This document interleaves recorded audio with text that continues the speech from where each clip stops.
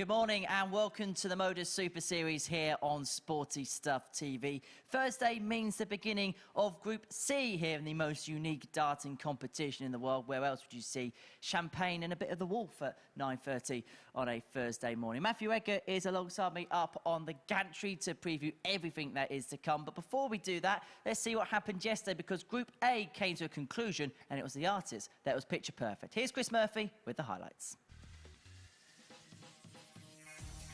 It was bottoms up for Champagne Barrie Bates, who only sparkled in flashes. The Welshman will be relieved to see the points reset for a Group C campaign today. He's joined by a couple of Super Series debutants, including Mike Symes, who got a late call while he was on his way to work on Monday morning. But moments like this have shown Symes is not just here to make up the numbers. Denby darter Davies won 5 of his 15 matches and is backed by the bookies to make it all the way through to finals night on Saturday. Superman Matt Clark has earned himself the morning off with a third place finish in Group A, where he proved to be the marathon man. 9 of his matches went all 7 legs.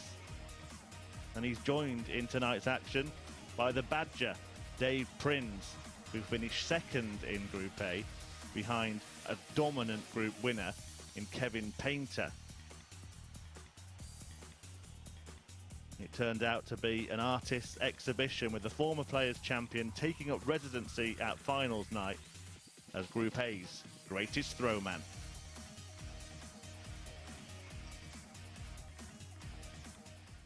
Yeah, Kevin Painter most certainly putting on a show, and he is through to Saturday night's final. Matthew Edgar alongside me to look back at the action, and there really is only one place to start, because Painter was the dominant force in the group.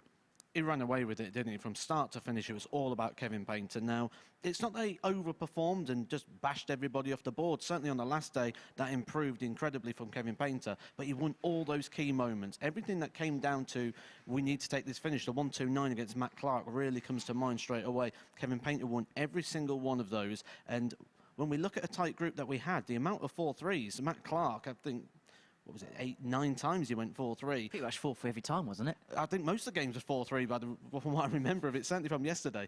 But Kevin Painter just found a way to win. What do they say, winners win? Exactly. Well, let's have a look then how the table squared up in the end. As you can see there, Kevin Painter, 26 points. Real dominant week for him. Dave Prinz in second place. When it came to yesterday, it looked as if anyone was going to pip into the post, it was going to be him. Well, Dave Prinz was the only person to actually beat Kevin Painter. The 2 defeats for Kevin Painter both came at the hand of Dave Prinz. But again, just sort of in and out of form a little bit. For me, Matt Clark was probably the more consistent of the pair, and he again got on 20 points himself, but it was all those 4-3s, and that was kind of his own doing. He could have been the player that actually won that group quite convincingly, threw away a lot of leads, a 3-0, a 3-1, then another 3-1, lots of mismatched darts. Matt Clark had that group in the palm of his hands and just couldn't capitalise. There's a 10-point gap between third and fourth, but if you actually watch the matches back, the amount of 4-3s there were, that's probably not a fair reflection on what we saw. No, and obviously we've got a couple of debutants in there as well, which that brings its own nerves and its own different sort of elements to the game as well. They've now had a group, they've had 3 days to settle in, and I think we start to see a little bit more from them as well in this group, Group C. Well, let's see then how the players then have been divvied up following the conclusion of Group A. As you can see, Kevin Painter is already through to Saturday night's final. He can plan his weekend accordingly. Later on tonight, we'll see the beginning of Group B, when we're going to see Colin Monk and Mike Norton alongside Paul Hogan enter the fray, with Dave Prinz and Matt Clark dropping there. Group C is going to see Barrie Bates, David Davies and Mike Symes, who we saw on Monday, Tuesday and Wednesday, enter their second group of the week. They're going to be joined by Gary Stafford, Kevin Dowling and Martin Wolfie Adams. Just your first thoughts and reflections on the group that we're going to see today. If you look at the bookmakers and the way they're pricing up, Martin Adams is a very hot favourite. You've got to agree as well, haven't you? Martin Adams is the head and shoulders above on terms of everything they've done and in terms of what we'd expect coming forward into this group. But just go back to Monday. Think of that interview you had on stage with Kevin Painter, when Kevin Painter said, I feel like there's a bit of redemption, I feel like I've not shown my best and I want to do something here. I think when you look at that graphic and you saw those 3 different sections, you can pick a player in each one of those. Kevin Painter, who won Group A. When we look at Group B, Paul Hogan, someone who's been down here, gets through to Saturday virtually every time, but doesn't perform on the Saturday. He's got a point to prove. And Martin Adams missed out very narrowly to Justin Smith, I think on week 2 of this phase. So a second chance for him and a chance for him to get through to Champions Week. As I say, Martin Adams back for his second appearance. You saw him a few weeks back now, and he missed out to Justin Smith in the final. One of his highlights that week came in his match against Lee Cox, which you can see on your screen now, taking out, well, the champagne finish, the 1-3-2. And he was mightily unlucky. It went all the way to the last leg against Justin, but he's got his second opportunity to make it through to Champions Week. Big finishes is something I think I've always expected really from Martin Adams, especially after that Seniors World Championship last year. Something he'll be getting ready for in this event, and it cast my mind back to that match with Richie Howson when he just kept taking out those 150, those 160 finishes. Sorry, Richie, if you're watching, bringing up those sort of memories. But Martin Adams does this. He's always dangerous. He's always likely to take something out, and if you're going to beat him, you've got to get it done quick. Well, he's going to take on Davies, who we saw in Group A. We saw flashes of brilliance from him as well. He took out this 120 finish against Kevin Painter. Is consistency going to be the key over the next couple of days? Oh, absolutely. He's got like this explosive level we've seen where he's put a couple of legs together. He took a couple of 120 finishes out. One of them was actually for the match. That was probably the feature. If we say what worked really well for him, it was those low ton plus finishes. But he's got to string it together a little bit more, especially in this early game with Martin Adams. Well, let's hear from the group favourite there, Martin Wolfie Adams. I caught up with him early on to discuss his chances. Martin, welcome back to the Super Series. You always love being back here, don't you? Thank you. Yeah, it's great to be here. I thoroughly enjoy playing in the Super Series and have done before when we did the previous venue in Southampton. It's been fantastic times. And I'm very, very grateful to the organisers. Second time here in this series. Narrowly missed out to Justin Smith last time. So sorry to bring those memories back up. That's all right. But I suppose for yourself this week, case just trying to go one better? Yeah, of course, yeah. I mean, you know, we try, you know, who knows what will happen. You know, darts is darts. Some days they go good, some days they go bad. You know, I had a good week there. Yeah, just lost out at the end there. I had a chance where I could have got through, but, you know, these things happen. Group C today, does that sprint element of it, having the Thursday, Friday, and then if you get through to the Saturday, actually help certain players to a certain extent? I suppose it should do, but I'm not sure it does. But, you know, you just take it as it comes, really. You know, I've been around the game that long. I don't worry about them small matters. You know, you know what you got to do. It's called win. So hopefully we'll win and we'll go through. And a couple of wins and a little smile on the face of Wolfie? Yeah, oh yeah, without a doubt. We wish you all the best, Martin. Good luck. Thank you very much. Two players who play in the two affiliated tours to the MODUS Super Series go toe-to-toe in the first game of Thursday morning session. Martin Adams, who made it to the World Seniors final in 2022, will be returning to the tavern in a few weeks' time. He takes on Davies, who is the current Welsh champion in the ADC system. Let's hand over to our commentary team then for the first of 15 games this morning. It's Chris Murphy and Matthew Edgar. Good morning, Henry. Good morning, everybody. And welcome along to the beginning of Group C as Davies looks to build on some positive stuff so far this week. 4th place finish in Group A on debut for the Denby darter. Childhood friend of Mark Webster, using his darts as well here at the Super Series. Martin Adams, as mentioned by Henry there, building up for another tilt at the World Seniors title, having been beaten in the final at the Circus Tavern in 2022. And he is the favourite to win this group, second favourite to win the week as well. Kevin Painter, obviously favourite, having already got through to finals night, but may stay in that position after a very dominant 3 days in Group A. Matthew Edgar alongside me to guide you through the action, and I think it's fair to say that Martin is probably good value as the not just favourite but odds-on favourite to win this group. Yeah, I honestly can't see past it, to be honest. When we look at what we've seen already this week from 3 of the players that are coming into here, Davies, Mike Symes and Barrie Bates, I'd say on the evidence of this week, Martin Adams would have the beating of those players. So then it's just the other players that are coming into this group with him, Kevin Dowling and Gary Stafford. And 100. I think both of those, I think Martin Adams has got the beating of. And I don't want to sound dismissive to the rest of the players' chances, but I think, one, they're playing for second place in this group. 45. And two, I would not be surprised to see Adams go 10 from 10. Sounded a bit dismissive there, Matt. Well, this is the first match of 15 we'll bring you today. The men mentioned by Matthew Edgar, Kevin Dowling and Mike Symes in action next before Gary Stafford 85. takes on Barrie Bates. Interestingly then, for the second place, the bookies have gone with this man, David Davies, to follow Adams through.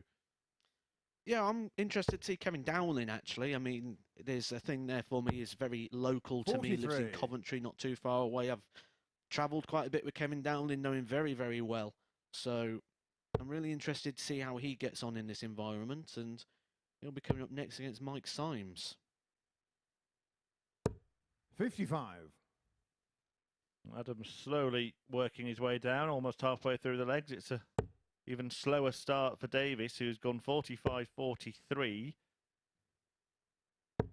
24. Things are going from bad to worse this morning. Wake up, David. Well, you can see on the first 9 darts there's tension in the arm here of David Davies. He's not able to get that extension. He's having to use a lot of wrist on those early darts. I think that comes down to a couple of things. 85.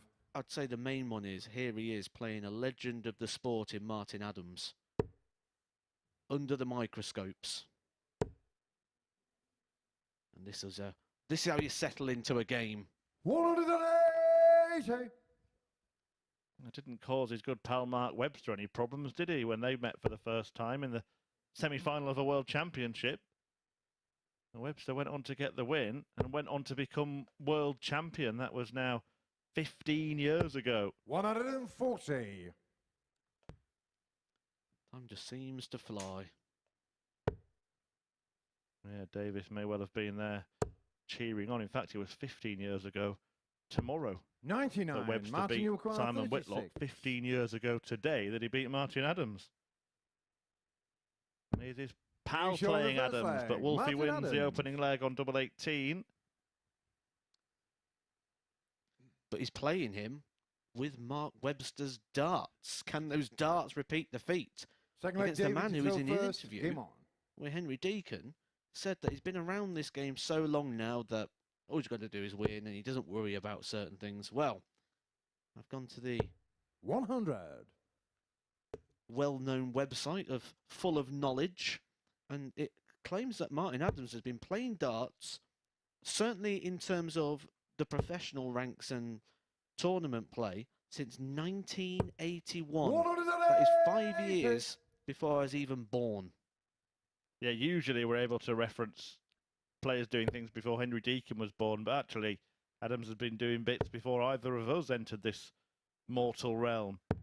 78. And he's still, in his mid-60s, been throwing perfect legs of darts as well. He's had a perfect visit at the start of this leg, but let's not get carried away too early. 38. I normally like to run through the list of tournaments and achievements of a player, but unfortunately I'm not going to be able to do that with Martin Adams because it is so long that I don't think this match is going to be long 100. enough for us. We'd have to extend the game to a first to 10, I think, so I could fit it all in. We'll do it in Gary Stafford versus Barrie Bates, shall we? Tongue-in-cheek, Stafford fans, Bates fans.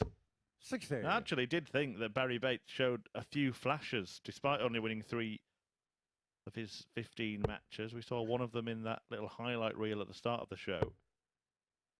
Another man who's been around a while. A lot of the players, of course, in this 92. little spell in January will have been slinging the old arrows for many, many decades, because most of them are players who play on the seniors tour these days.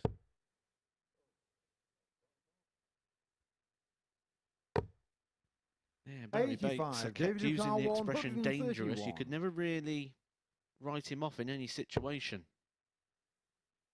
It's just that he has to play his entire game on feel now, doesn't he, Barrie Bates? 91. But Martin those O'Connell, kind of players can have 138. spells. Well, David Davis has put himself in a good position here, but Martin Adams can wipe any hopes away with the whopper. That's a wayward one. And Davis will return looking at tops to take a leg of a legend. 81. David Ducar, A 40. legend that has 3 World Masters Championships. A legend that has 3 World Championships in the BDO system at Lakeside. 10.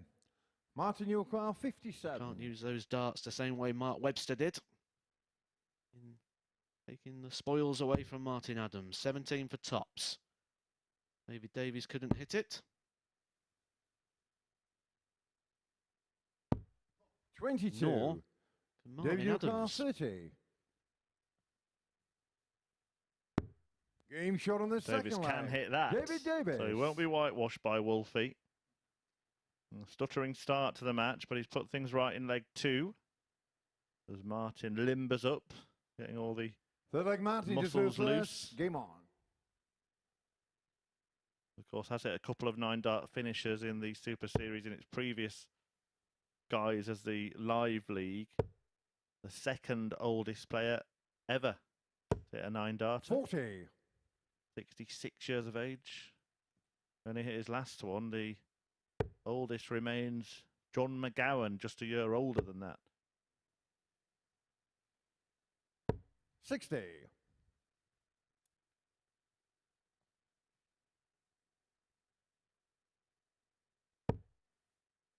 Adams now 66 years of age, proving that age is no barrier to this sport. All you 100. need to be able to do is hit the required targets, and you could be 10 years old or 70 years old. It makes no difference. We've got a man 37 years old taking on a man who's 66. Only in darts would you ever get that in 100. a competitive sporting environment. Yeah, I'm trying to think of any other sports where it might be possible. It's very rare in sports where it is possible that it actually happens. I think in sports like 135. snooker, you get a lot of players retiring early or much earlier. Maybe bowls. What about bowls? 81. There's a few young prodigies in the old school lot. Ask Henry, seems like a guy who'd be into crown green bowling.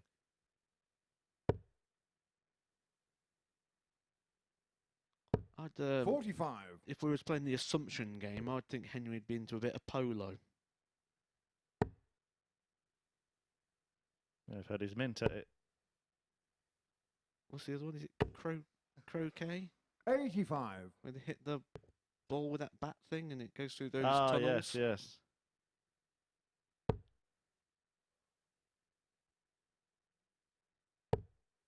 He asked specifically, by the way, to swap job with me 85. for today. Sick of Matthew Egger taking the mick out of him.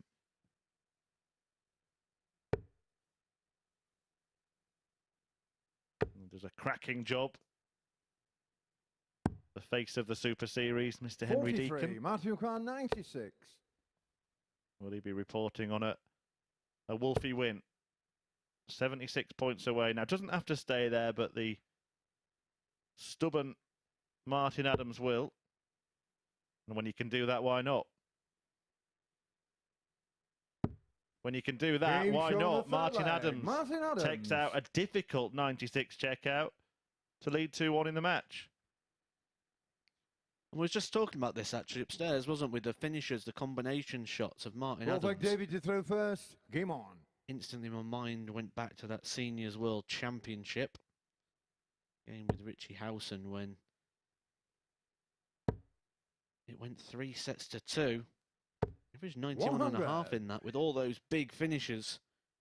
Went on to beat Larry Butler, Terry Jenkins in the semi-final. That was a one that you're going to say is probably going to be one that's going to be remembered over the years. A really good battle with Jenkins before running out of steam in the final with Robert Thornton, who that week just looked head and shoulders above 140. the rest of the field. And we'll be hoping to defend that title in a couple of weeks' time at the Circus Tavern. Well, it has looked a different beast in the seniors event, Robert Thornton, compared to 60. perhaps the stuff he's thrown here at the Super Series. Seemed to have a habit, didn't he, of losing late in the night, Robert Thornton.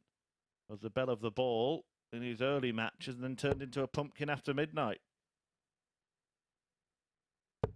He'll be hoping, 140. Martin Adams that is, that continues that trend, because actually Robert Thornton's cost Martin Adams a couple of times this year, not only that Seniors World Darts Championship, but also in the Seniors World Match Play as well. It was a 9-7 victory for Robert Thornton, despite the 92.5 average from Martin Adams. Well, he's starting to make his move in this match, and he's playing a decent level in the game as well. 140. Adams with that 140 ups his average to almost 93 and leaves David Davies stranded, needing, well, probably the lot here, 140 to get onto a finish of any kind. Can't do that. Martin car 81. So a hat-trick of 140s for Martin Adams gives him a poke at the 81. I was interested there if he would have left the ball to see if he'd have gone for it, but the first dart just means he's going to tee up tops. Single 19 with a left 62. Been interesting to see if he went 12 on ball or if he went for the treble for the double. We will never know. 68. Martin car 40. And he gets that tops, and he's well on top in this match. Martin Adams leading David Davies by 3 legs to 1 and has the darts to complete a win in the first match of the morning. Fifth leg Martin to throw first. Game on. Statement leg that, isn't it? You break the throw with a 13 dart leg. Just lets the rest of the field know who the man is. Lets them know that, yes, I'm the bookie's favourite, and this is why. The third 180 of the match, 2 in the corner of Martin Adams, 1 in the corner of David Davies. He is winning on every single stat. This is all 100. about Martin Adams.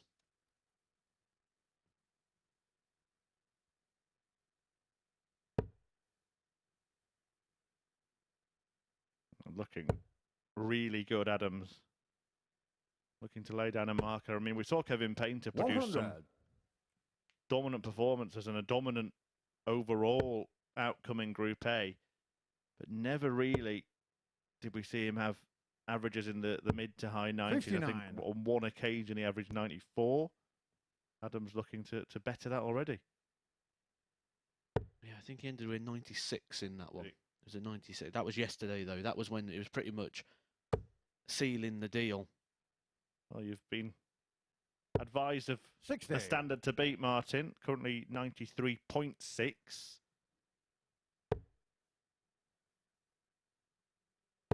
And David Davies here, that's the issue with leaving the 19, the 59. It leaves you on that 342. A 180 there would have left him 162. Still a non-finish. He just slipped to the 17s and got the 57. Martin Adams is going to be going to the 17s. Been highlighting the big finishes. I expect to see one today from Martin Adams. 137. But it could be back-to-back 13 darters, and thank you for coming, David Davies.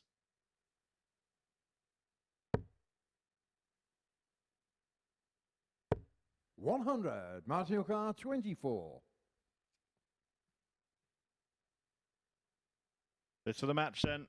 And Game Martin shot on Adams the makes match. a Martin very Adams. strong start to his Group C campaign here at the Super Series. Wolfie wins 4-1 against David Davies. An average exactly 95 for Adams in that one. A couple of maximums and 4 out of 6 on the doubles. Living up to his billing as favourite to win this group in the first match. Coming up next, it's Kevin Dowling against Mike Symes.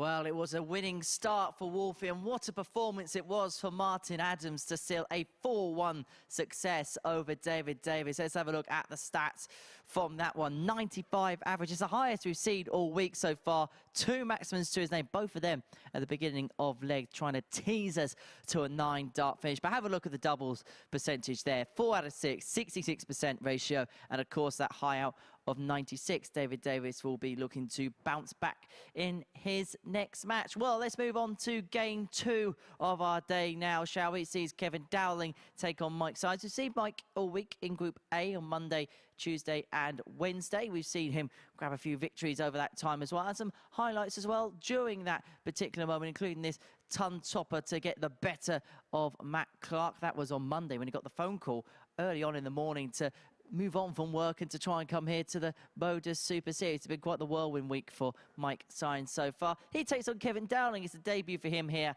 at the Super Series, and earlier on this morning I caught up with him. Kevin, welcome to the Super Series. First of all, what's your first impressions? Fantastic venue, fantastic venue. It's a bit surreal being here after seeing it on TV, but yeah, it's lovely setup.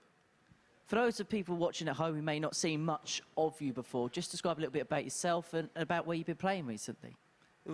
Recently, I've moved up onto the seniors tour. It's kind of given me a new lease of life after the lockdown, something to look forward to, and I think I'm starting to recapture a bit of my better darts. And how much has that seniors tour helped you as well, have an avenue where you can go and play and enjoy your darts? Absolutely, yeah. As I say, for someone of my age that has been playing a long time, perhaps the rigours of going to Q school and the Pro Tour too much for me these days. But the seniors definitely give me a new lease of life, and I'm enjoying it immensely. Debut here, have you set any expectations, or is it one game at a time? It's definitely one game at a time. I'm going to play with a smile on my face and enjoy the whole experience, and hopefully I'll do well. We wish you all the best, Kevin. Good luck. Thank you very much, Henry. Thank you.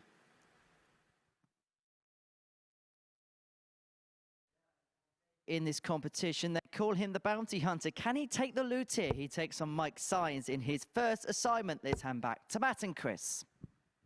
Thank you, Henry. Yes, Kevin Dowling looking to get off to a similar start to Martin Adams, a man who held a PDC Tour card for 3 years.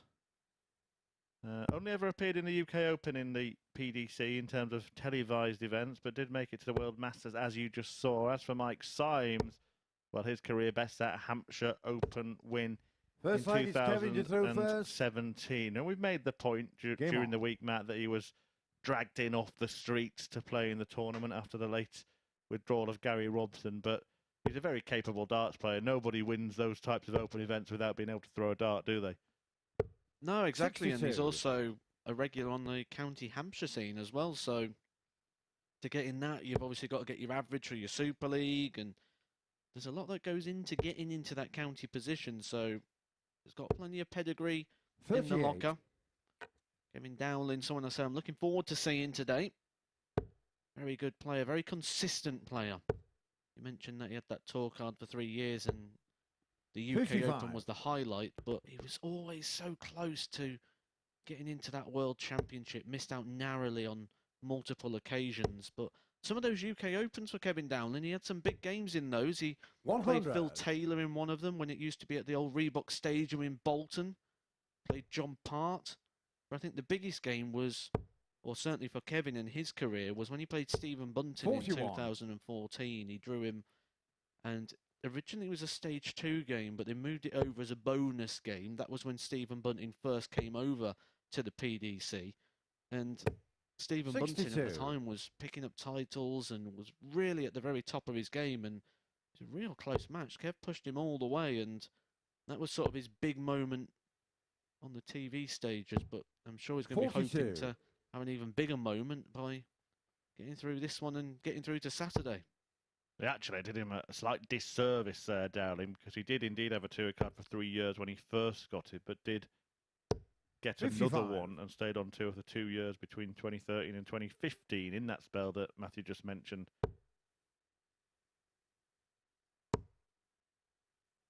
And that involved coming through qualifying school, 95. which is going on at the moment. The second stage starts today. We'll keep you across some of the results, we will know a couple of tour card holders by the end of the day for 2023. And of course, later today, for those darts nuts that can't get enough, the Bahrain Darts Masters starts. PDC event around 4 p.m. our 95. time. Mark your car, And we'll be back 146. at 10 p.m. Will Dowling be back in this leg? He will.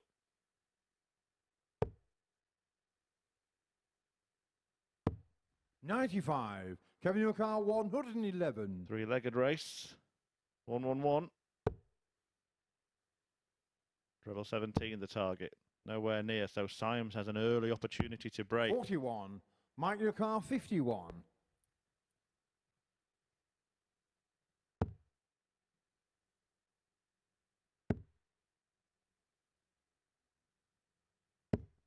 $19. Kevin your car, 70. So we're a settler for Dowling. 2 8s. 66. Two missed Mike your car, opportunities. 32. Yeah, both players missing a brace of darts at double. Symes returns and misses a third and a fourth. Game shot But on the gets first number leg. 5, Mike and I think Symes. that could be very important for Mike Symes, because there, handed the chance to break, felt he really needed to take it, because he just had that, what could be a slight advantage of Second already leg, played Mike on to this throw stage first. Game this on. week. And I think when you're playing an incoming player against a throw, it's a good chance to really just strike while they're a bit cold. 60. Yeah, we have seen Mike Symes, like Chris has just said, Monday, Tuesday and Wednesday. So let me just take a moment to introduce you to Kevin Dowling and give you a little bit of history about him. He's from Coventry. Actually, 60. still plays actively, regularly in the Super League in Warwickshire. Currently ranked number 6, plays for the Coventry Parkstone, which has a bit of a array of local legends 60. playing for it. He still plays his county darts for Warwickshire. And one of the things that Warwickshire's got on their website is very, very good, is they've got this database. So anyone who's ever thrown a dart for Warwickshire, you can go to the Warwickshire 100. database and literally see every single one of their matches and their stats and their history. Kevin Dowling's county career spans over 23 seasons, playing 172 times for Warwickshire. He is one of the 41. most capped players in the history of Warwickshire. And of those 172 caps, 163 of them have been in the A-team. First 100. debuted back in 1992. When we talk about longevity and consistency, Kevin Dowling has got that, certainly at that sort of county scene and level. 26.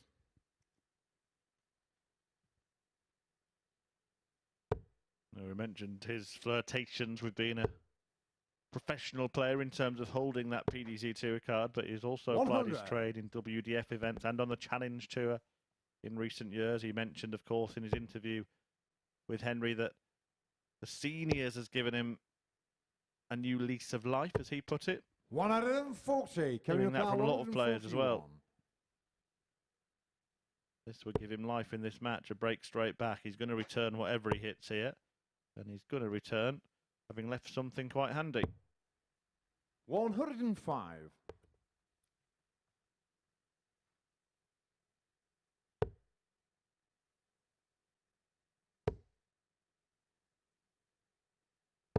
A couple of missed darts Kevin in the O'Connor, opening leg for 36. Dowling will soon be forgotten. And ping this double 18, shot much on the better second there from leg. Dowling. A Dowling. 16 dart leg, starting to show a little bit of that pedigree that he's got. That talent that is in the locker. And again, going back to that interview that he said there, it's quite interesting, because there was Third leg, Kevin to throw one first. part where Game he's on. talking about how COVID and the lockdowns almost made him a bit lazier with it, and he sort of lost all his form, and he wasn't really playing any darts. And then when you come out of it, that's when the seniors 140. was generated, that sort of sparked everything for him. I do wonder if it wasn't for those seniors, when Kevin Dowling came out of lockdown, would he have really got back into darts? 41. Would he have just left it where it was and said, well, I'm actually quite happy with what I've done here? A shake of the head. Not happy with that. 95. Says on the back of his shirt, the bounty hunter. Well, the bounty this week is a cool £5,000 and a chance to win much more at Champions Week. £20,000 to the winner. 44. Now, there is £1 million in fees and prize money available each year here at the Super Series. So if you do win a Champions Week, you're actually looking at a more realistic 85. amount of around £30,000, aren't you, once you take into account that prize money and your appearance fees. Yeah, and Kevin Dowling, what are you doing 59. there? A guy with the experience of Kevin Dowling's got 80 in the board on 266 and continues on the 20s. Go down to the 19s, man. Set up the shot. The only mitigating factor would be that his opponent was on 100. more than 400 at the time. But it's about getting in those habits, isn't it? You might not do it when you need to do it. Not needing to do much to win this leg, to be fair. 81. Symes is off at the moment.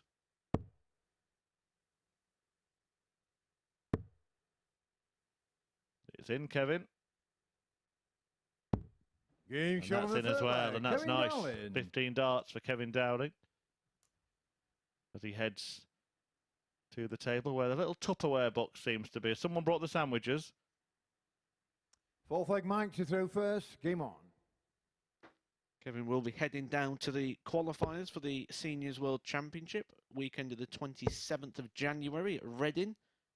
Tells me this morning that that's what he's hoping for. He's hoping to get 26. into that World Championship. He came close on one of the majors last year, reached the semi-finals. Actually 5-2 up. He's up having it brought 95. back. And he says, not through a wayward of his ability, but due to his opponent's brilliance, it came back and got away from him on that occasion. But winning is within the family. Kevin Dowling comes from a 100. darting family. His brother Sean Dowling, 1988 BDO World Masters Youth Champion.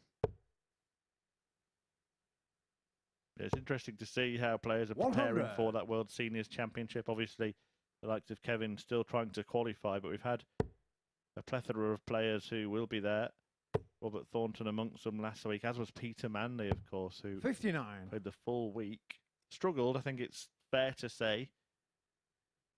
But Manley has won a match in each of the televised seniors tournaments he's played in so far. Beat Dieter Hedman last year at the 100. Circus Tavern and got an epic comeback win against John Part in Hull.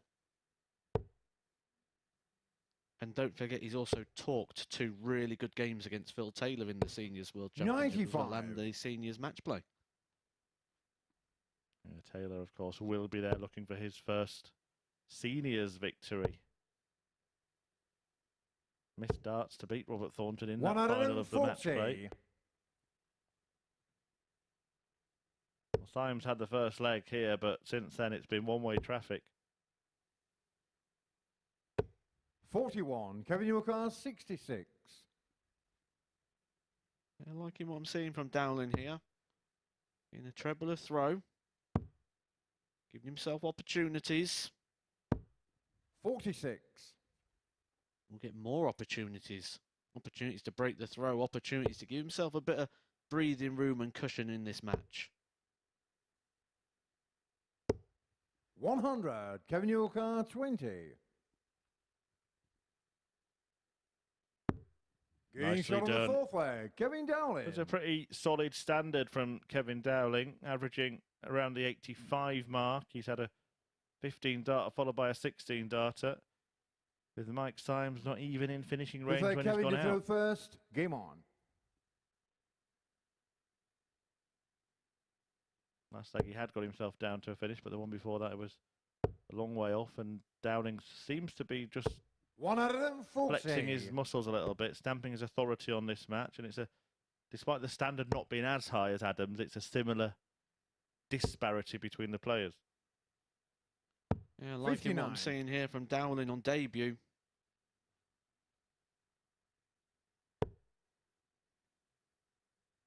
He is the player that, if I had to pick someone to finish second to Martin 83. Adams, Kevin Dowling is my selection.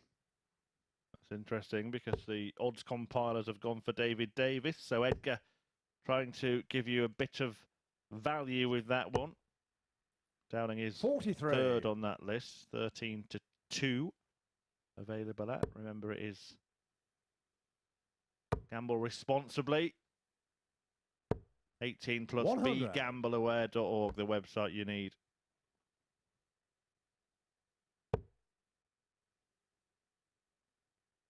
Big outsider Barrie Bates is in action next against Gary Stafford. 140. But I think they're probably more closely matched than the bookies think on that one as well.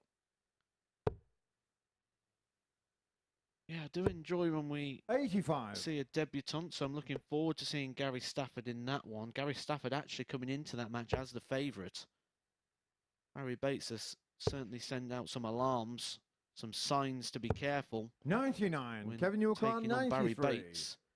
Kevin Dowling looking to send out the same signals. Looking for a double 18 for a 4-1 success. And that is Kevin clinical Dowling. and quality there from Kevin Dowling. He'll be more than happy with that. That is a great settler and a great bar set there by Kevin Dowling for the week as he checks his average. You'll be happy with that, Kevin, despite a slow start. An 88 for him and a 4-1 success over Mike Symes. Coming up next, we see to see Barrie Bates taking on debutant Gary Stafford.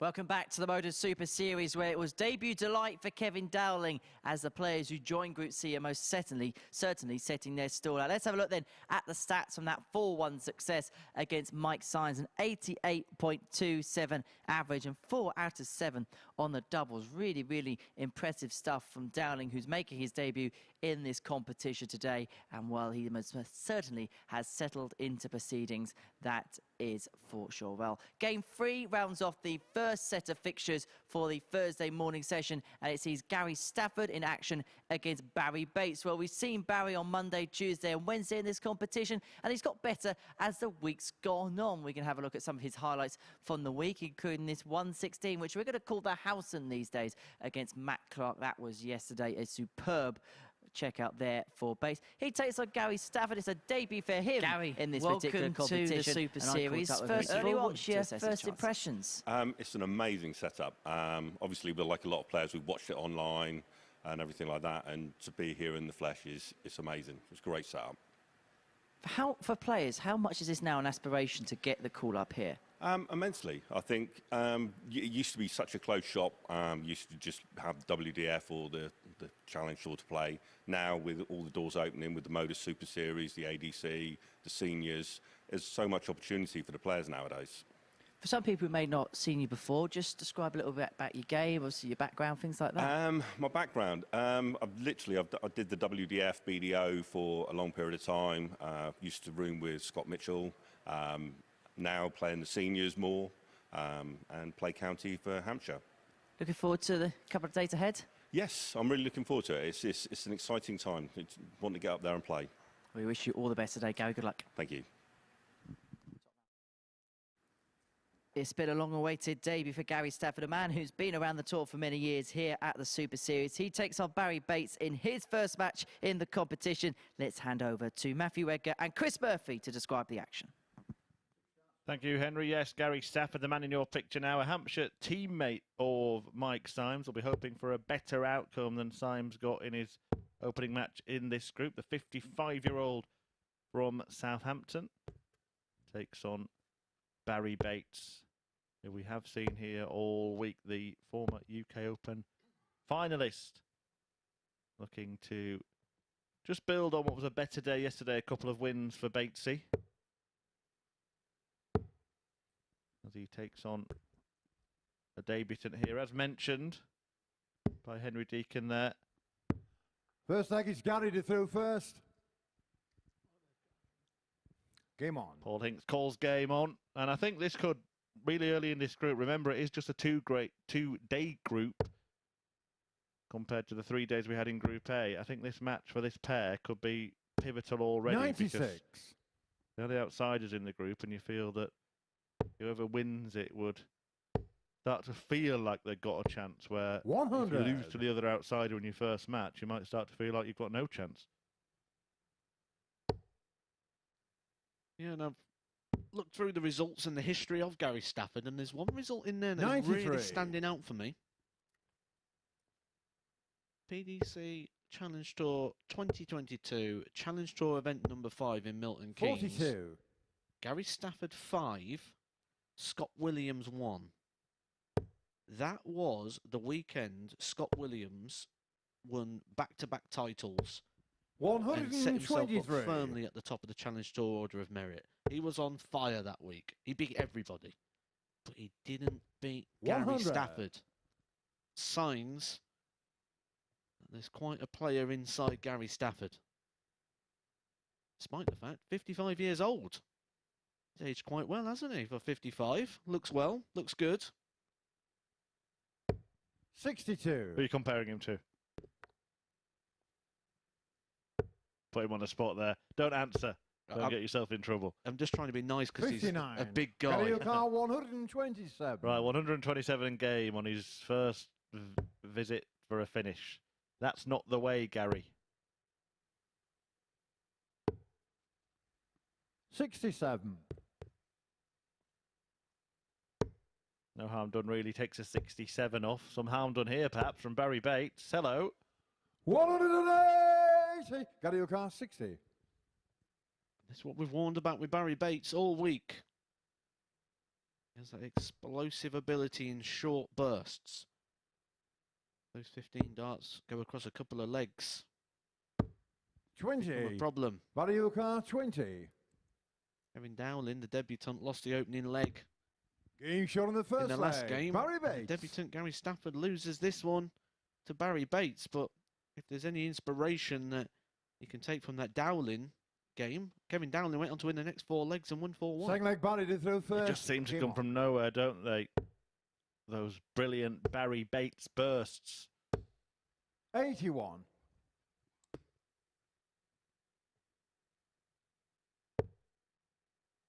You mentioned a standout result for Gary Stafford. I'll give you one as well that probably won't be in the record 81. books. It was in a a local open event. I happened to be marking the match, and he beat Simon 30. Whitlock on that occasion. Why was you marking the match? Because I'd been beaten in the previous round, which also happened to be the first round.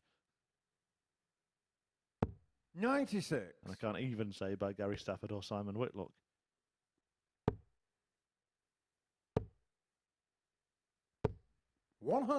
It's nice being able to talk you into talking about your defeats, because it's normally the other way around. Look, I only go for a bit of fun. Never expect to win, just 100. play the game I love.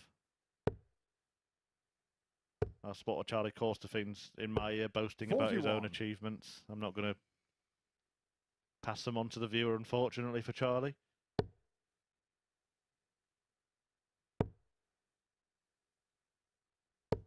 $140.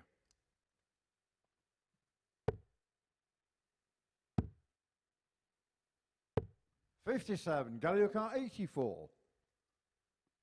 If you're wondering why I've not spoken for a few moments, Charlie's still going on about his own achievements in my ear, and I'm still not going to pass them on to the viewer. 28. Basically, he gave Gary Stafford a bad back because Stafford carried him all the way to the last four in the event. And Stafford come back in this one. 56. 56 required to break Bates in leg 2.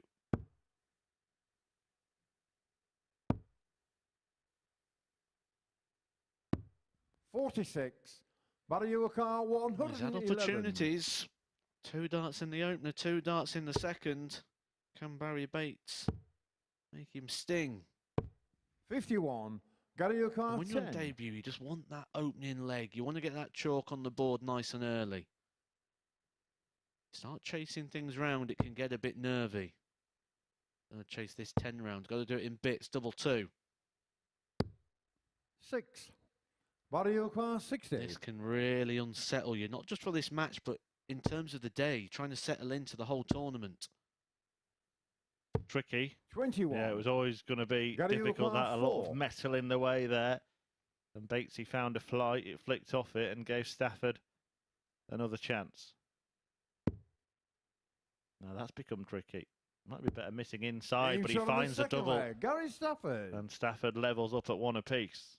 Game 3 of 15 today. The first 2 have been 4-1 wins for Martin Adams and Kevin Dowling. Third leg, Gary Who to will throw return first. Game on. in game 4 to take on David Davies, who was beaten by Adams.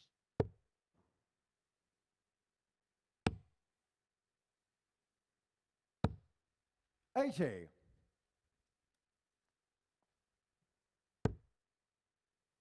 Can't underestimate the value of that first leg. We saw what it did for Kevin 26. Dowling when he got his. He really kicked on, and the 4-1 victory over Mike Symes. Take away that opening leg, he was running around about the mid-90s. 80.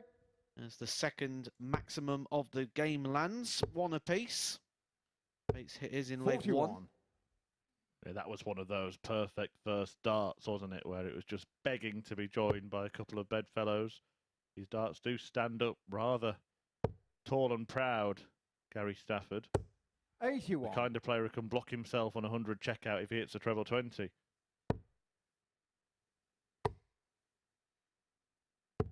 $99. Gary Bates, 160. Or on a 160 checkout if he hits 2 treble 20s. Dropped into that low 1 quite a bit here. 40. But keep an eye on that as the day goes on. When things start emerging, there's little patterns of play. 60. Gary Bates, 120. Plenty of time here on the 120. Based on what I've just said, the analysis of how his darts land, the 120 finish is the hardest checkout for him to 100. complete with a single, a treble and a double. On that occasion, he managed to stay out of the way, but didn't land the tops. Yeah, I get what you're saying there, 'cause if he'd have got the treble 105, 20 with the Gary first start, 20. he'd have thrown a lot higher to stay out the way of the treble, where it actually worked out quite well for him that it was the second dart in which he landed the treble. To tidy this one up, just needs to come No inside. score. Barrie car Over the pitches. 170. Barrie Bates tidied up the previous shot. The 25 with the last dart left him the chance to hit the 170. But it will be Stafford looking again at double 10 98. to take the lead Barrie car for the 20. first time.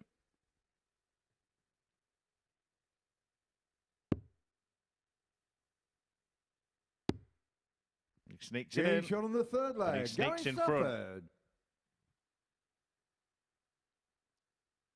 You're right, a lot of his misses, whatever segment of the dart body's aiming for, are kind of low and right. What is it that causes Fourth leg that? Barrie to throw first. Game on.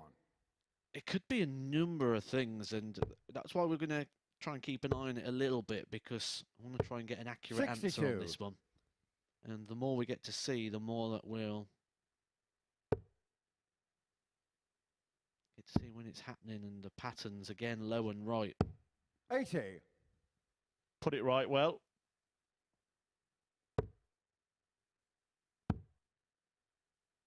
A reminder, this is the 96. first of 2 sessions of darts here at the MODUS Super Series today. You can join us again on Sporty Stuff TV and the YouTube channel from 10 p.m. this evening when Group B gets underway. 70. The top 2 that didn't win the group in Group A, second and third place, Dave Prins and Matt Clark back in action. 177. Barrie Bates once again springs into action with a 3-treble visit.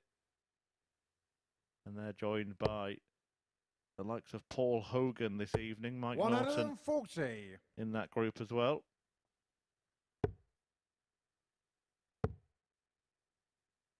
And Colin Monk, 43. the final of the 5. 3 go through from that group, as always.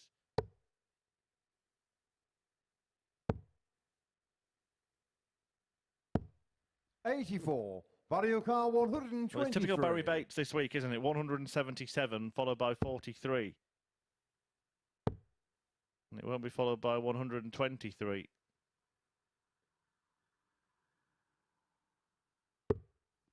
$45. Barrie car Everyone's favourite 127. finish, especially when Paul Hinks is on the stick.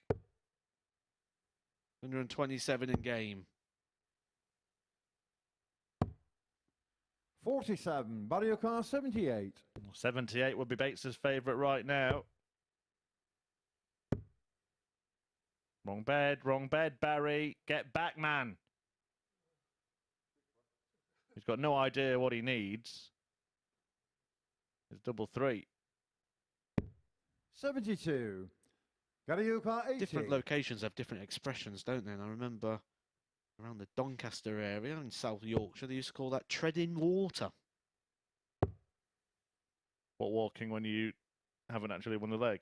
You know, when 40. the Barrie toes are car sort of 6. over the line. And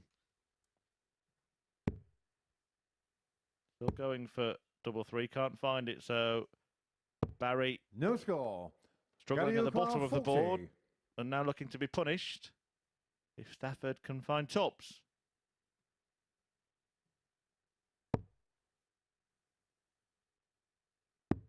Game shot on the Finds fourth 10s leg. instead Gary and finds Stafford. himself in front, and we're looking like we're on course for a 3rd successive 4-1 result here at the Super Series. Just want to go back to that point you made about treading water. This leg as they Gary to call it throw in Donny. first. Game on. There are a few rules in darts, aren't there, that aren't rules, that as you learn more about the sport, you might expect there would be rules, but for the uninitiated, 100. for example, stepping over the hockey doesn't mean that the turn's over, does it? There are all sorts of things that could be rules that aren't. yeah, there's a couple of things that always surprise me, like 26. people that say once the referee calls it, that's it. Or once you've had a dart, you can't go back and correct a score. You can correct a score at any point of an active leg. And if the referee calls it, he can still change the call. 85. If the darts haven't been retrieved. There's lots of things that people believe are certain rules, but this is a great opportunity for us to get interactive actually now for the 43. first time today. Get in touch with us today at MSS Darts, and I've got my Twitter open in front of me, so give me a drop on there as well at the Edgar501 so I can see your messages coming through. What for you 41. is something in your local area a name for? So a lot of different areas have names for 26, for example. You know, bed and 45. breakfast. I've heard pork and beans. All these different expressions of 26.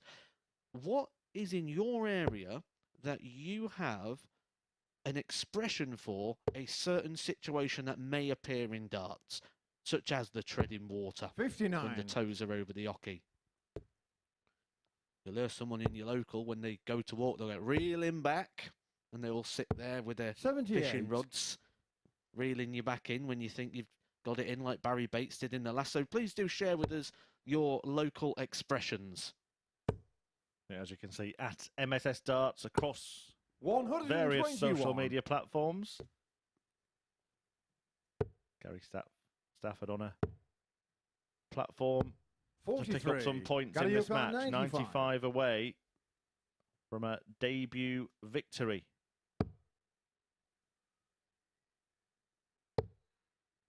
Well, now 68 away. 87. Just the 8 away when he comes back.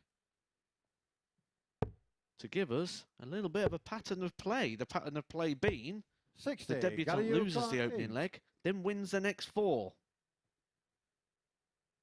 All 4-1. And double 4 would see that pattern continue. No score. And still, because Bates is a long, long way behind. We've seen this before from Barrie, all of a sudden, producing some 94. big stuff. Gary Yukon, 8. But it looks like Batesy is about to be beaten.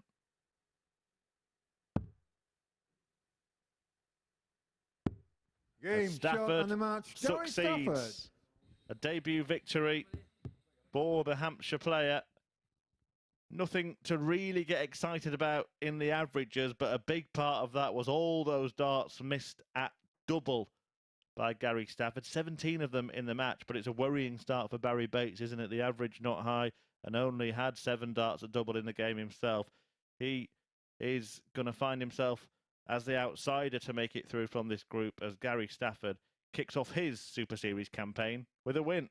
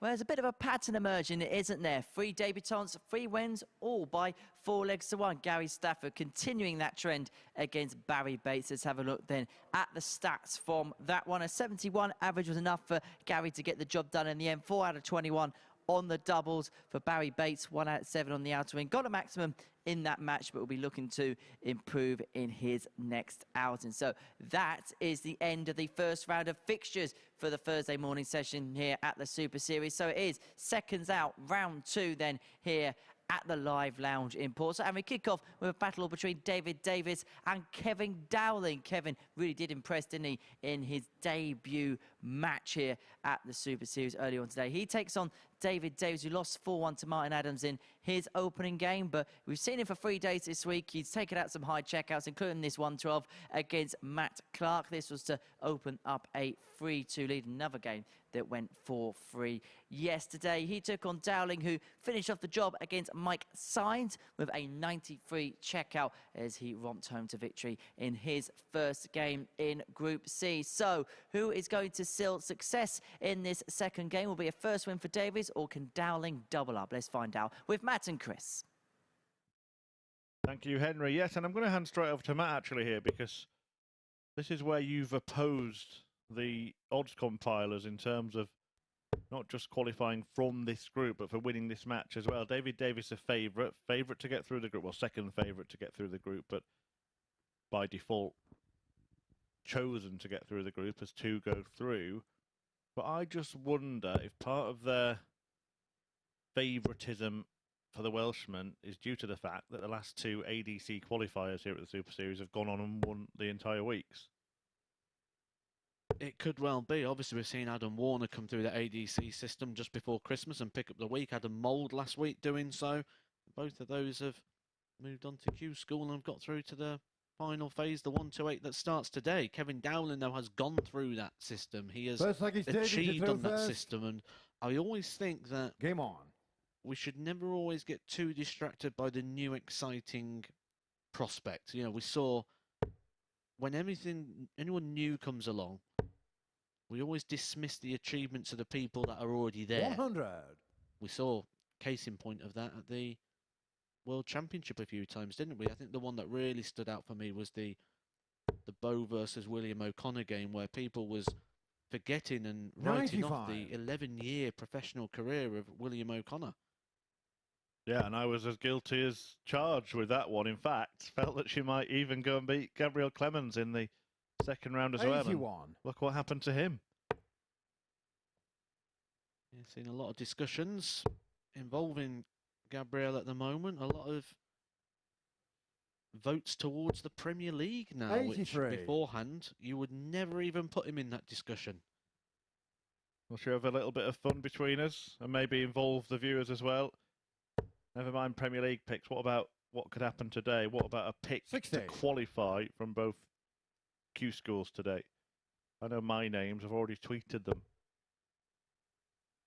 For me, European, there's one man that catches the eye, and it's Corey Cadby. 41. For me, and I've said it before, and I always say, and I have to make this very clear, this is with the greatest of respects, he's the biggest disappointment in darts, because he should have been a world champion by now, because he had that much talent. Instead, 60. he's taking part in Q School. In 2023, Corey Cadby should not be in Q School. He should have been a world champion. So, for me, Cadby gets through European Q School. UK, 140. I think Graham Usher will go through, but on day one, I'm going to go with Keegan Brown. Okay, interesting. Get involved 100. yourself Kevin at MSS Brown, Darts. Give us 2 142. names. Might try and arrange some kind of prize if anybody gets it right, because that is quite tricky, isn't it, to get it right. My 2 names are, I'm going to follow you and go for a player to get it straight back from the UK one, but I'm going to favour John Henderson, and in the European one, I'm going to say Jelle Klaassen. Double 10 here for David Davies. 80. Kevin Yorkar, 32. Keep the winning run going. Keep the vibes up.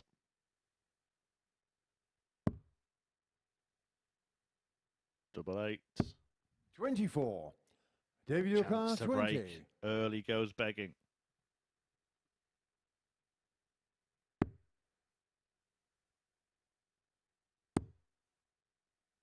No, we cannot do it. I was about to say No there'll be no score. panic Kevin, from you Kevin are because he lost 8. the opening game against Mike Symes and then won the next 4 legs. Getting shot on the Make that first the next leg. 5 legs because Kevin that's Dowling. transitioned into this one as well. And an important breaker throw there for Kevin Dowling. Just heard as well that there might be a cash prize on offer if you get it right. Second leg, Kevin, to You've just throw got a first. message at Game Chris on. Murphy 180 on Twitter to claim it. Unfortunately, it's against the rules. So what I'll do instead is I'll give you a ticket to finals night here on Saturday. How about that? 100. And with that, an opportunity to bring an unlimited amount of friends. Yeah. If you do it, I'll give you the details. 43. What you need to do. You can meet the stars as well. And Matthew Edgar. Kevin Painter already booked his place. 100. 2 players from the group you are seeing now. You have seen all the players that are taking part in this group. 2 of these will be going through. Martin Adams, 85. Kevin Dowling and Gary Stafford making the early charge. All picking up 4-1 victories in the first round of fixtures. This is now the second lap of fixtures. 5 laps coming for you today. You'll see everybody play everybody. 100. Bit easier maybe to pick 2 names to get through this group. Matthew's already given his in Adams and Dowling. And I'm finding that quite difficult to oppose, to be honest, as much as I 43. want to. I also want to be right.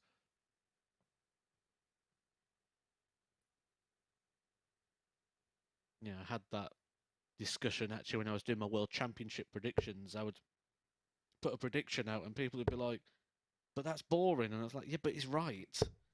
I'm not 100. going to say something that's interesting that's going to be wrong. Yeah, I saw lots of predictions for that Van Gerwen-Smith final. I was one of them, although I did get the outcome of the final wrong, as many people did. But pre-tournament, that looked 40. like a Kevin, your car 101. very likely outcome, and it proved to be the case. The likely outcome here is that Dowling takes out 101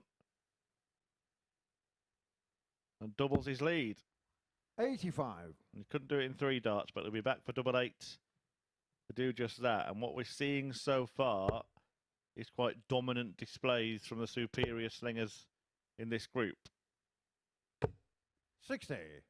Kevin, your car 16. Very experienced player, Kevin Dowling. Getting Darts shot has on the been his second life. leg. Kevin Dowling. 16 darter there to confirm the breaker throw. Put the miles in over the years. Mentioned that. Third leg, Incredible David, to throw county first. record. Game on. Starting back in 1992.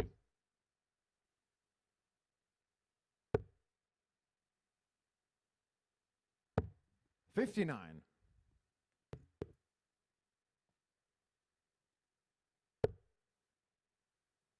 And I think if Dowling goes on to produce a dominant victory here, then David Davies may be moved in the reshuffle 44. in terms of odds to get through this group.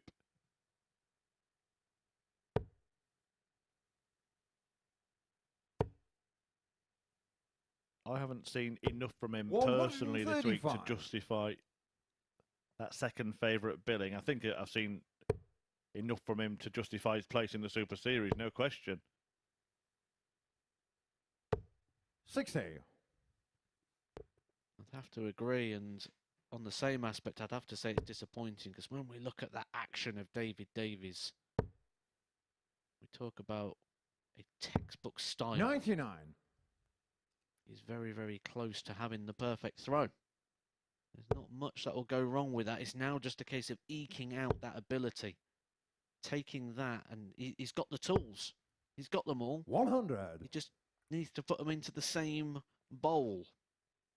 He's had a good friend and mentor in Mark Webster, a good friend of ours here at the MODUS Super Series. He's highlighting that perfect point for Matthew Edgar there with the ton 40.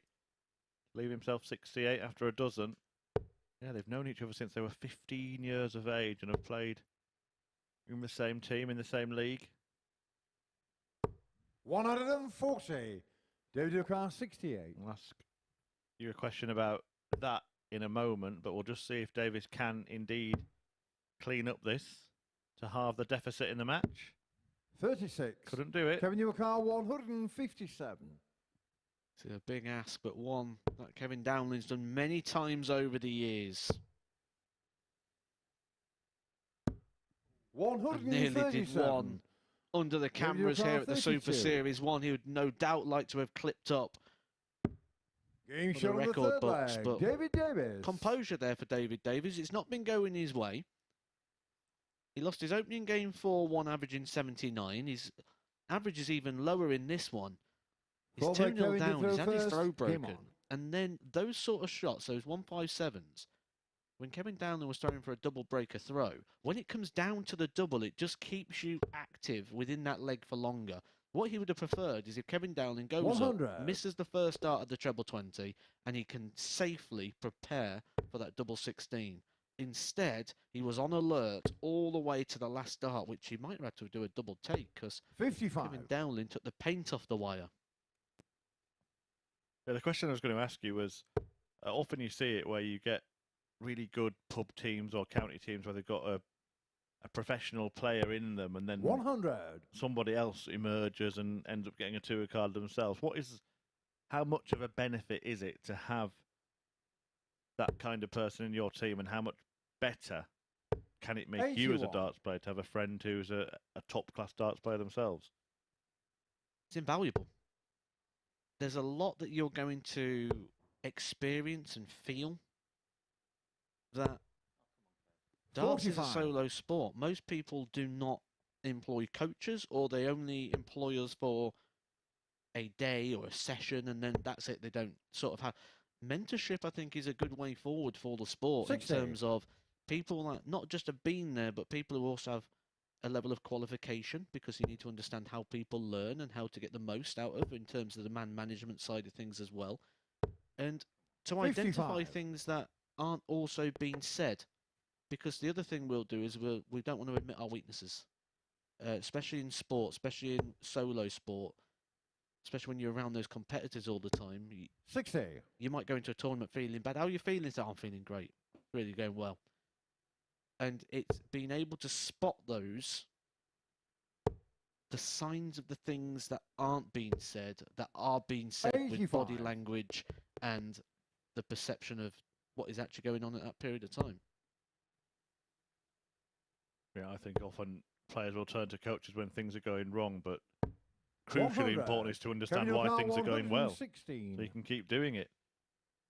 Absolutely, I do hundreds of coaching sessions a year, and most of the time it's with people at the point of crisis.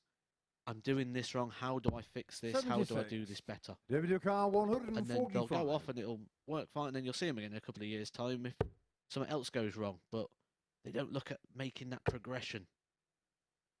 Progression, the word for Kevin Dowling. He's 61. wanting to progress through Kevin to Newcar Saturday. 40. A good start in his opening game against Mike Symes, and he's tops away from being a Game leg shot on away the fourth leg. from making Kevin it 4 Dowling. points from a possible 4. And David Davies would then be in a spot of bother, because this is a 2-day group, not a 3-day group. By it being that, it means he will play 10 matches. My Looks like general David to throw rule first. is Game you on. have 3 lives. If you lose 3 matches, that is it. 7 matches is the minimum requirement to qualify. So if you lose 3, 81. you have got to be perfect from that point. He could lose 2 of those lives in the opening 2 matches. Yeah, Matthew Edgar's rule of 3 here at the Super Series in this group. Little easier tonight, of course, 3 going through from 5. Can actually get through by winning 3 matches. If you get a couple of runaways at the top of the table, I've seen, I 41. think the week that Chris Mason won, we saw Paul Nicholson, Wes Newton and one other. Might have even been Tony O'Shea, who got close on finals night in the 100. end. They're all battling it out on 2 and 4 points right until the death to get through. Yeah, very different kind of complexion on a Group B. Do join us at 10 p.m. tonight to see how that one pans out. Kevin Dowling not only a 47. step away from a second win, but from a 4th 4-1 result that we've had this morning. consistency is the word I always use at the Super 85. Series, and consistency is the word I've used for Kevin Dowling, which is why I think he gets through this group. And just look at that ton column. Completely outscoring Davies here on the tons by 6 and on the 140s. And that's 100. the consistent column. We've got our power score in the 140s, the 180s, but that ton column, that's the consistency. Can you merge those 140s and 180s together with consistent treble finding like Kevin Dowling is here? 100. Or do you go 60s, 41s, have those trebleless visits, which essentially just halves everything for you? The other worrying thing for Davies as well is that he lost all of his matches yesterday. He kind of went under the radar that 100. because everything was Kevin settled Newcastle, 76. pretty much in the middle of the day, but he's going to have lost 7 on the spin if he goes down here. And he will go down if Dowling beds tops. 56. David Ewakar, 132. I think this is the 4th time, actually, Davies has left this 132, actually, today. And noticed it because we watched Martin Adams take it out on the VT before that match. And then I noticed he was leaving it quite a little bit in that one. And it just shows the breakdowns that he's using in the legs. 94. leading Kevin into Ewakar, that 20. double 16 area, more than likely. So, for another 4-1 win. Double 5. No score. Well, he's actually better off there than going inside the 5, but he might not be better off at all because Davies is going to get 2 darts at double 16. Oh no, David. Well, he chooses to split as he always seems to do. He might wish he hadn't now because that is a real horror show. 27. Bit of Kevin drama at the Ewakar, end 20. of the game. Drama Kevin Dowling doesn't want to be involved in. He wants to be involved in a handshake. And walk down the stairs. That's an identical shot. This is not a replay. Game shot And that on is the the match. case in Kevin point. This Dowling. time Kevin Dowling gets it with a last start in hand and continues his fantastic start to this debut campaign here at the Super Series in Group C. It is 2 from 2, 4 points from 4 points, and back-to-back 4-1 victories for Kevin Dowling. Coming up next, someone else looking to reach on 4 points and join Kevin Dowling at the top of the table is Martin Adams as he takes on Barrie Bates.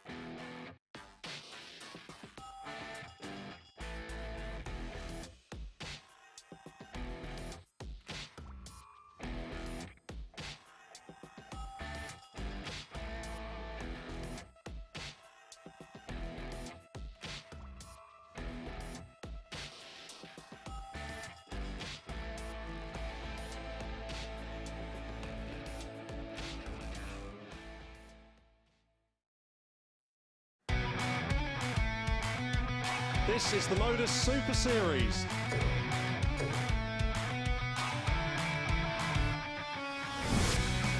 $182.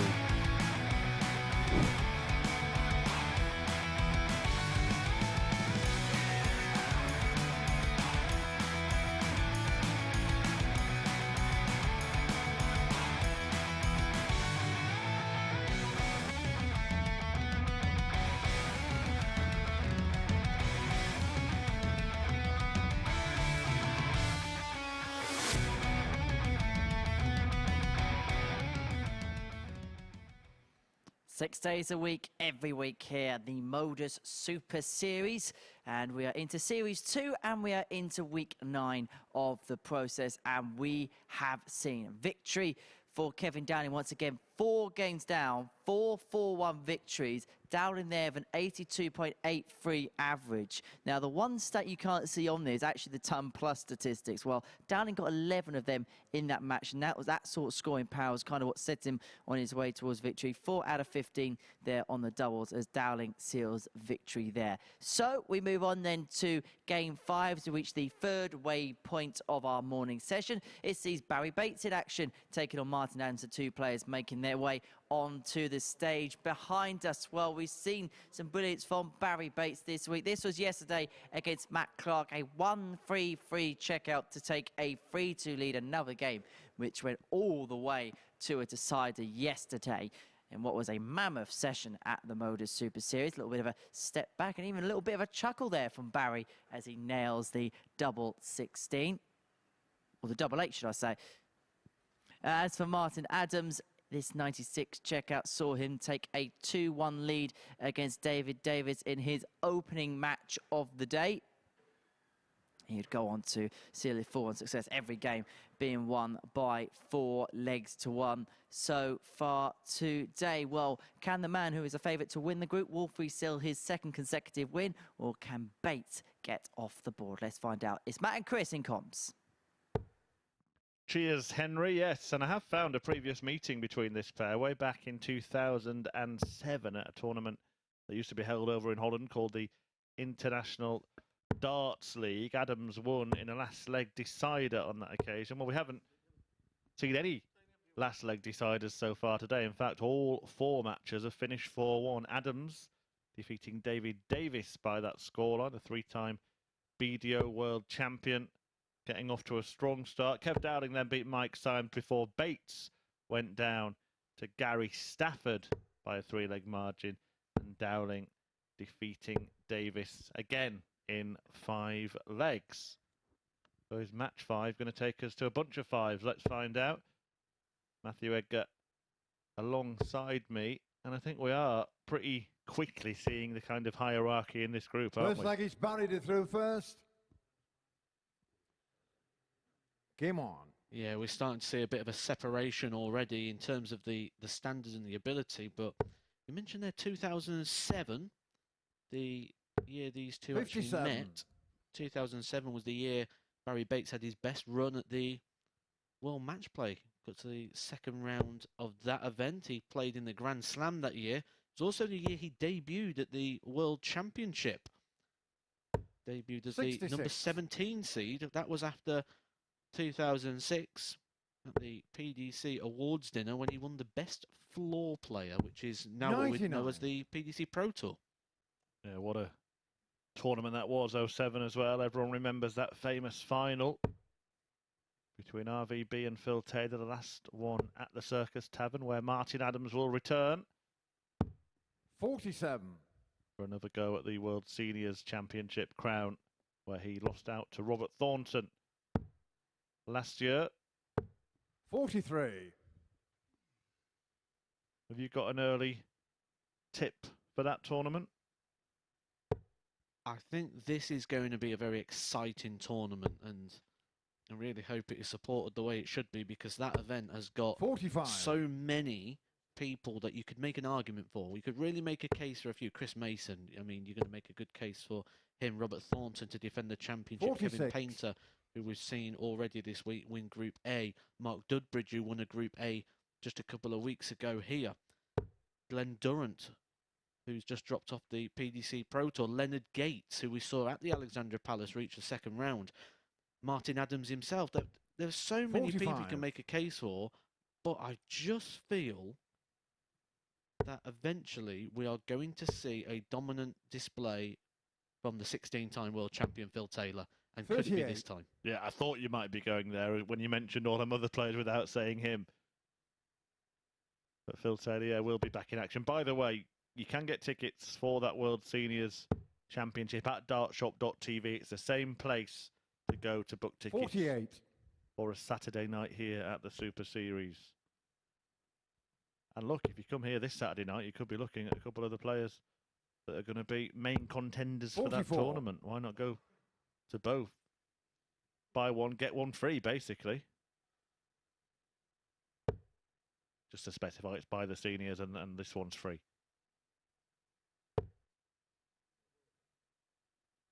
We drew a decent audience, didn't we, 40. on Saturday last week? Many of them were looking for a Richie Howson win and didn't quite work out that way. It was 100. a strange old night.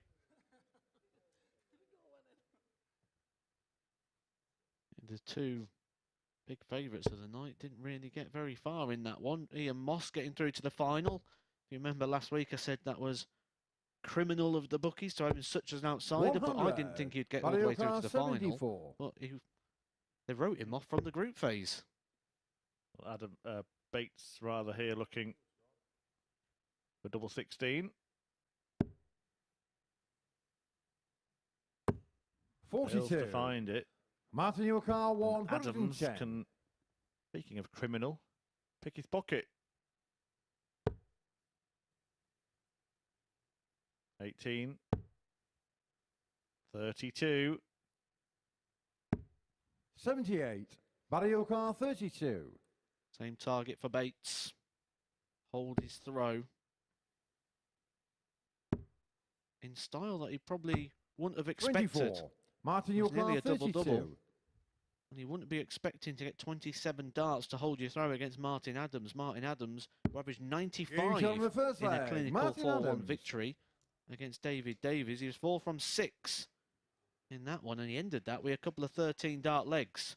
So the last 3 legs for Martin Adams have been 13, Second leg, Martin to throw first. 13, Game on. 25. It will pick up from here. We are assured of that when Martin Adams is on the hockey. It's not going to take him long. 135. Start firing. 135 to open the leg. This game 5 of 15. Following it will 60. be Mike Symes against Gary Stafford, Hampshire County teammates, but Stafford already a win to the good. And then a big game for David Davies. He takes on his fellow Welshman Barrie Bates, and remembering Edgar's rule of 3, 95. defeat for Davies would all but eliminate him already.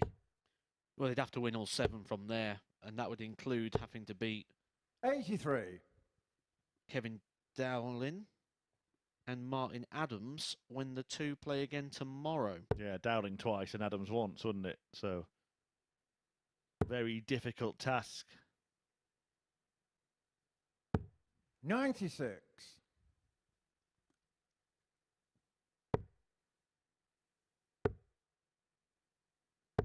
95. Contrast to yesterday, we had 8 4-3 score lines. If this one doesn't finish 4-3, then we can't even get that amount today.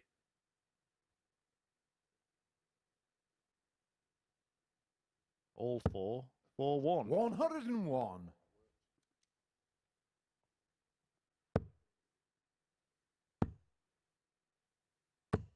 133.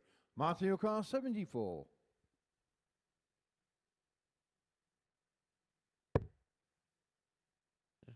Good setup shot from Bates. Game He's shot not on the going to get a second poke leg. at the Martin 130. A Adams. nice clean 74 kill from Martin Adams on what could be called today a darting feast. Plenty of darts for you to enjoy today. We've got the MODUS leg, Super Barrie, Series through all first. morning, leaving Game you on. around about the 2:30 time. Then we've got the darts from Bahrain, the PDC 134. World Series event taking place over the weekend. We're back for the MODUS Super Series Group B tonight around about 10 o'clock here on Sporty Stuff TV and the MODUS Super Series YouTube channel. And in between 85. that, you can also keep an eye on Q School. The last 1 to 8 players taking part in the UK and Europe. And you can catch all 39. that on Darts Connect, and I'll be covering that later on Edgar TV, giving you all the lowdowns and all the news and talking points from Q School. It's almost like the Christmas day for darts fans. It will give you the odd update from those tournaments as well as the day goes on. Remember, 55. Matt and I have made our picks. You can make yours as well at MSS Darts. The 2 to qualify today, 1 from each event, European and UK. 93. You can get me at Chris Murphy 180. And Matthew, I believe, is at the Edgar 501. That's the one. The only reply I've had so far was to my selection, and it just said Klassen has been rubbish. That's not the kind of response I was hoping for. 100. Just save your thumb in future.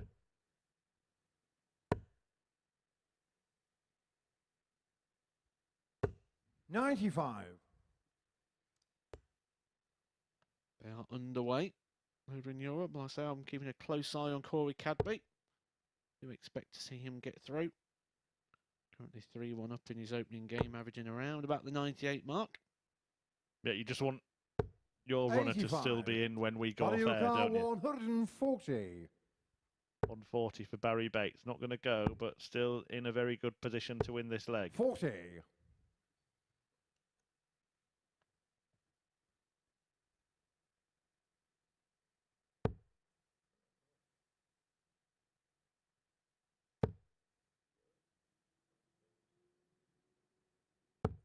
$59. Great recovery Barrie there from O'Carr, Martin Adams 100. after a couple of ones. Giving themselves a bit of hope if Barrie Bates does not take this out. He can't take it out. A 1 for Barrie Bates. 99 can't be done. That is the only place on the board he could have thrown that would not have left him a 40. finish. Martin O'Carr 170. Well, I said 30 seconds ago that Bates was in a good spot to win the leg.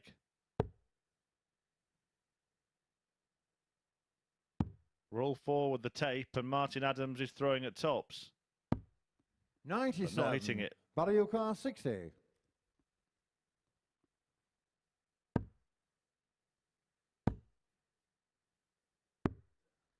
$40. 7. Martin O'Carr 20. 7 is the number of darts that Barrie Bates has had at a double so far without success.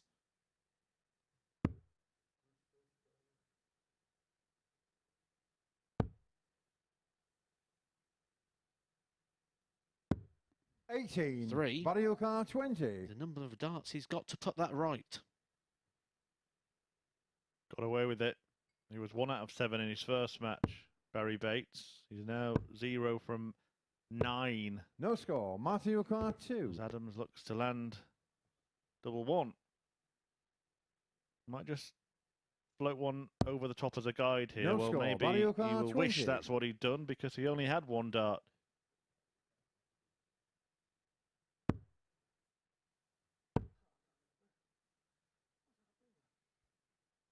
Well, that's not the replay that he wanted this 16. time. Martin O'Carr 2. Opting to leave double 2.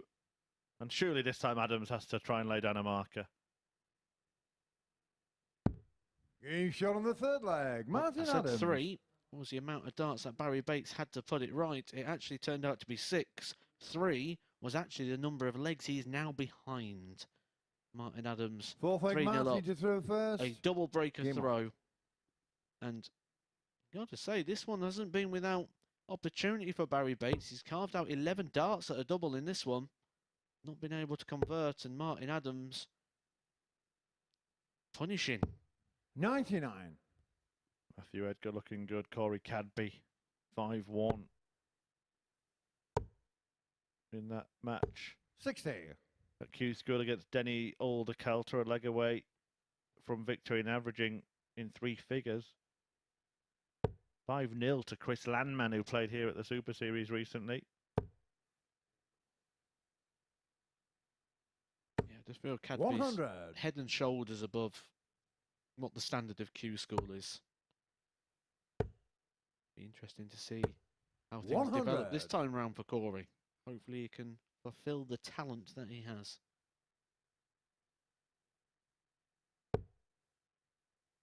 Not many things more annoying than seeing someone waste their talent to those of us that don't have it and wish we did. 140.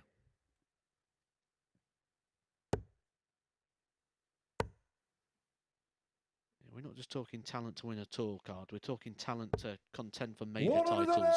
As Barrie Bates hits the first maximum of this game. His second of the day, he hit one earlier against Gary Stafford in his 4-1 defeat. Yeah, he also had a 177 in that match, didn't he? So he's actually hit more big 3 treble visits than anybody else in this group. 100. Barrie 161. He's hit more 180s than he's won legs. How about a 161, 2 trebles and a bull? And a bull! 118. Matthew Carr 62. Well, it's been 4 4-1s. Is it going to be a first 4-0? It absolutely is. Match, Martin Adams. As Martin Adams gets the better of Barrie Bates, a whitewash win, but it doesn't tell the true story because Bates did have a dozen darts at double in that game. But he goes down to Wolfie, who makes it 2 from 2 here at the Super Series, along with Kevin Dowling. It's looking like those two are going to be runaway leaders in this group. But Gary Stafford could join them with that record when he faces Mike Symes next.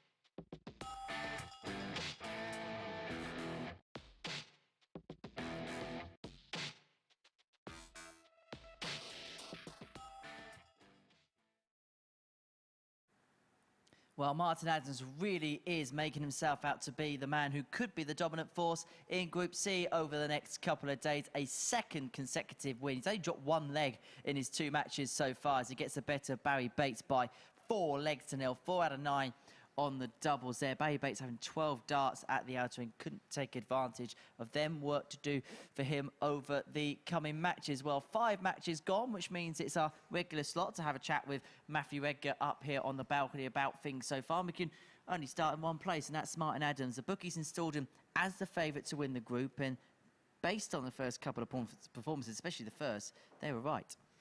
I can't see any way at the moment to argue against that one. The only person I can see at the moment even getting close to him is Kevin Dowling. I think that's going to be a great game at the moment if they can both keep up what they're doing. That will be our last match today. So until then, I think we're just going to get more of the same, and those two players are going to cut themselves away at the top of the table. Are we seeing the freshness of the three players coming into this group perhaps coming to the fore? I think the other thing as well, when we look at that last game, Barrie Bates, for example, you don't have to be a doctor or a medical professional to see the issues Barrie Bates faces. And the guy just loves darts, but he can still play that explosive level. He's still picking up wins. He's picked up wins here. He's picked them up on the seniors tour.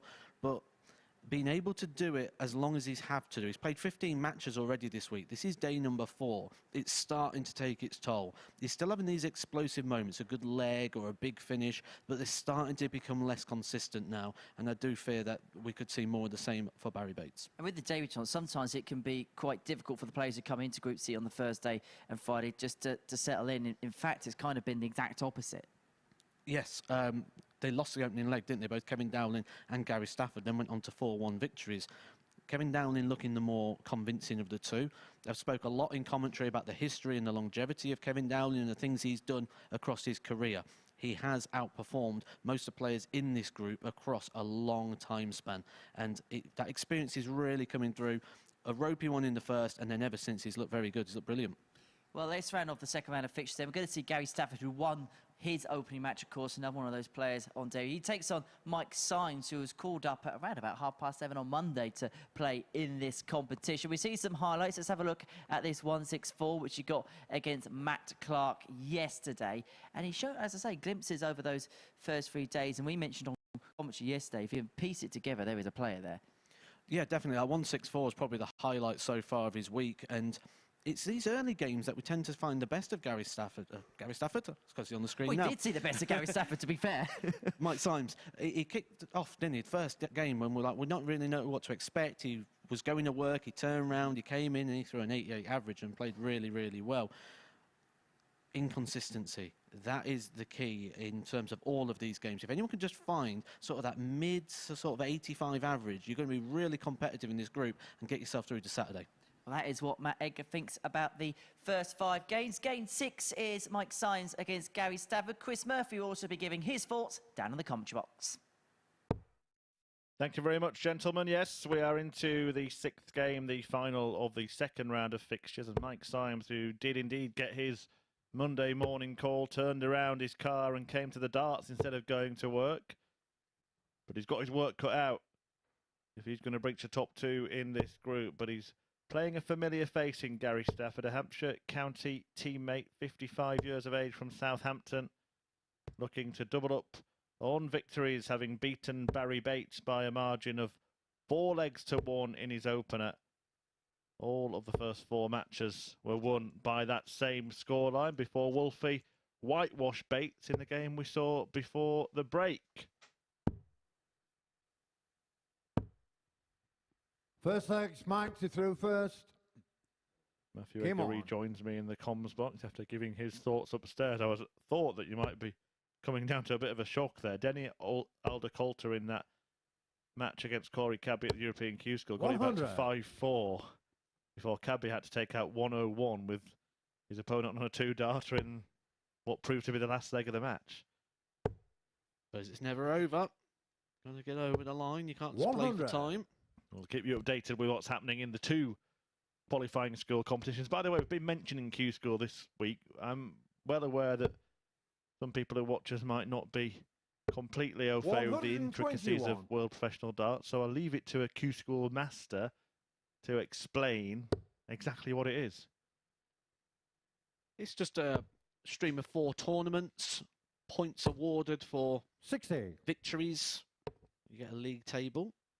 League table will be decided on your points. The top 10 from Europe, top 9 from the UK will be getting tour cards, but also the winner 45 of every day will also go directly through to the PDC Professional Tour, and you'll get a 2-year tour card. And that's what it's all about, playing on the PDC Professional Tour. Now, anybody who doesn't have a tour card is eligible to play anywhere else, basically, including here at the MODUS Super Series. So we'll have a good idea of some of the names that we might be seeing for the rest of the year when all that is over. There might be a certain 90. bias in not wanting players to get tour cards, but let's not go down that route just now. Got to say, on my way through the practice room, I saw something that I thought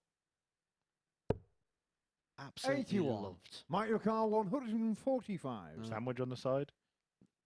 Sausage rolls, actually. When I came through, Martin Adams was just making himself a drink, a beveragino, and he's brought a tankard with him. 86. You get like these cups here, and he don't want one of those. He brings his own tankard. Big fan of that. That is old school, isn't it? But he's got his own chair in that practice room as well. 137. Mark your car 59. 59 for Symes to draw first blood in this battle. Double top. Double 10. Wrong 51. bed. And now Stafford has the opportunity 82. to break in leg one. We'll start on the bullseye, I feel certain. Yeah, bullseye would leave the double 16. 25 would leave the 17 for tops. It's the 15. So it's the bullseye to end with rather than to start. 32. It's a bounce out for Stafford. Mike, you require 8.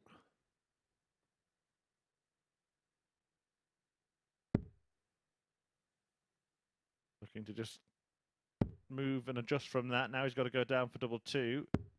And 4. Stafford's bounce out Gary, your car 50. means he's left 50. Won't be going for the ball this time. It's 10 for tops. Game shot on the Stafford first leg. does Gary Stafford. Take the first leg and breaks in the first leg. Yeah, that bounce out reaction is a classic darts player, isn't it? Everybody who's played darts of any standard knows that if the dart bounces out Second when leg, you're going Gary for the to throw ball, first. even if it's Game on. nowhere near, you have to pretend it bounced out of the ball.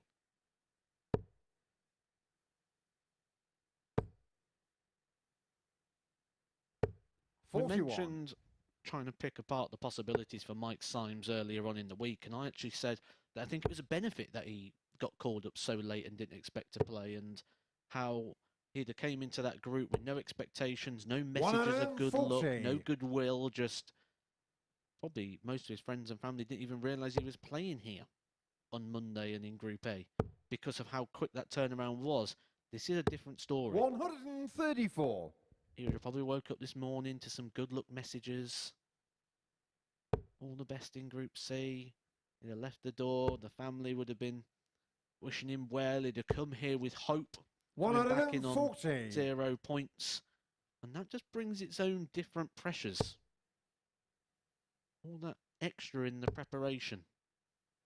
Some people are able to dismiss it quite well. 100. Others have to completely lock themselves away from that. We've seen many examples of people going into the World Championship who approach the Rocky IV method of let's lock ourselves away and think of only that one thing. 23. Well, you mentioned Rocky. I think we see that with Andy Jenkins from time to time here. He seems to put a lot of pressure on himself to qualify for Saturday nights and often gets himself in a good position, and it doesn't quite materialise, though he has made it before, and I'm sure he'll get the opportunity to do again. Still looking to try and qualify for that World Seniors Championship himself as well.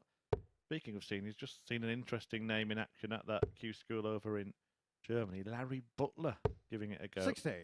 He's up against Mike Kyvenhoven in his first round match. First ever world match play champion Larry Butler from the USA.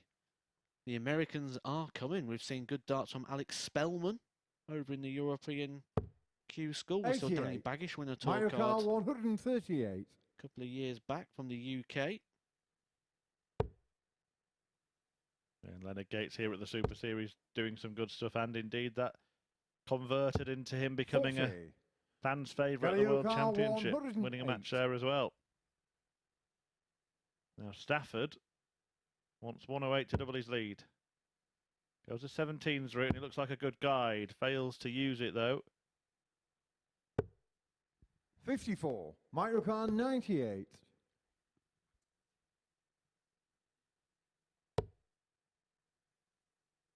So 93. All he can do is try and leave something handy. 42. Got your car 54.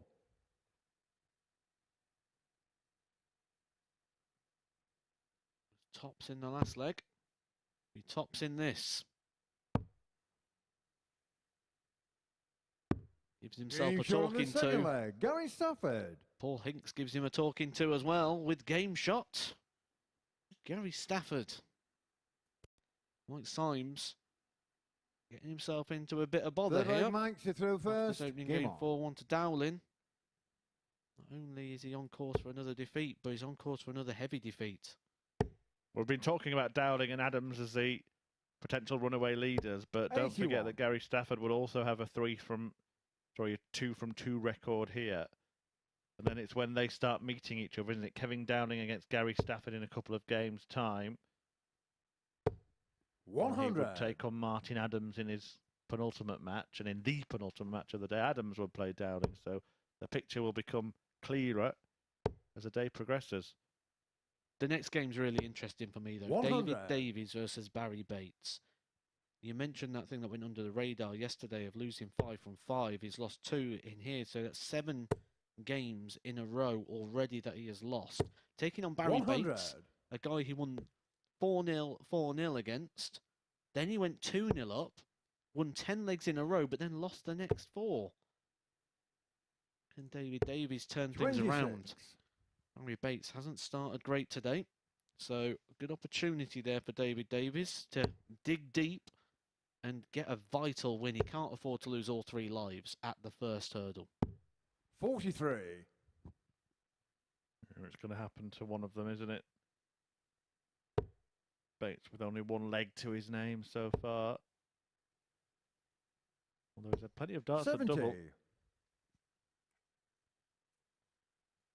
1 for 19 so far, Champagne Barrie.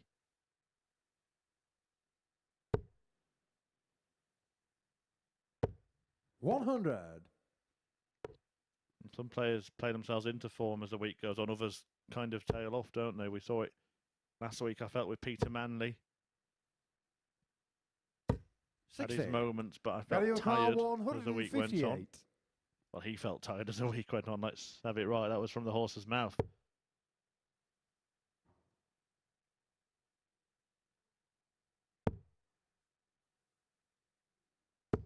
$96. Michael Carr 164. Seeing this already from Symes this week. Can he do it again? Not quite, and Stafford gets the opportunity to extend 96. the lead to 3. 62. Not only extending the lead, but a second break of throw. Gets a chance here to leave his preferred tops. But that is a slip. That is a mistake. Can no longer finish on this occasion. So more opportunities for Mike Symes. He's had 5 darts already to try and convert a leg. He should get at 42. least another 1. Michael Carr 68. Yeah, almost too careful to avoid the treble on a single number where you don't have to be that careful to avoid the treble. It's not like it would have busted score. 1 dart double for Mike Symes, having missed 5 already. Now he's hit 1, but it's the wrong one. Gary Carr 20. Move himself 1 away from the match. Game shot on the third leg. Gary It's a Stafford. double breaker throw. Gary Stafford has 4 opportunities to move his point tally to 4. Fourth for Gary to throw first. Game on.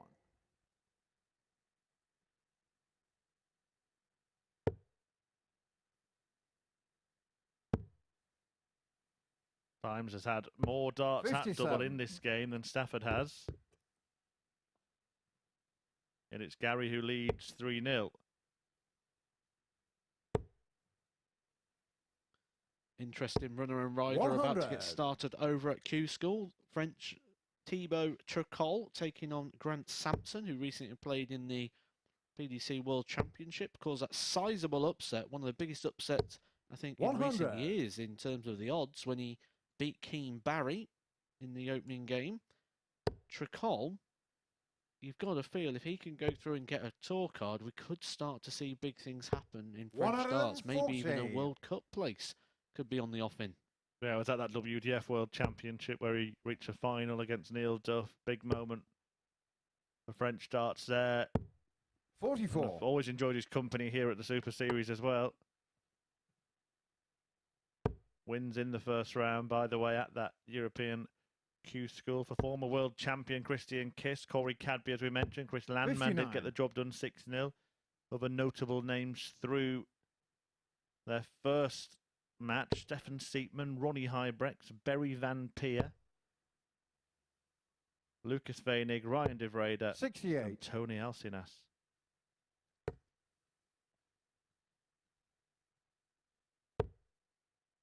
Well, yesterday was a day of deciding legs. Today seems to be the day of one-sided matches. 4-1, 4-1, 4-1, 4-1, 4-0. And again, we go back to the counting there.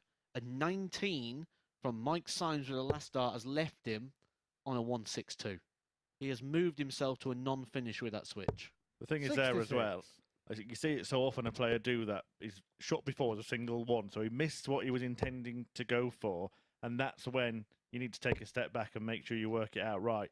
The patterns of play, if you're on 60, say 2-2-3 before that, you know exactly what you need to do.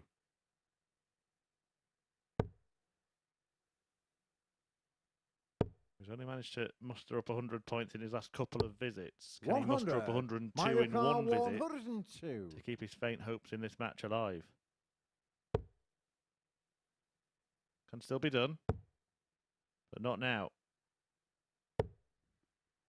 25, Gary O'Carr 66. It's an opportunity for the match here for Gary Stafford.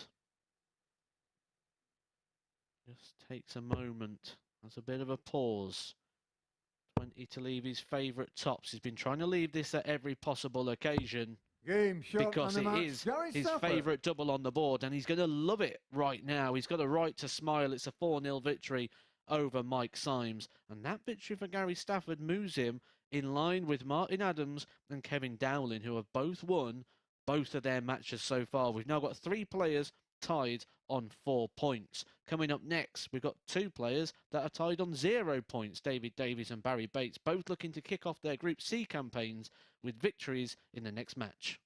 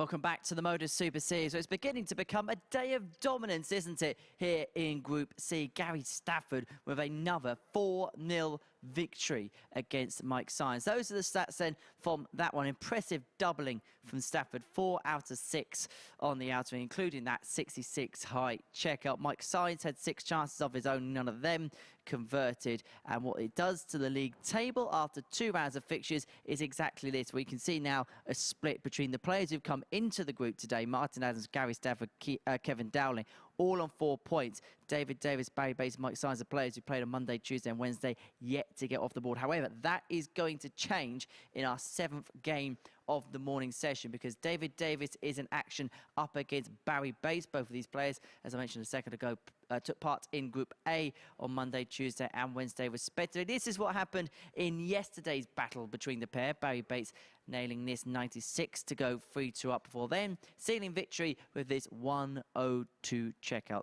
to get the better of Davies. Both players really needing a victory to get themselves a bit of confidence and also to get themselves in the group in terms of the table. Who's going to pick up the points? Let's find out with the company of Matt and Chris.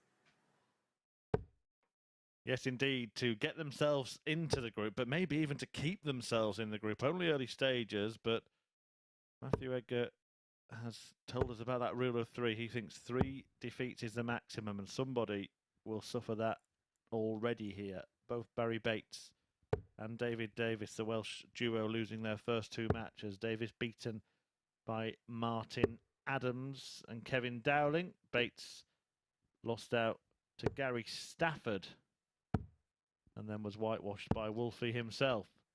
So, already a big match. Yeah, I'm going to be bold and say the loser of this is pretty much done for. Because this is a must-win match. When you're going up against someone who's also lost 2 out of 2, it becomes a must-win match because then you've still got those players that are running away at the top to try and chase down. Game on. David Davies does have the advantage of throw, and he does have the advantage of playing the better of the 2 so far. Doesn't have the better of the head-to-head records. Barrie Bates has the most recent form in this clash between the 2. Yeah, Barrie won the match yesterday as Davis went down in all 5, so his losing streak currently stands at 7. Odds check for you. David Davies 1-3. Barrie Bates 12-5. 42. For someone who's lost 7 matches in a row now, is that a little bit 100 stingy there of the odds compilers, do you think, to make David Davies such a strong favourite? I think there's a real ADC effect for me, and the players that have come through that system recently have done 59. really well here. Adam Mould and Adam Warner both winning their weeks, currently preparing for the final stage of qualifying school 100. as well. That duo. And it does show the success of the ADC system, but you can't expect every player to come through and beat all these experienced aces. Sometimes it's a luck of the draw, but then 59. you have to consider that Robert Thornton was in the field last week for Mould. Adam Warner was playing 100. in a week where other players were going straight off to London to play in the World Darts Championship. So there have been spoilers, and I think what they've done has not only shortened the odds for David Davies this week, but maybe put a little bit more pressure on him as well. Especially as he is one of the belt holders on the ADC Undisputed 28. Series. That Welsh title from another Welshman, Robert Owen. Yeah, and another player who went on to play at the World Championship and will indeed have a PDC Tour card this year. 97. The gap between the tour card holders and those that don't have one is not as big as some people might think, is it? Oh, absolutely not. There's plenty of players you can see in terms of Q School when we look at people like Wesley Plazier, the recent world master. 80. Seen him do some good stuff on the Euro Tour, not even getting 84. through to the secondary phase. Double 12 missed by Bates. Double 12 missed by Davis, but he has a go at double 6 and he hits that to take the lead 1-0. First leg, David Davies. That'll make him feel better. He's lost 7 in a row. He's not really been as competitive today as he probably would have hoped. He's lost 4-1 to Second leg Martin Barrie to Adams, throw 4-1 to first. Dowling, Game on. who, all things considered, if I'm correct in my prediction, are going to be the top 2, which means these next 3 matches now are going to be the biggest games of 40. the week for David Davies. And he kicks off there with a nice 84 kill, and that's going to just make him feel a little bit more positive here, and just 59. a little nod to the odds compilers who put him in at such a big favourite. Yeah, and look, we've been talking about somebody being potentially 85. consigned to the darting dustbin after this one in terms of qualifying for this group. But you make a good point there that Davies has played the 2 lead contenders to make it through, and if he does then go on and win his next 3, suddenly he's very much in it because he's got a 45. chance to redeem those defeats tomorrow. And he won't play those players until the end of the day as well. So his target 45. now needs to look and think, right, Adams and Dowling, they're going to be the 2 people at the top. I've got to try and dislodge one of those. I don't have to play those again for another 6 matches. Got 3 games today. Then he'll play this in reverse order. So 42. potentially he could be on 12 points before he comes back into running into Kevin Dowling and Martin Adams. Yeah, and one of them is going to lose at least 1 match because they're going to play each other today. 81. If he can then beat that player tomorrow, then he's at least level with them, isn't he? So although it might look a bit bleak when you lose your first 2 matches, there are plenty of positives ahead 70. if he can find that peak form, that form that won him that ADC Welsh Championship. 92.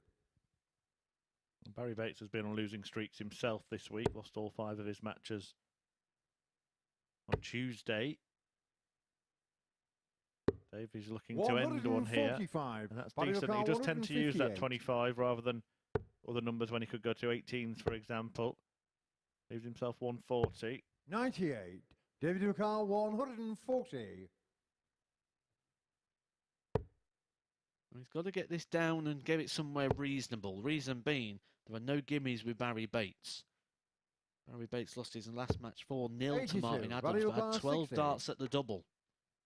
He's now running at 1 out of 20. Barrie Bates. 40. Make that David 21. McCall 58. That is doubling for the day. David Davies has 2 darts at tops to Game double shot his on the lead, second and he leg. does that David by Davies. breaking Bates, and now it really is advantage to the man from Denby. And that comes down to that setup shot. It does 2 things. It just pressurises the shot a little bit of Third Barrie leg David to Bates. throw first. but- Game on. The most important thing there was he didn't want to hit a 45 or a 41 and have to come up to a potential 3-darter or a shot where he's going to have to hit a treble with a first dart. You've got to be in a position to strike. 140. Got to be in a position to see as well, as our referee Paul Hinks highlighted there. 132. It's a good part of refereeing that. Sometimes if you can't quite see the score, you have to get yourself in front of the player before they snatch the darts out. Going back to some of those rules that we talked about earlier on. 21. Now, the referee, if you snatch your darts out before he's had the chance to call, he's well within his rights to just say no score. Do you know there's one rule in 59. darts that really surprises me that it doesn't exist? Do tell. And I've done a video on this before. If you look through the rule books, there is no regulation size of what a double or a treble should be. 140. You'd think that there'd be a maximum size of a treble in terms of the measurements, but there is no specific 44. measurement for what size a double or a treble should be on the dartboard. Well, this is very, very interesting, and I am going to ring up a dartboard manufacturer now and get a modified one made for myself, just so I can feel better about life in general. 100.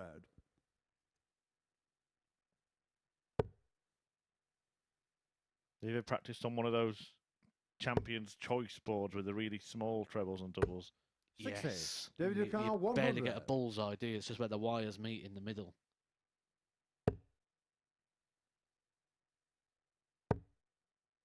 Well, no treble found on that occasion. Now doesn't want to hit one, just needs a 60. single to tee up tops.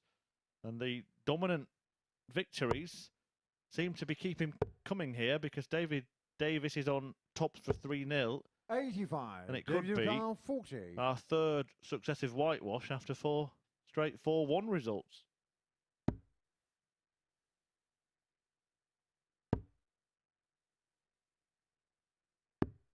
20. 1-2-1 to stop 121. the slide. Treble 17. 57. David O'Connell, 20. To a group where we couldn't hardly separate them and everything was closely battled. We nearly No welcomed score. ourselves Barrie to a O'Connell, group. 64. It was all one-sided, but 64 to get that breaker throw back here for Barrie Bates. He's going to get 2 more. 48. It's just not happening for David Bates. O'Connell, 20. Going to have to go back through the stats soon and start counting the amount of successive doubles missed by Barrie. Not making pleasant reading. But he's going to get the 18. chance. I feel horrible Barrie saying O'Connell, this, but to 16. miss more. Concerned about the height here. Game show on the third Brilliant leg. there. I Barrie mean, Bates. 2 really well-thrown darts just on the wire, and you just start to fear the worst at that point. Like, when you get 2 on the wire, sometimes it can go the opposite way, especially when you're playing with these really Both like thick Barrie to throw flights first. that Barrie Game on. Bates is. You hit those, and it could end up anywhere, and you had the bottom part of the bed open, and he just squeezed it in the bottom of the bed, and gets himself back in this 60. match. Yeah, whatever the run was of missing doubles, it was at least 18. May have been more than that, but it's ended now.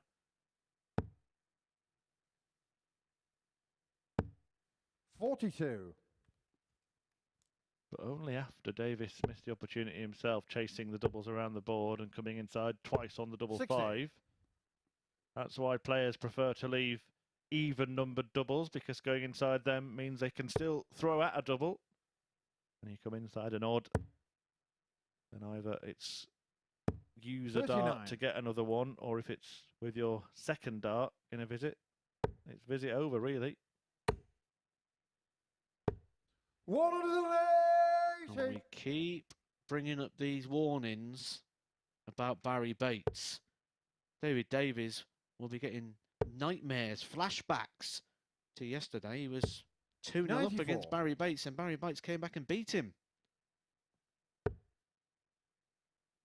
Well, is it 3 180s and a 177 today, Barrie Bates? 100. That's the best in that department of anyone. Yeah, that leg he just won was only second in 2.5 matches. This could be David Davis's first maximum, not to 140. beat. Barrie O'Connell, 101. So 101. 19s or 15s. The latter it is for double 18. Game That's show on the brilliant. What a fourth leg. spell Barrie Bates. from Barrie Bates, who just keeps having these bursts. 180, 100, 101 out. 2-2. And it's so With ironic David of to this throw sport, first. isn't it? Game on. Barrie Bates has just missed 106 darts at a double and then takes out 101 straight away. I mean, it might have been an exaggeration there. for the 125. Yeah, I think it was only 105, Matt. I have told everyone a million times before, I don't exaggerate. 81.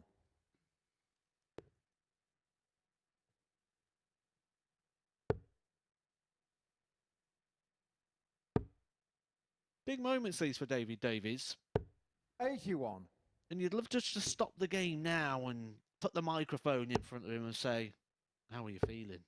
Because he's lost 7 in a row. 36. He's lost a 2-0 lead.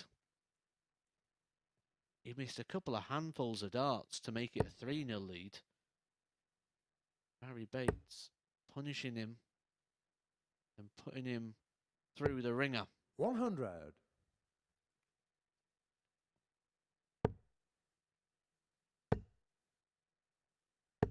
$60.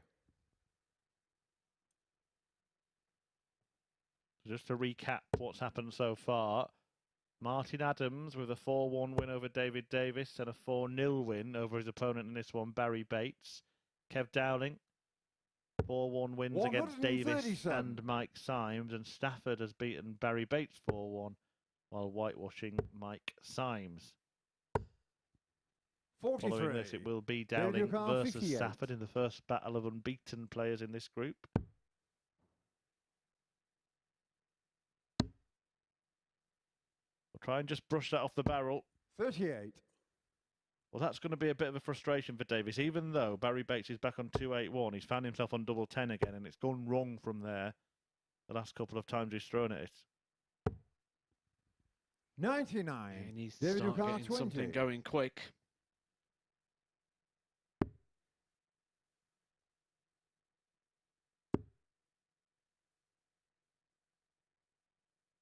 Moves over Team to the show the left, fifth and the dart flag. goes David left as well Davies. and in, and a big puff of the cheeks, a big sigh of relief that is there from David Davies.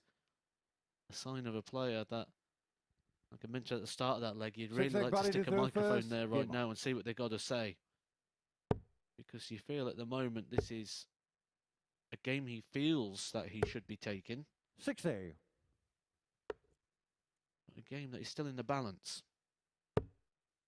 That sounds very, very Matthew Edgar type of content. I think next time you play 99. here at the Super Series, we should mic you up.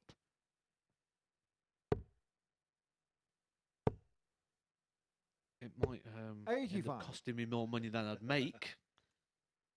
But sounds like good sort of content, good material. In fact, we'll have you mic'd up and eared as well, so you can listen to our 78. commentary during the match. I'll try not to put you off.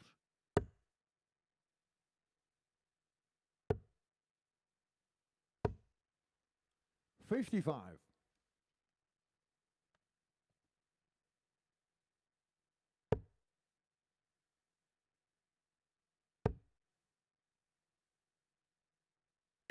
60.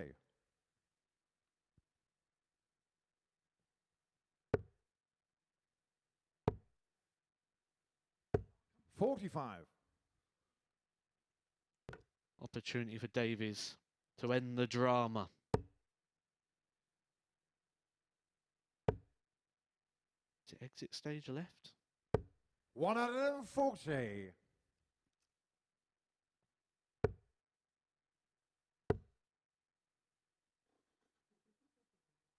Well, 1, 2, 4. 32. David O'Connor, 124. He's going to have 6 darts to do it. Closest match we've had so far today. And the reason that he stayed there rather than going for the treble 18 is precisely because he's 93. got 6 darts to do it. But the last one is wayward.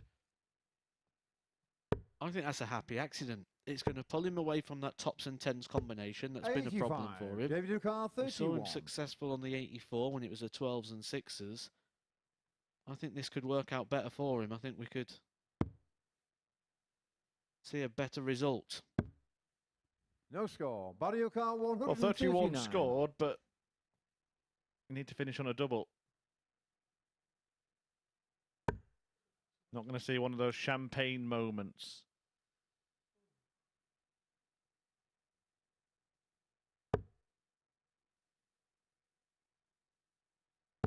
Right, can 65. Davies put it right? David O'Connor, 31. Same route. Same Game score, shot of the match, but this David time Davies. it counts because he's in the double and he wins 4-2, picks up his first points in Group C. And David Davies, with still Gary Stafford and Mike Symes to play, has the opportunity to get up to 6 points today and keep himself firmly in contention. You would think that already Barrie Bates' race may be run in terms of trying to qualify for finals night. He goes down 4-2 in the all-Welsh encounter. Coming next, it's 2 players who've won both their first matches, Dowling and Stafford.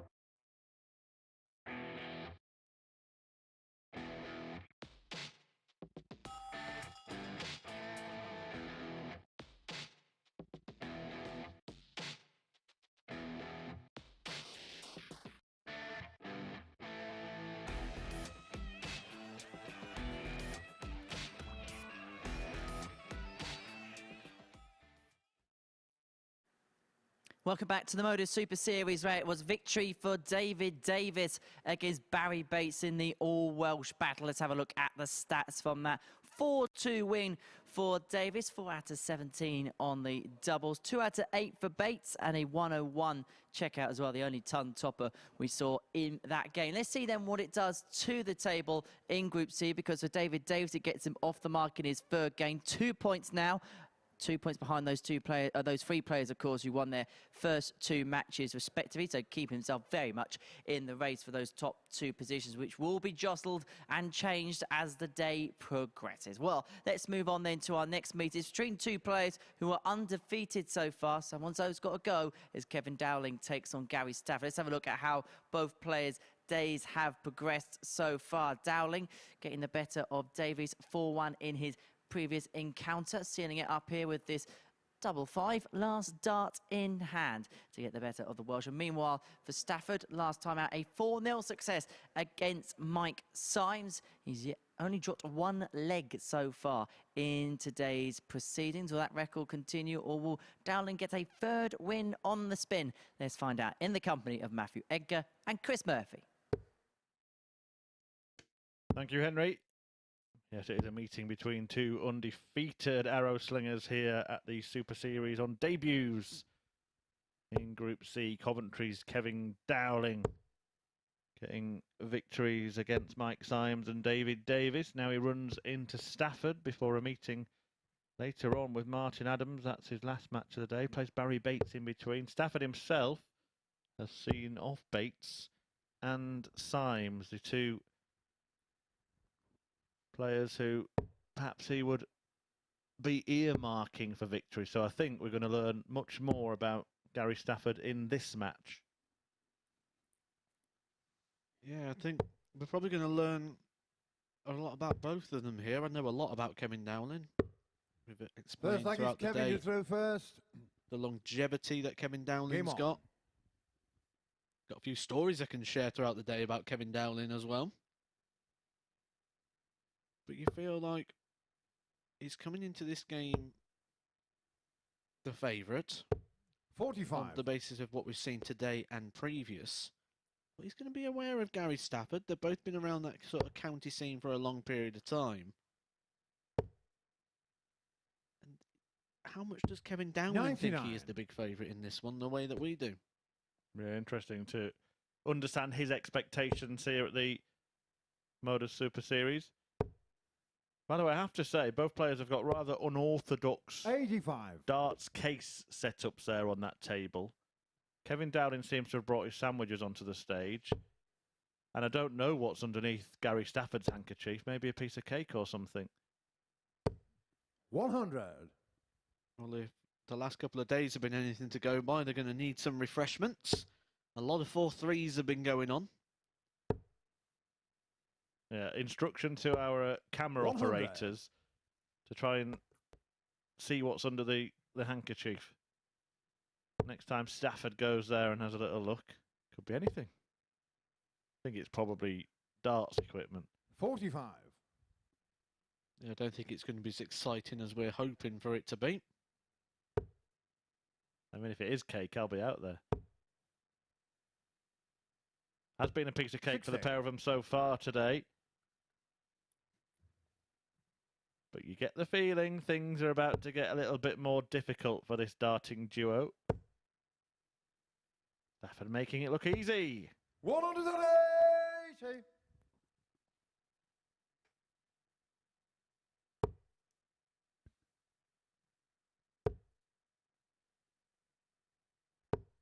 $140. Gary O'Carr, 77. The 180 leaving 77.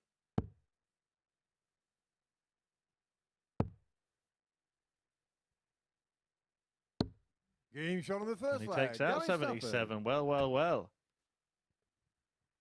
A breaker throw and a nice show of respect. Is he moving the handkerchief? What's under it? Well, let us see, will he? Second leg, Gary to throw first. Game on.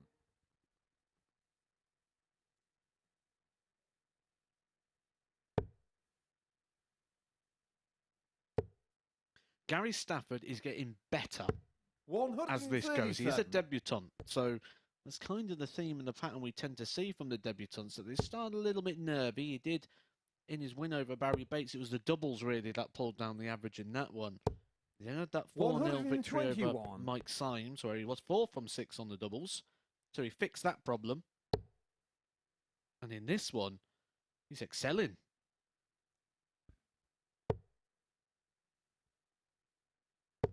$95. It's amazing, isn't it, what a couple of wins can do for you. And, you know, you look at how the fixtures are falling, and they might have fallen quite favourably for Stafford. Whereas Davies 43. was handed the toughest possible start, having lost his last 5 matches, to run into Adams and Dowling.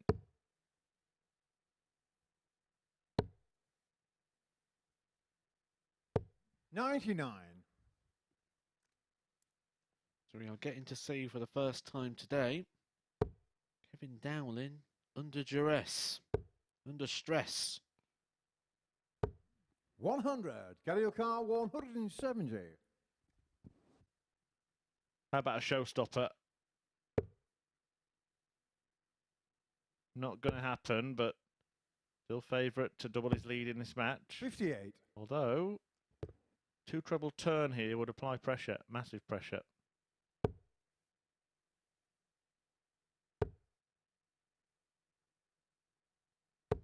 $140. Carry your car, 112. Perfectly applied from the bounty hunter.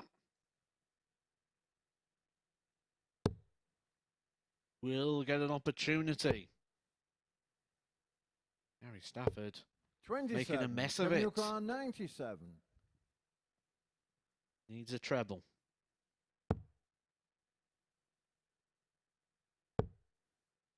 Doesn't get one, but Stafford not guaranteed a 57. dart Gary O'Connor, at anything but the 85. bull here if he stays straight. Treble 15. Now treble 20. It's a single that leaves that bullseye. That's the requirement. Game Well, shot on the maybe second leg. he Gary would have been Stafford. disappointed to only have left that from the position he was in. But he got himself into that mess, and boy, did he get himself out of it. Yeah, it looked like Kevin Dowling would be returning for more Kevin to opportunities. throw first. Game on. The bullseye. Success there for Gary Stafford. So far, the best we've seen from Stafford. A big part of the reason his average is 100. north of 90 is the fact that that bullseye has seen him maintain a perfect record of finishing in this game.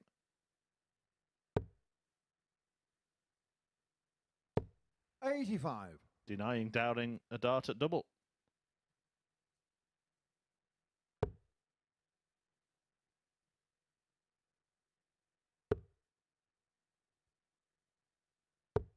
$60. One thing you'll have if you've got the longevity of a career like Kevin Dowling is some fighting experience. You don't win every game front running. Sometimes you gotta dig 95. in deep. Speaking of front running, it reminds me of a story where we actually ended up running for an aeroplane. We were sat in the airport and the flight was something like 8:05 in the morning. We were just sat in the breakfast bit 55. thinking, oh, 8:05, as if we're just going to walk on the plane at 8:05. 3 experienced travellers, myself, Kevin Dowling and Steve Hine. We just sat chatting away, and Kevin gets up at about 1:45 to go get a newspaper, and he comes running back in a panic, going, lads, they're closing the gate. And we had to run about 7 minutes across this airport. We'd never thought we was going to be let on, but they let us on in the end. But 135. Gary O'Connor, not very good 141. experience travelling there, and it's only lucky that Kevin went up to get the newspaper, or we just sat there and casually missed the flight.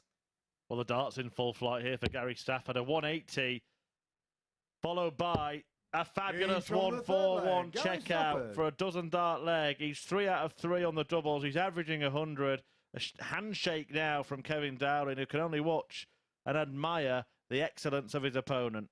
3-0. Gary to throw first. Game on. Well, you feel when you're having 100 average hit against you, 3 from 3, a 141, that bullseye finish, that might have been handshake, please get me off of here. I've had enough. Yeah, was it the darts equivalent of a declaration from 57. Dowling there? I don't know exactly, but Gary Stafford's just had to move the towel off the back of his shoulder that's just hit him there as it went up to throw those darts. 85. Brilliant stuff. The back end of that leg. 3-2-1 in 6. Just a slight shame that it wasn't the whole 96. 5-0-1 in 9. Never mind, we might still get that before the week is out. Haven't had one hit here at the Super Series since Conor Heenahan produced perfection on the night that Steve Brown had missed 100. the double for a perfect leg.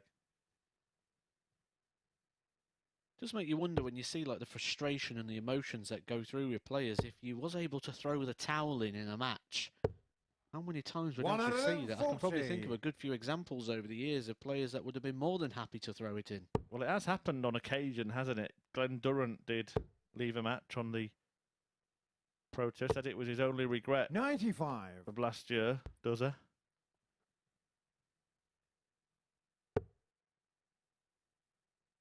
Famously happened in a big televised snooker match, didn't it? Ronnie O'Sullivan just went for the handshake after a few frames, said, I've had enough, have it.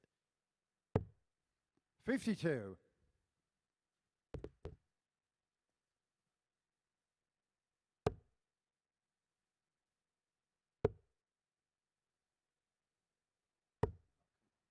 $70. Gary O'Carr, 156.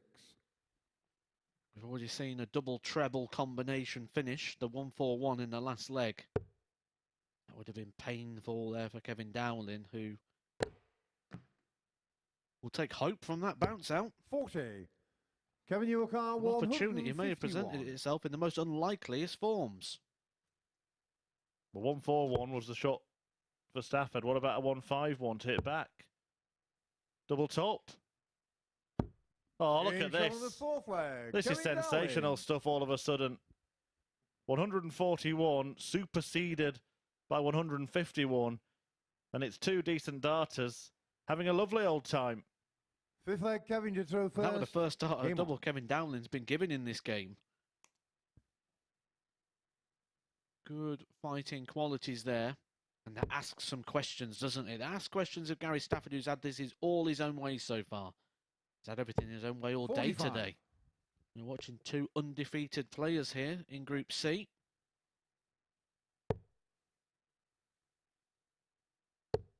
Oh, brilliant stuff. Stafford 45. landing a whopper. Then Dowling getting one with fries.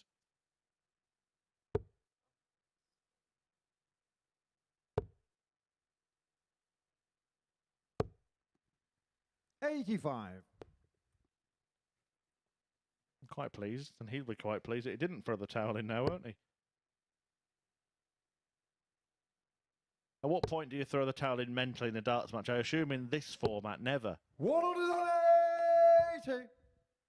That is a third 180 there for Gary Stafford. Most of the time it comes down to not the situation in the game, but how you feel about yourself, I think. Because 45. I think every time we've seen players get really frustrated, it's because their level of ability is not matched with the standard that they're playing at that period of time. And I don't think a situation in a game, if you're 7-0 down but you still feel okay, I don't feel you're out of it. It's sometimes you can be 3-0 up but feel like you're playing rubbish and you just don't have that sort of form. So there's an assumption that because it hasn't happened so far, it's not going to happen.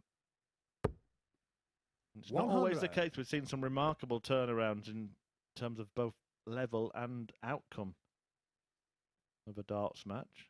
This one, though, is all about the finishing. We mentioned those two enormous checkouts, and we haven't seen a dart missed at double in the game. 59. That dart was intended for the 25-all bull, which would have left Gary Stafford some kind of finish. Dowling has to be careful himself here, and that's rather careless. 45.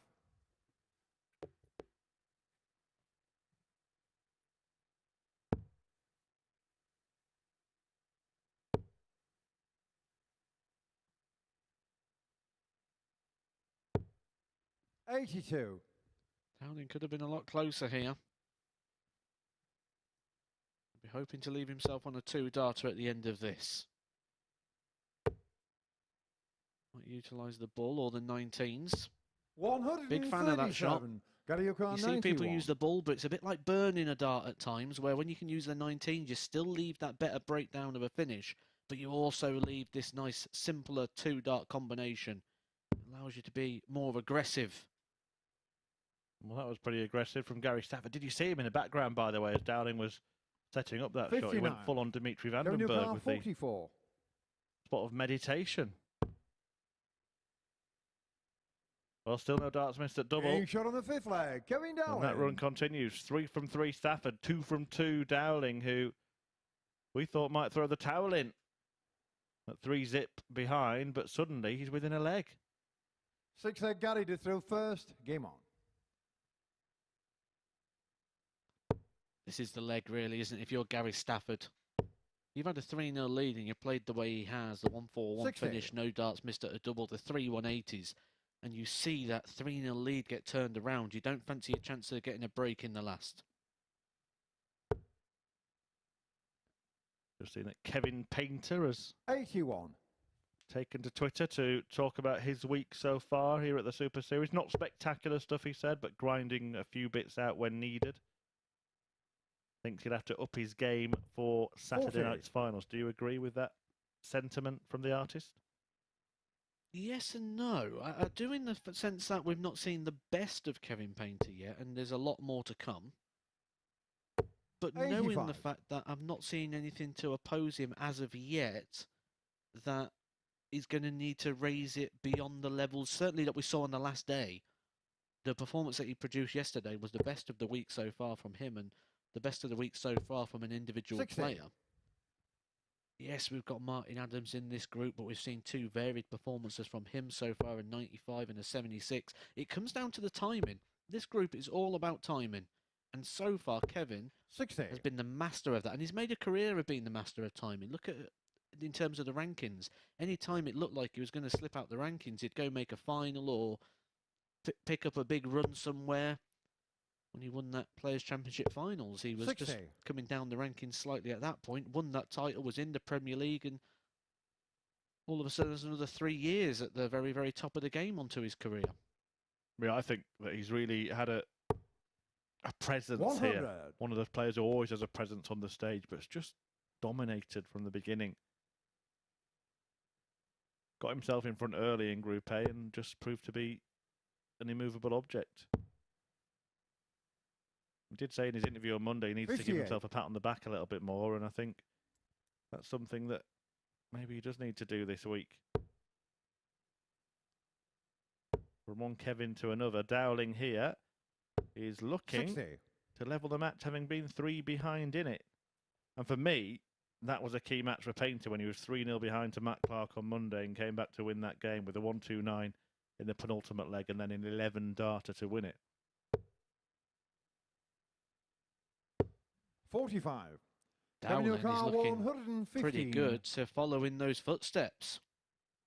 It could be one of the qualities of being called Kevin. 77.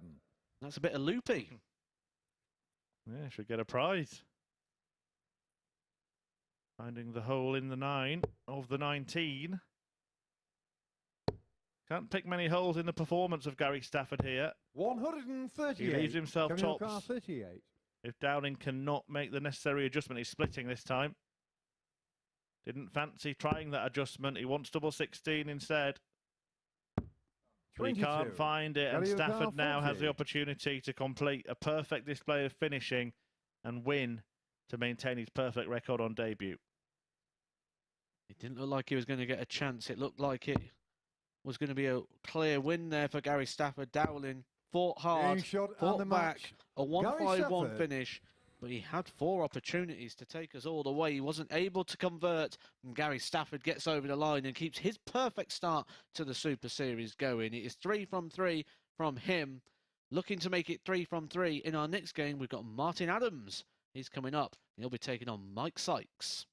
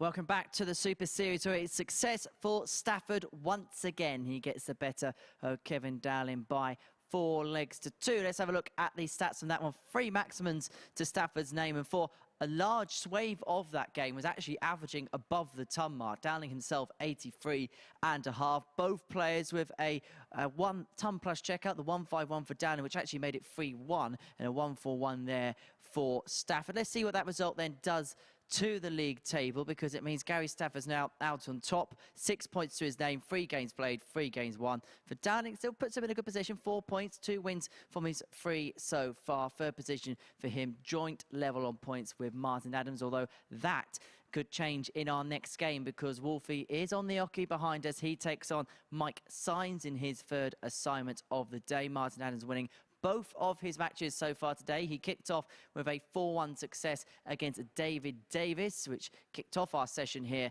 at the Super Series today, before a 4-0 win against Barrie Bates. So he's had success against the 2 Welsh players we've got in this group. What can he do against the local boy, Mike Symes? Will it be 3 out of 3 for the Wolf? It's time to find out. It's Murph and Edgar in comps. Perfect for Adams so far today. Back-to-back victories, kicked off against Davies. Followed that up with a win over Barrie Bates. He's only dropped 1 leg so far today. He's the big bookies favourite to go through. He's taking on Mike Symes, who you'll see on your screen. Well, you did see on your screen a second ago. The local boy from Gosport, the opposite of Martin Adams. Martin Adams only dropping the 1 leg. Mike Symes only winning the 1. That came against Kevin Dowling in his opener. He did go down then 4-0 to Gary Stafford, but that was not without opportunities. He gave himself 6 opportunities at the double, wasn't able to convert. He'll be hoping to turn that one around here against the big fancy for this one. He started off the big fancy for the week. Kevin Painter putting himself in the mix for that one. But Martin Adams is certainly the strong favourite to win this group. And after back-to-back victories, it's hard to find a way to argue with the odds compilers on that one. Yeah, proper legend, and still throwing a mean dart, Martin Adams. Many people First leg would is put Martin to throw first. right up there in the top 10 of their best darts Game players on. of all time. A winner of 3 world titles. Many more major successes. The man nicknamed Wolfie, who, I mean, you were talking to Henry in commentary earlier in the week about players with the best 140. longevity in the sport. He must be top of the charts in that department. Oh yeah, that department as well, as we can count it on one hand. I mean, 80. I really struggle. I go with Martin Adams, Kevin Painter, Steve Beaton, Mervyn King. So we're talking with some of these players 3 to 4 decades, aren't we? I'm running really thin now. Taylor. 60. Barneveld. Yeah, maybe a little later, wasn't he, in his emergence? Mid to late 90s, but certainly would have to be in the conversation. 81. What I find really interesting about Martin Adams in particular is kept up the standard, hasn't he? Where you see a lot of the players play at the peak of their powers for maybe 5-10 years if they're lucky, and then decline dramatically. You see a lot of players who never had 140. the ceiling that this lot, the likes of which you've just mentioned, have had, but have been around a long time playing at a similar level for them. But Adams has kept a high level for most of his 26. career. Martin Yukar 161. Never finished more than 160 at the Super Series, though. Yet.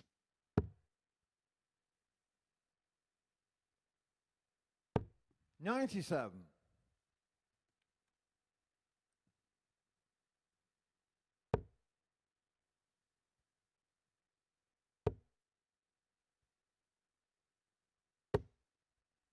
$135. Martin Yukar 64.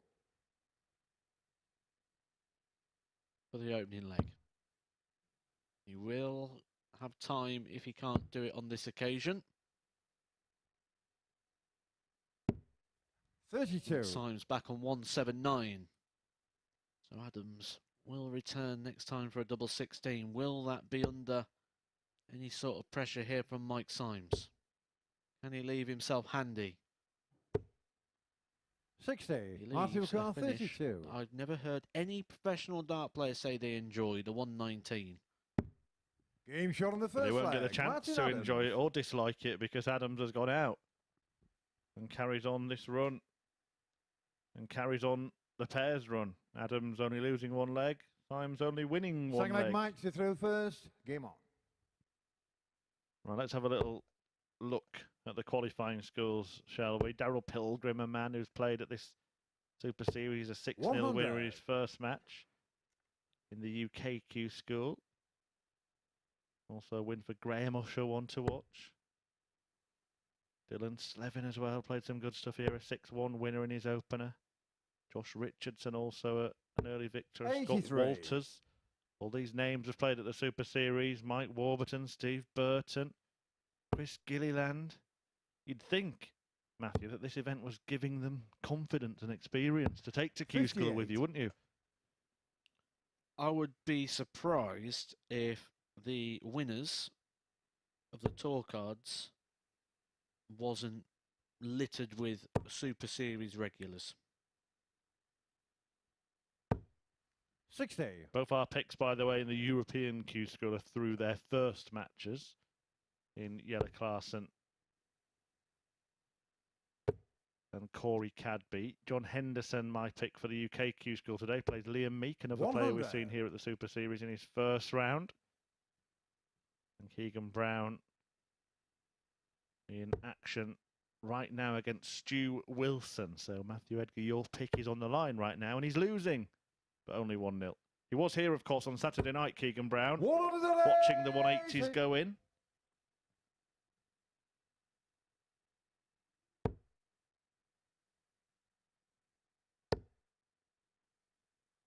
Did have a brief chat with him backstage, and what he did say is it actually helps to go to Q School knowing that there is now an insurance, a fallback plan, knowing that it's not the be-all and end-all if you don't get the tour card, and that will actually help you at Q School because there's less pressure.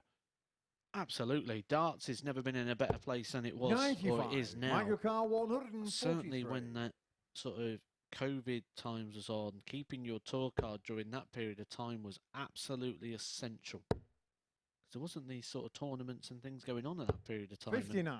The growth of the Martin Super Yulka, Series just gives people 83. an option that a lot of people are now starting to choose to take. I know I've decided this year to go with that route myself. Robert Thornton, one of the players that have decided to. And when we look at it, like 11 people who lost tour cards have decided 47. not to try and renew them. Michael Carr, I wonder what their 84. intentions are this year. Well, the intention for Symes here is to get a second leg of the day in the ledger, and he's going to have to go for 14.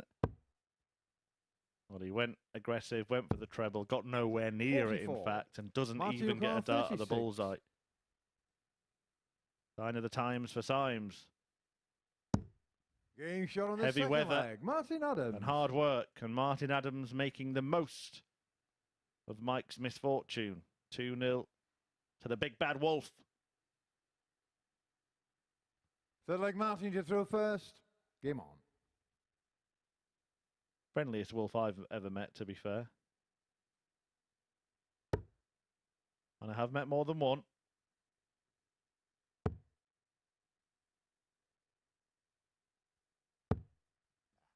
$98.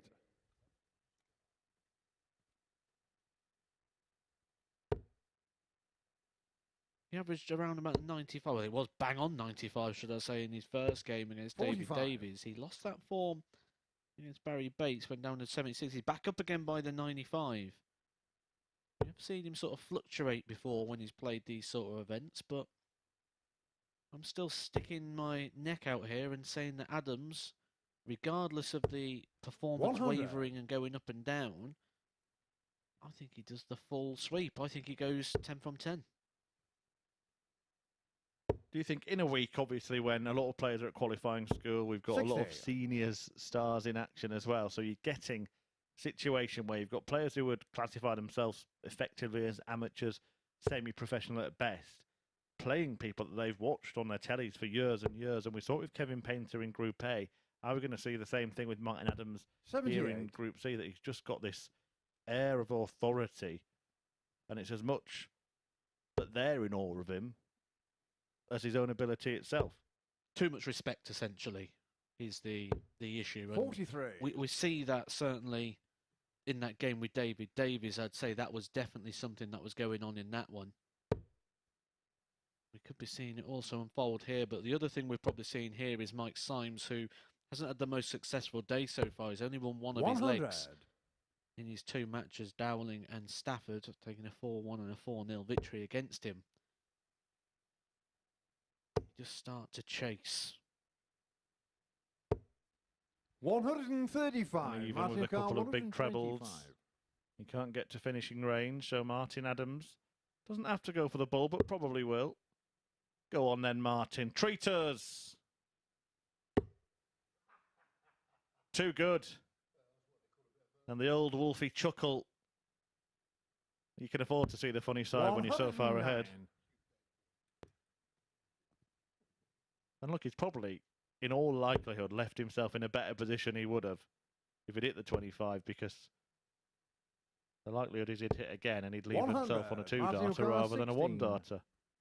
You see him giving the dart a telling off as well in the board there, giving it Game shot prod, a on the poke third and leg. a Martin Adams. telling off. He's probably saying to it, you need to go in the 8-8 next time, you do. Maybe that's what you need to do. Maybe you need to tell your darts off. Make them do what you want them to do. Fourth leg One back more to to throw go. first. Game on. And Adams is on 6 points. Well, Mike's missiles are misbehaving so far in this one. 60. Almost a 20-point gap between the pair of them. Symes hasn't had a darter double in the game yet. That of his own making, though. Remember, he missed that big 14. Would have had a dart at the bull himself. 83.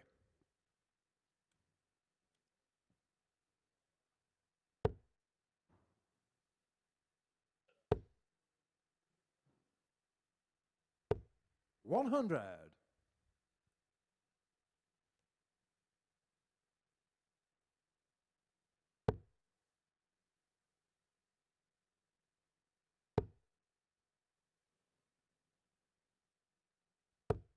100.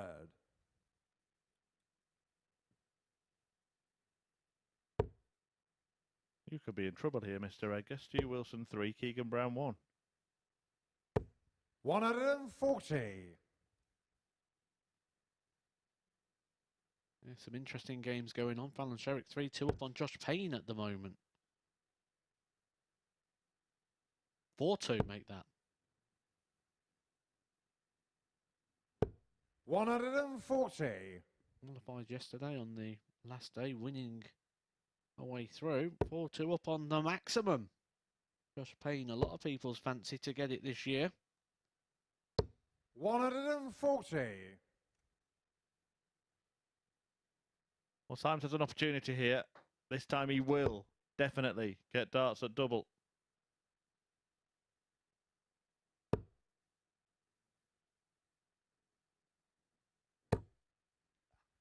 $60. Microcar 61.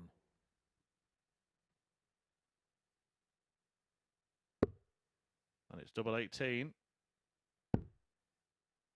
Double 9. But it's a miss and it's a mess from Mike Symes, and Martin can mop up and get the job done.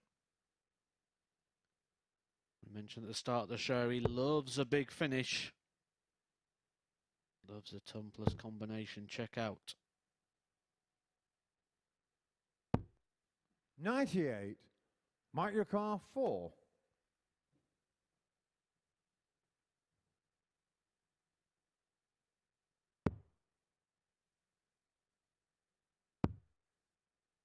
Madhouse to stay in the match. No score. And again, it's a massive Martin miss. Car 20. And it looks like another massive win for Martin Adams. 4-1 against Davies, 4-0 against Bates. Game shot on the match. And 4-0 Adams. against Mike Symes. Martin on the march. Adams is at it here at the MODUS Super Series. A fantastic whitewash win. And he is looking very, very good indeed. Coming up next after the break, it's Barrie Bates against another unbeaten player in Kevin Dowling.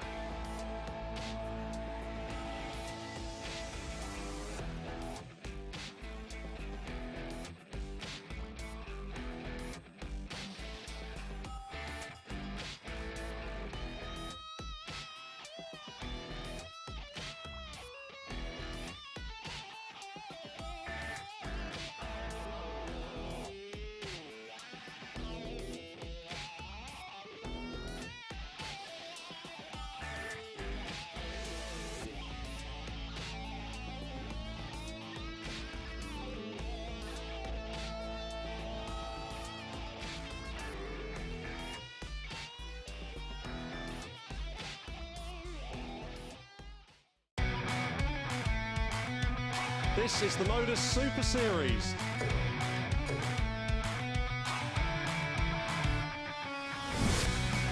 $180.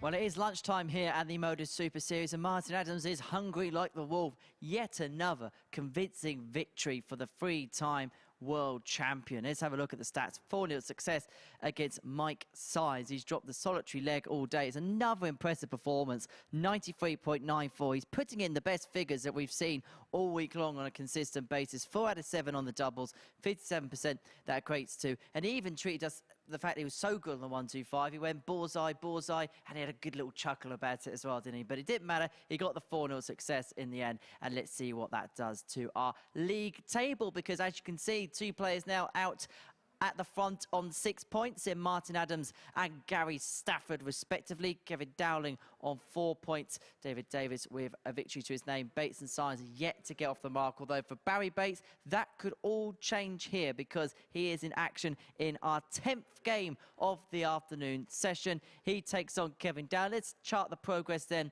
of both of these players so far today. Barrie Bates involved in this battle here, with David Davies took out this 1-0-1 finish. It was defeat, though, to the Welshman for Bates. Whilst for Dowling, it's been a good start to life at the Super Series. Defeated in this game against Gary Stafford, but took out this 1-5-1 to save the match, with Gary all the way back on 1-1-6. Well, who is going to win out in this tungsten battle? Let's find out in the company of Matthew Edgar and first Chris Murphy. Thanks, Henry. Yes, Kevin Dowling was defeated, of course, by Gary Stafford. I slipped up there before the break. Well, it's going to happen once every few years, isn't it? He takes on Barrie Bates, who's slipped up all day long so far. Beaten by Stafford himself in his opening outing, and then lost 4-0 to Martin Adams, who's just won 4-0 against Mike Symes. And Dowling, all of a sudden, maybe feeling like he needs to win because Stafford is suddenly emerging. He put on a good show, didn't he, in his last match? And we're going to see him in a couple of games' times against Martin Adams in that top-of-the-table tussle.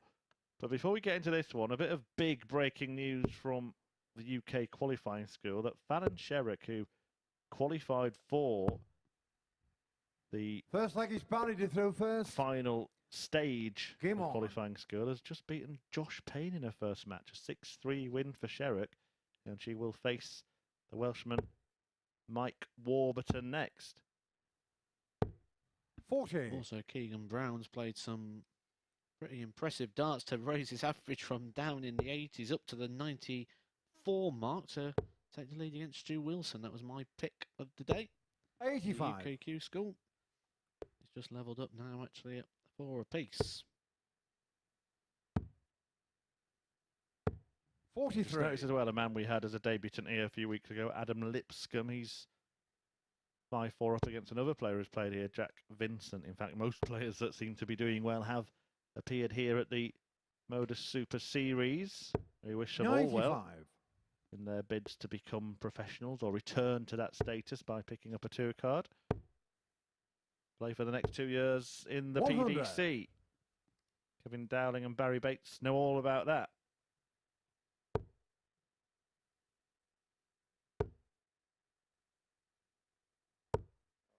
$85.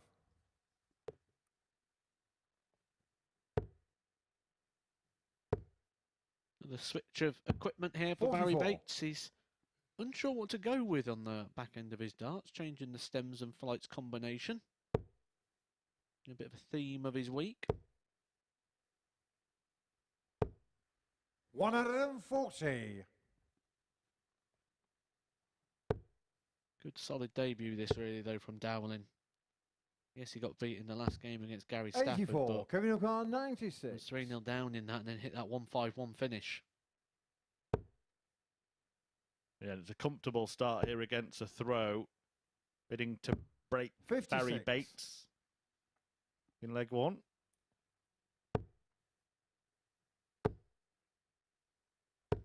$60. Kevin Newcar, 40. Game shot on the first leg. Kevin And Dowling. that's exactly what he does. Double top for Kevin Dowling as he looks to get back on track after that defeat against the inspired display of Stafford. Although he did almost come back in that match, landing a brilliant 1-5-1 Second leg, checkout. Kevin, you throw first. Game on.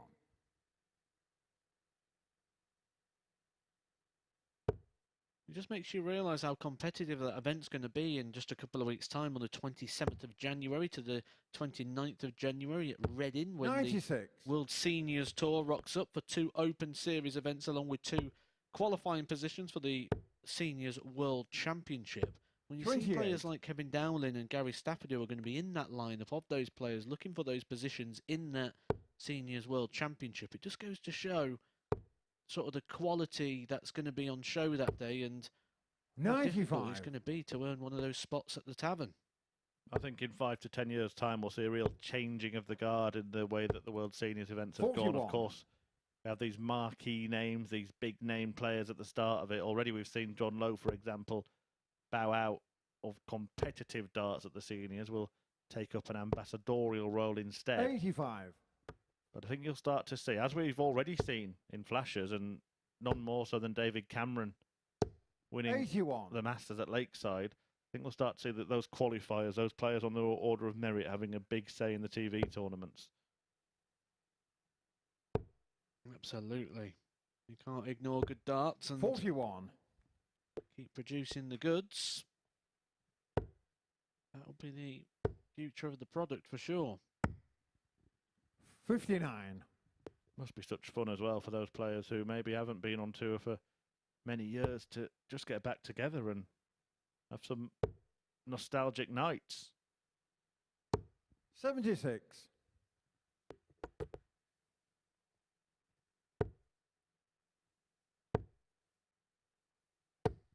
$100. Kevin Newcar, 108.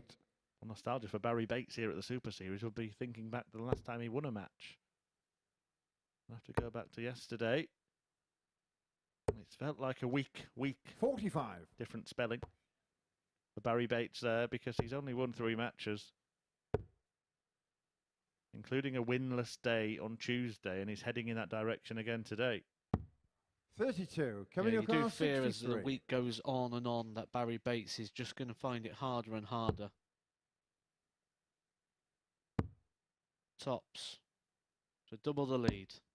23.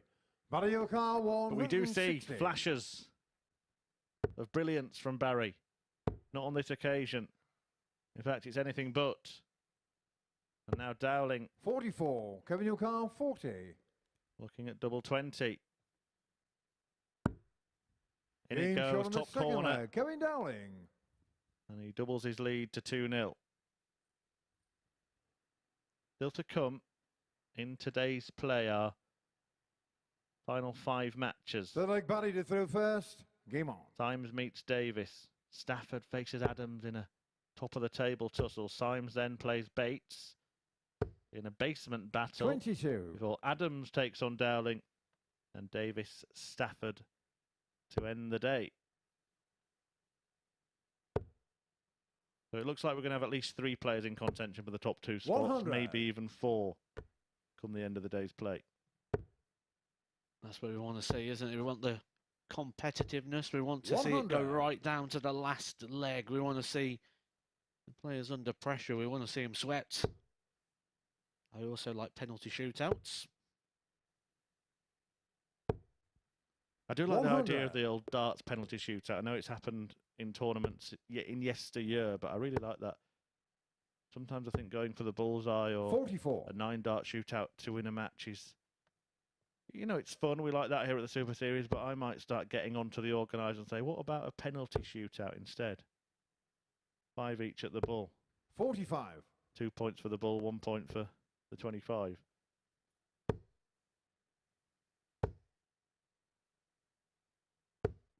$22.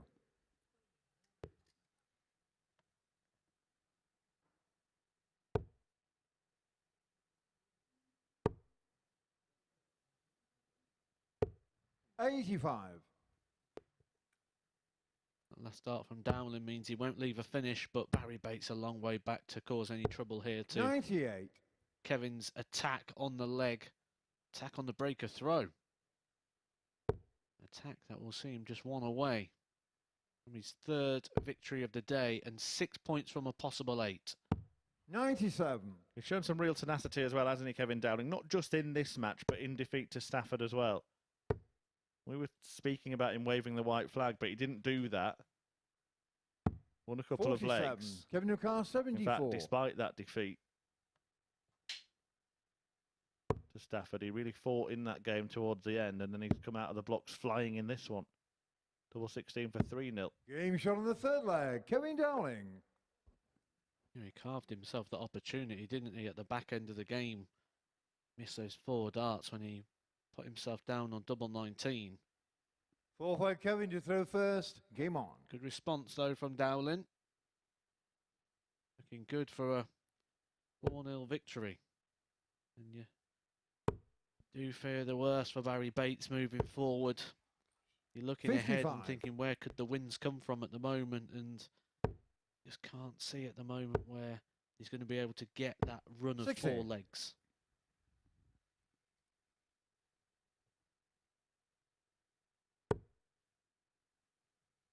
Massive game warming up at Q School at the moment, about to take part on board number 2 in Europe. 43.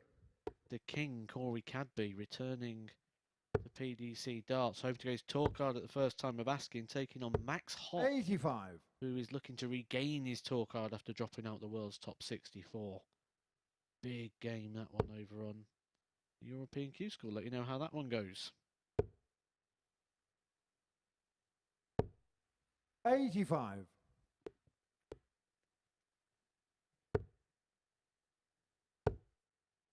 Well, your man got through, didn't 59. he, Keegan Brown? 6-5 in the first round against Stu Wilson. My selection to make it through today, John Henderson, 4-0 up in his first match against Liam Meek. Do get in touch, tell us yours. I want a couple of names, one from the European Q School, one from the UK Q School. 80. To win their tour cards outright today. Just a bit of fun. If you get them both right, though, we will try and source you a little prize. 100. So get in touch at MSS Darts on Twitter. You can tweet me at Chris Murphy 180. Matthew's on at the Edgar 501. Don't want any after timers. 60. Give us the evidence now. We won't be taking any more names once the entire first round is completed. I think that's 44. fair.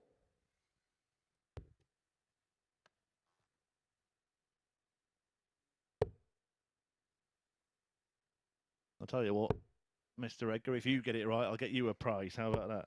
22. Varioka 153. Yeah, I'm all in for that. Is he all in for this? 117. It was one of those Kevin flashes, Newcastle, wasn't it? 156. But the width of the wire, the difference, and now Dowling has a chance to defeat him 4-0.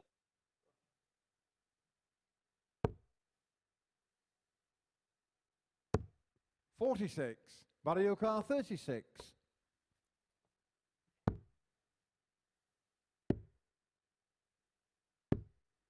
$18. Kevin Newcastle 100. Nothing's assured with Barrie Bates, is it? Whether he's going to hit, whether he's going to miss. Kevin Dowling got a chance to hit. And to hit a match-winning dart. 94. Varioka 18. But when you watch him close up, the action of Barrie Bates, you do wonder how anything goes anywhere near its target sometimes. Well, he's lucky there not to have gone in the wrong bed. 14. But it left it tricky. 16. And now he's staring down the barrel of another whitewash defeat. Any room? Plenty of room. No score. Couldn't find Varioka it. 4. A long way off there for Kevin. No score. Kevin That's Newcastle an even 16. longer way off for Barrie Bates. And the long thing here is the length of this leg. Yeah, look at the laboured look on the face of Barrie Bates. I think he wants it over. 12.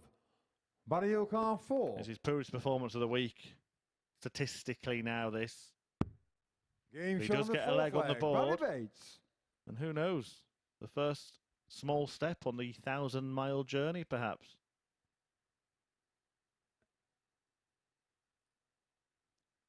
Fifth leg Barrie to throw first. Game on.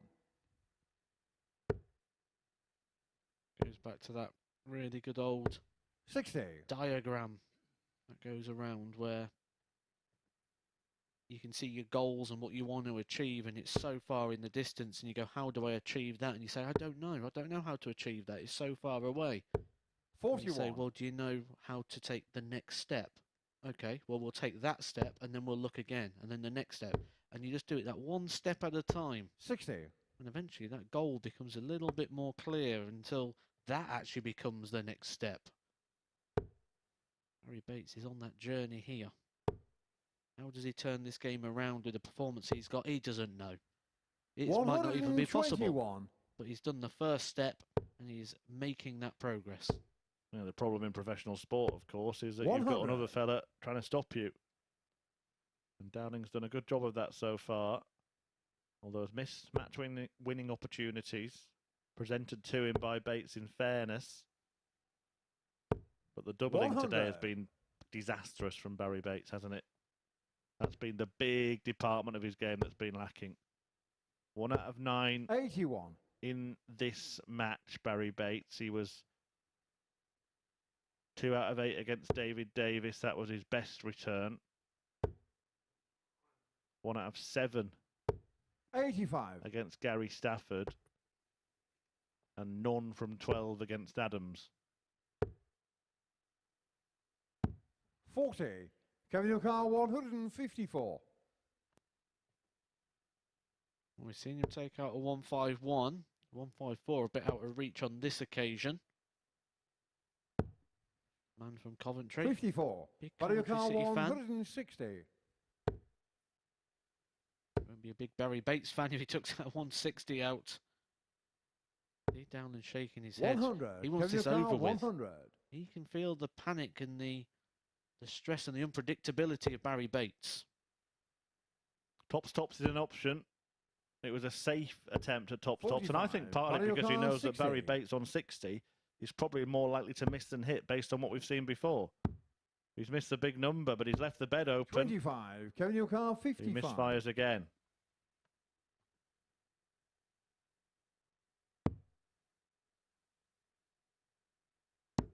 And Game Dowling shot of the delivers. match, He Kevin beats Dowling. Barrie Bates 4-1 to bounce back from that defeat he suffered versus Stafford a little earlier on. And it's looking very, very good for Kevin Dowling. He'll be in contention. I think it is safe to say that Barrie Bates will not.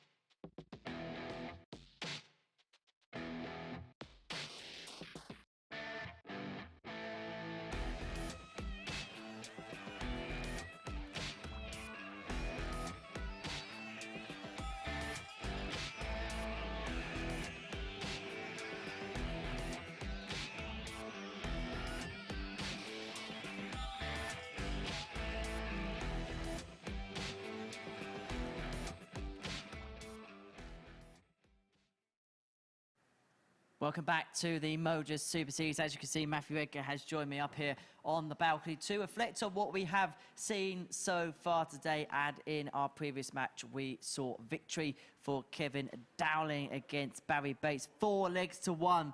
That one in Dowling's favour there. 4 out of 13 on the doubles for Dowling. 1 out of 10 for Bates. Let's see what that does then for the league table then as we reach the 2 third points of the day. Martin Adams, 6 points and 6. Same with Gary Stafford. Kevin Dowling now also on 6 points. David Davies on 2. Symes and Bates yet to get off the mark. Matthew Edgar alongside me to round up what we've seen over the first 10 games. Spoke about Martin Adams during our first little reflection. It's only fair we give Gary Stafford the same sort of credit now.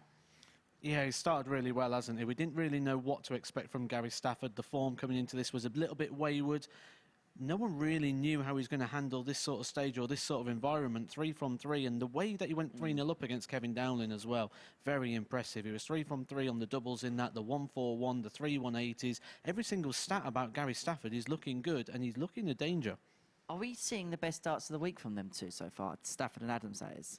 I'd say Martin Adams especially, yeah. Martin Adams is looking like the runaway winner of this group, which kind of we expected beforehand as well. The bookies pointed us in that direction as well. And Martin Adams is producing the sort of darts as well of someone who's got that credit and someone who has got that prestige. And he's looking unstoppable. I mean, I think 1 leg he's lost so far today, and it's carrying on. But he's got the tough bit now. He's now got Kevin Dowling, and he's also got Gary Stafford to come. Those 2 players that are up there at the top of the table. So we'll really see what Martin Adams is made of in this format. Even though we're seeing the top 3 players all on 6 points, you could kind of see the way the fixtures pan out for the rest of the day that the group is going to open up a bit more just because of who's playing who.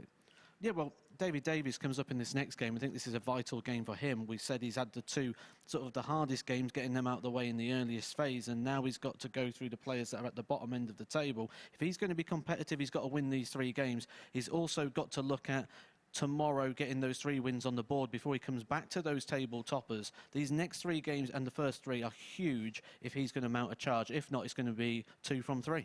As we see him getting victory against Mike Symes early on in the week. They're the 2 that are going to battle next up here on this Oki. You get the sense even at this early stage for both players, it's getting towards must-win territory. You get 3 lives. That's my rule here in this group. When you're in a Group C, you get 3 lives, 3 opportunities. That means you can lose 3 matches and still qualify. If you lose a 4th, you're pretty much out. We have seen sometimes people have qualified with 12 points, but it's a fortunate position to be in. You've got to be getting to 14 points, and then even then, we've seen players go out with legs. 3 lives, and he's used a couple of them already. Well, we'll see what happens in this battle. Matthew Edgar's going to race his way down to the commentary box to join Chris Murphy. No rush, Matt, no rush. But there is a sense of urgency for this pair. Mike Symes in particular, having been beaten in his opening match by Kevin Dowling, the one that followed against Gary Stafford. Really in need of a victory, Mike Symes, with a couple left to play. Was also beaten by Martin Adams just a moment ago, that whitewash win for Wolfie. David Davies, though, maybe just bought himself a little bit of hope when he beat Barrie Bates last time out, having lost out to Dowling and Adams in his first 2 matches. He will take on Gary Stafford in his last. Game on. Symes still has Barrie Bates to meet. And they called it must-win territory. Well, he's used his 3 lives that Matthew Edgar's given him. 41. Davies could still turn his day around from what was looking like a record of losses into a positive one. 90.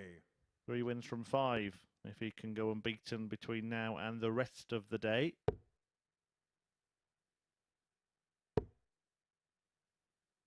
Mike Symes has had, I think it's safe to say, moments this week on debut, and I think he's probably done enough.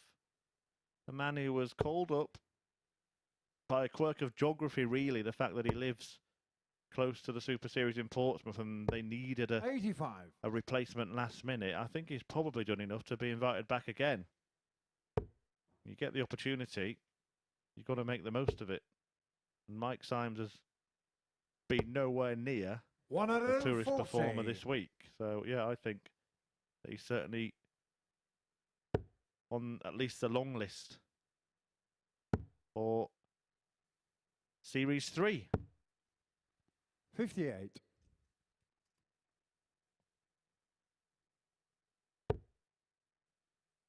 Makes you wonder as well what a couple of stints in this sort of environment will do for him. 41.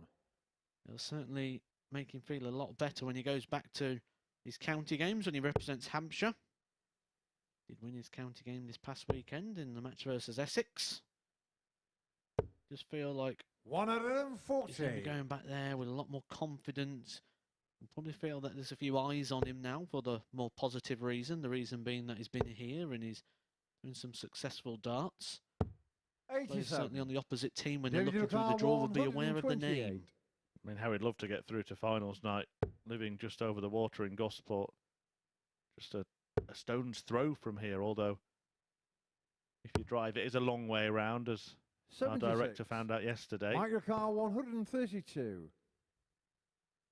Then goes to Gary Stafford in Southampton, just down the motorway. He would bring a few fans, I'm sure. 107. Unlucky there. David Ducar 52.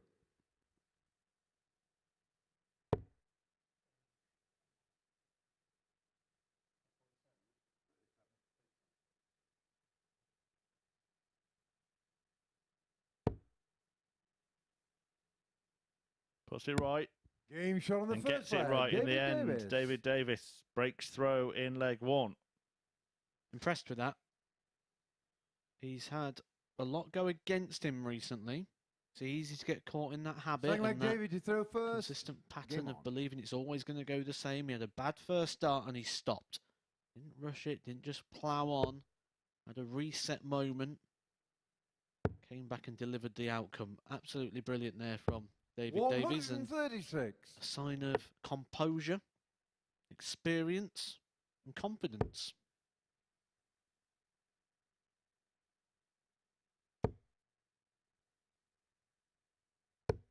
$60.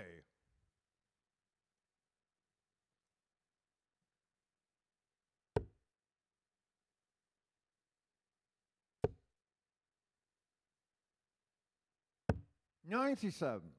Just having a little look at the European Q School, and Corey Cadby 5-2 down against Max Hopp in the second round. Hopp averaging almost 101 in that one. 60. It is one of the quirks of Q School, isn't it? You can run into other big contenders, big name players at other times, and maybe Max Hopp is a little bit inspired by what we saw from 98. Gabriel Clemens at the World Championship, because he would want to get back in the mix as a man who was for so long the top Deutsche Darter.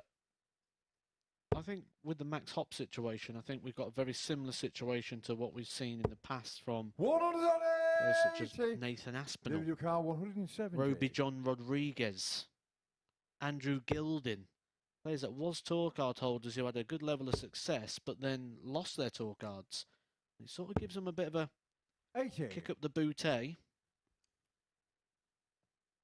Then they come back a better version of themselves. He averaged nearly 100 there in that 6-2 victory over Corey Cadby. The King is out on day one. He's got 3 more days of action to go though. 30. Still expecting David to come Ducar through that 90. one. Well, this is about the time I wheel out the speedboat, Matt. Here's what you could have won. You'd offer a prize for the winner. The prize will not be going to prime time. The prize for David Davis here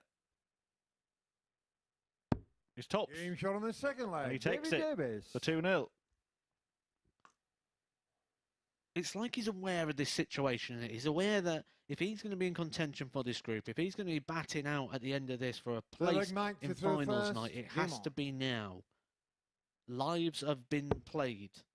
Chances are now at a premium, and he knows he's probably going to have to go clean through the sweep today and then clean back the way 140. through tomorrow. Although the way that statement has actually aged, the last game against Gary Stafford hasn't aged too well for that theory to play out. 139. But he is growing into the day. David Davis Mike Symes, remember, missed the bullseye for that 1-3-2 checkout in the first leg. Davies has been in punishing mood since then. He's a couple of legs 100. into this match, averaging 95.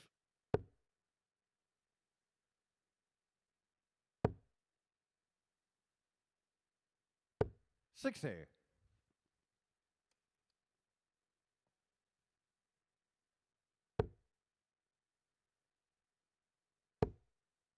You know, it's been decent enough quality of the game when 28. after 2 legs there've only been 3 darts at double.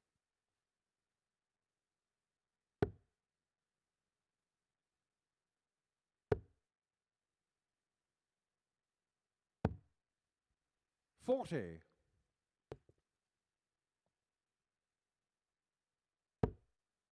My picks for the Q School. Yella Clarkson in action now. $60. He's winning 2-1 against a player I must admit I haven't heard of before. Fabian Stuetz is my attempt at the pronunciation. Oh, John Henderson, the man that I'm backing in the UK Q School, has won 6-0 in his first match. I almost felt like Paul Hinks was calling that perfect score for me.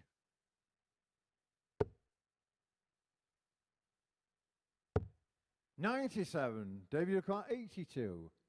Will he be calling game shot to follow the 180?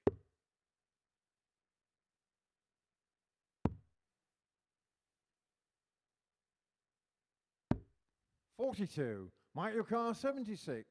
Well, it's been a good performance from David Davies, but Mike Symes could offer some resistance to that.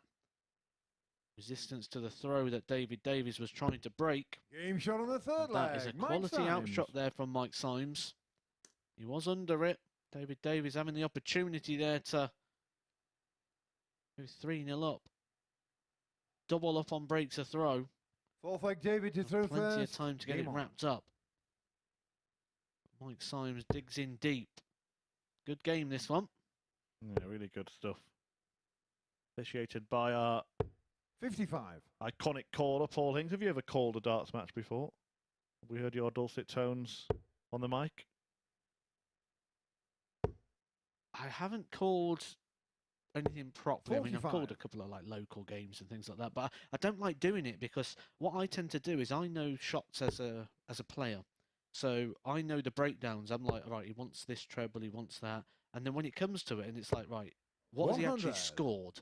I know what he's left, but I don't know what he's scored. So you stand there like trying to work it all out. I don't like it. Have you got a 180 call? Do it now. 180. Sounds just like Paul Hinks, doesn't it? Good work. I actually once did have to deliver a Paul Hinks impression on the Sporty 52. TV, Sporty Stuff TV cross. Are you doing that tonight, giving your top tips, or is we're going to get Henry's highlights? Well, Henry's highlights last week landed a 24-1 little lacquer. 60. That's during the Greyhound coverage around 8:25 this evening. Tune in. Get a little preview of tonight's action from Group B. I was put on the spot like you were 41. then. I actually delivered a 180 that I would say was not a bad impression of Paul Hinks. How did it go? 100. I actually just called 100. No, I'm not going to do it because I don't want to deafen the viewers this morning. 44. Mike O'Connor, 76. Leave that to Henry tonight.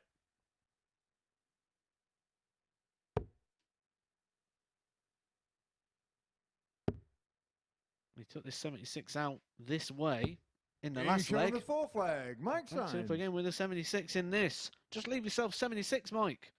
That's the way to the success here for a guy that lost his last 2 matches 4-0.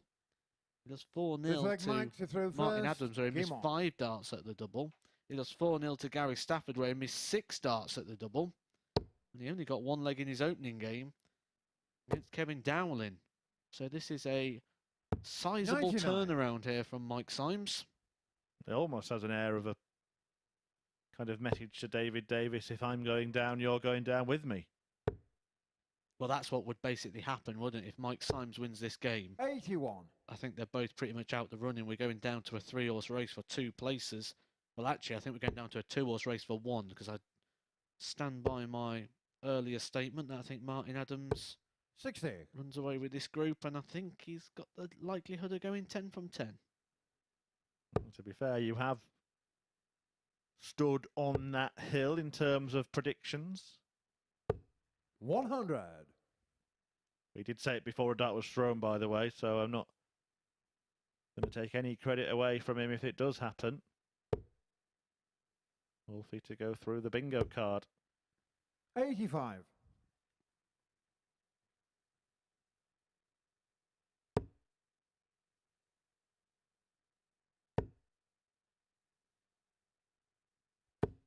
$140. Lovely darts, them all nice, compact. In that top left area of the treble 20 bed.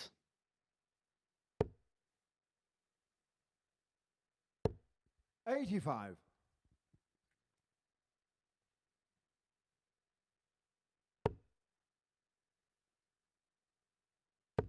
He's carrying on. Just stay away from it now, David. 140. No danger of the bust. We've seen Mike Symes bust 172 on his first day here at the Super Series.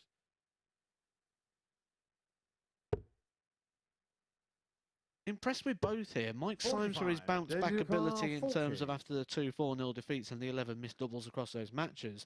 But David Davies, who hasn't had much go his own way so far today, 2-0 up, it's come back to Being shot on the 2-2, fifth leg. David and then Davies. puts in a 14 dart leg to break the throw. A lot of credit can be chucked on the players in this game, regardless of what now becomes the outcome. Sixth leg, David to throw first. Game on. Denby's David Davies is darting defiance.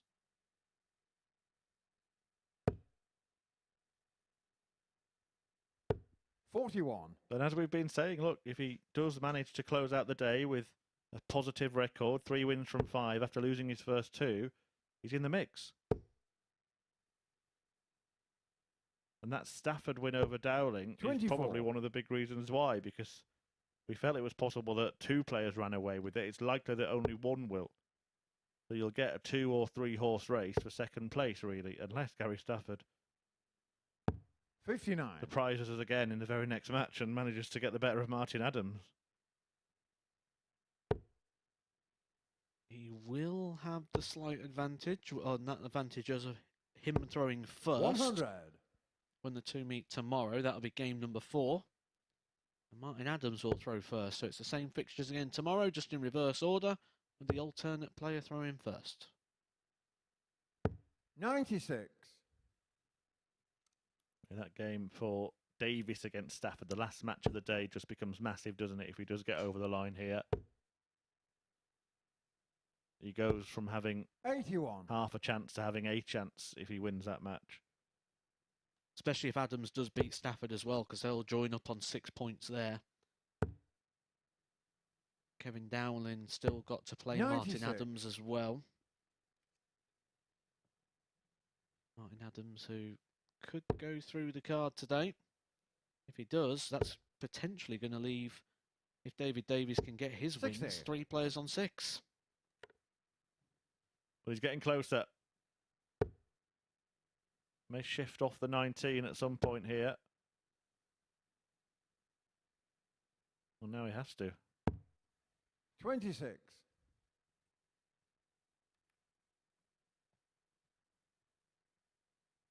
Was going for the 19 to leave himself on a finish. Symes will be first to it. That didn't seem likely. 100. A throw a go.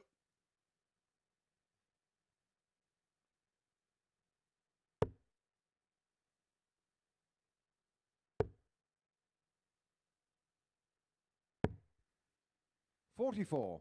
Mike Lacar 136. Oh, he's made a bit of a mess of this at the back end.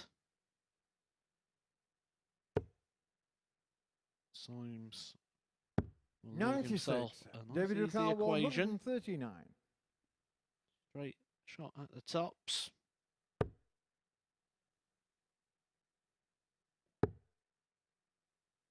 Nearly recovered this messy end to this leg. Symes to take us all the way to get the throw 81. back. Microcar 40. To put Davies into a must-win situation.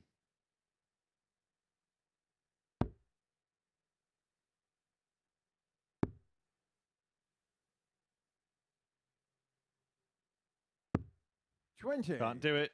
And David still, car 58. we haven't had a last leg shootout all day long.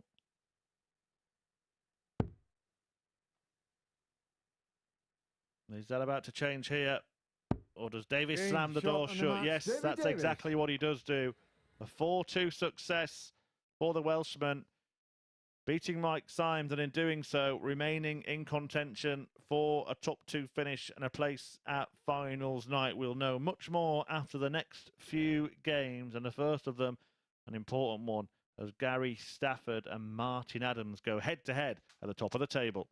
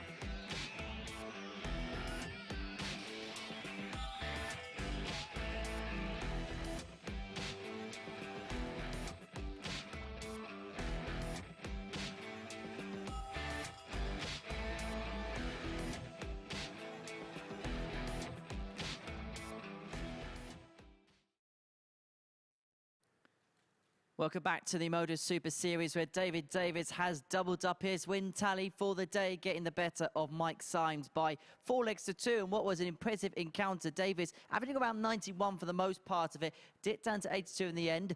4 out of 6 on the double, 66% ratio, 90 high out. Whilst for Symes, 81.5 for himself. 2 maximums in that match, 2 out of 7 on the outer ring. That equates to 28.5%. So that is what happened there. Let's see what it does then to the league standings, because as we can see, the 3 players on 6 points, but David Davies is now keeping them company on 4. Bates and Symes now have got huge work to do. You sense if they're going to have any chance, they're going to have to win every single remaining game and hope for slip-ups elsewhere. Well, coming up next, what a treat we have for you, because it is a top-of-the-table tussle as Gary Stafford takes on Martin Adams. Stafford, who's played some magnificent stuff today, hit that 1-4-1 checkout in that fantastic success against Kevin Dowling earlier on today, yet to be defeated. And that is the same for Martin Adams. He got the better of Mike Symes in his previous encounter. 93 average there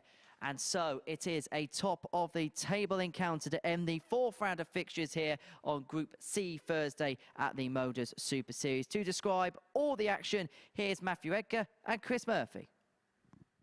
It is indeed a showdown at the summit. A meeting between the two undefeated darters in this group as Martin Adams, three-time world champion, favourite to win the group, living up to that billing, takes on Gary Stafford, who's been something of a surprise package so far. The Southampton slinger winning all three of his matches, including a standout success against Kevin Dowling. Can he upset Wolfie here? Or will Adams carry on the charge towards finals night and make it a real night of legends with Kevin Painter already through on Saturday? How Southampton's Stafford would like to be there as well. I'm sure he would bring a few fans. If you want to be there, why wouldn't you want to be there? Tickets are available via dartshop.tv. Maybe you think you got to tighten your belt just after Christmas. Well, don't worry. It's absolutely free. Come and enjoy a night out. If you can get here to the Live Lounge in Portsmouth. First leg is Gary to throw first. Come and join us. Meet the legends like him, like them. And you can also meet the man alongside me as well. Matthew Edgar joins me to talk you through this all-important affair at the top of the table. Well, this is going to be an interesting one because at the start of the day, I don't think we expected it to be the way it has gone. Gary Stafford was one of the big outsiders for this group and played himself into contention, and he's now taking on the big favourite here that if he gets that win, he's going to really shake everything up here in this group. Just for this group alone, Gary Stafford started the day at 16 to 1. 100. Gary Stafford for the week, you could have got 66 to 1. If you fancy him for it now, you're going to get nothing like that. Them odds will be absolutely decimated. Gamble responsible. 140. Stafford and Adams unbeaten, as I said. There are a couple of donuts at the bottom of the table. Mike Symes and Barrie Bates. 100. Without a win, they're going to play next. So we are going to see the unwanted record and the unbeaten record go for one player in each of the next two matches. But for one of them, of course, it will stay intact, which means that somebody will lose all of their games 45. today. Will we see somebody win all of their games today?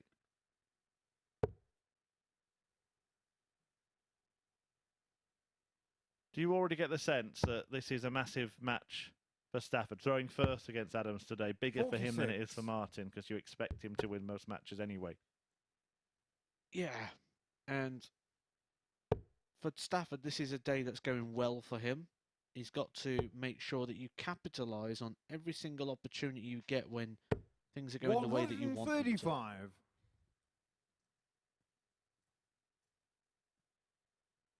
He's in danger of offering opportunities here to Martin Adams for the break. 137. Brilliant Matthew Carr, response. 121. But this would hurt. This would hurt. Where's he looking here? He's gone treble 15. Well, Gary Stafford is looking at 89. that and he can't believe Gary what he's Carr, witnessed. 58. Martin Adams, I can only assume he was unaware of what his opponent was on there. I can't believe he hasn't gone for the 11 segment to get a go at the bullseye. Yeah, it's really baffling that from Martin Game Adams, show and he's on the first punished. leg. Gary Stafford. Gary Stafford, 1-0 to the good. Martin Adams just pondering here at the back of the stage. We're pondering in the commentary box as Second well. leg, Martin to throw first. Game on. I'm not a mind reader, but I don't think it was mind tricks. I think it was a lack of awareness there of what Stafford was on.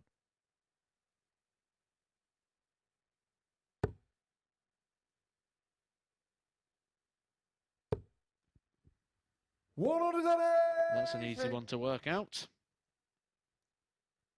All in, the maximum.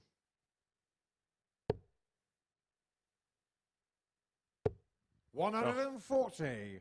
We're not going to see them repeat the feat that we saw at the World Championship final. Been a few referees do that call, actually, haven't they?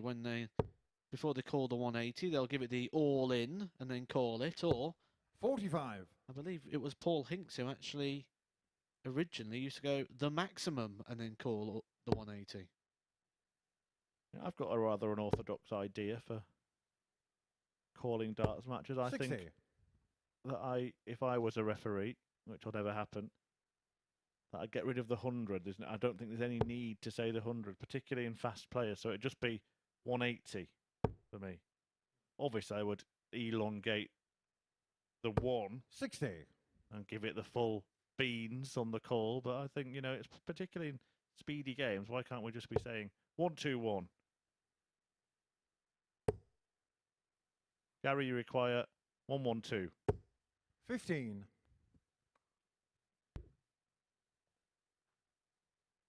Can't think of a quicker way for him to say 15, to be fair.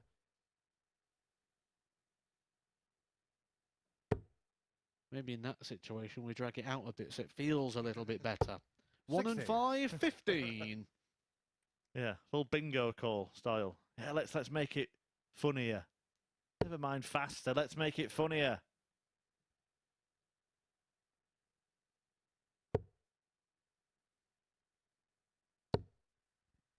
$140. Martin McCann, 156. Well, Adams, having denied himself a go at a double in the first leg, needs 2 treble 20s to get one here. Gary Stafford could break him if he can find a supersized outshot of his own. 140. Gary O'Carr, 146. Big darts.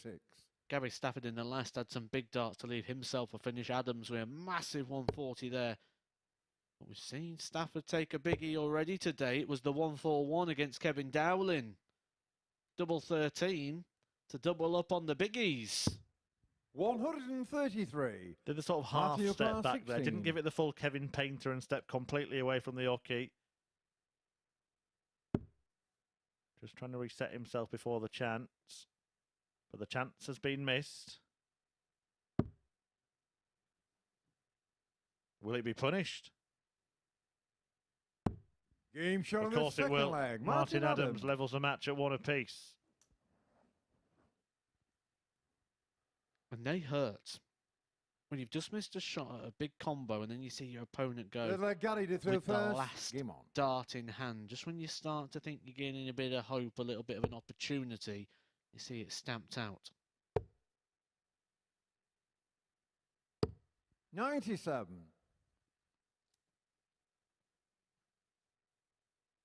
Just 3 games left to play today after this one. Mike Symes against Barrie Bates in the meeting of the cellar dwellers. And Martin meets Kevin Dowling, what we expected to be a top 2 clash. This is a top 2 clash. 140.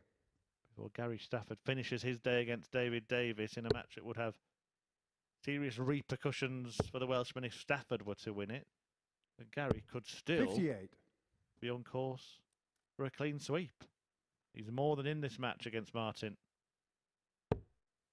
He is, and just having a look at the odds compilers, they're not reacting to it at the moment. They still think Martin Adams is firm favourite. They have not seen enough yet to 83. start looking at laying the odds a little bit and making them a bit more level in the in-play.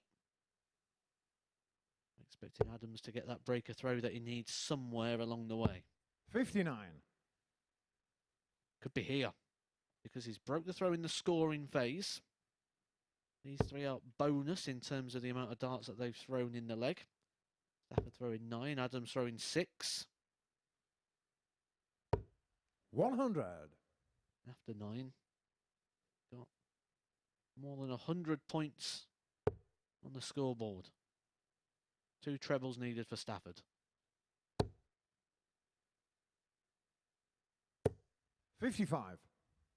Found 1 treble, not the treble he wanted, so Martin Adams is now in position to break through. 6 darts from 178, and he's taken 60 off that already.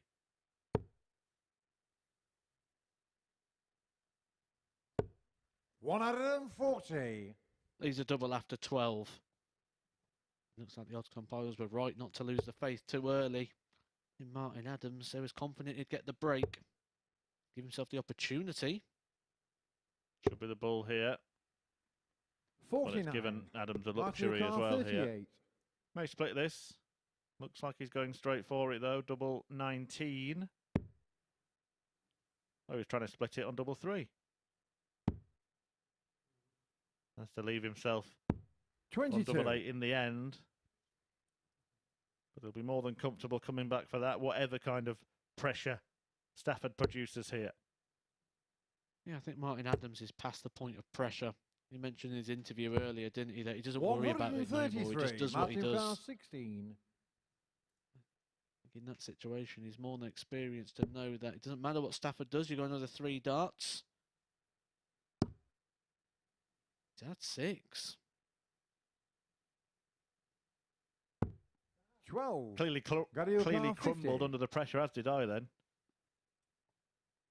Joking, those 2 darts at double 8 in particular were well thrown, just missed, didn't they? But the last one was a bit off from Adams.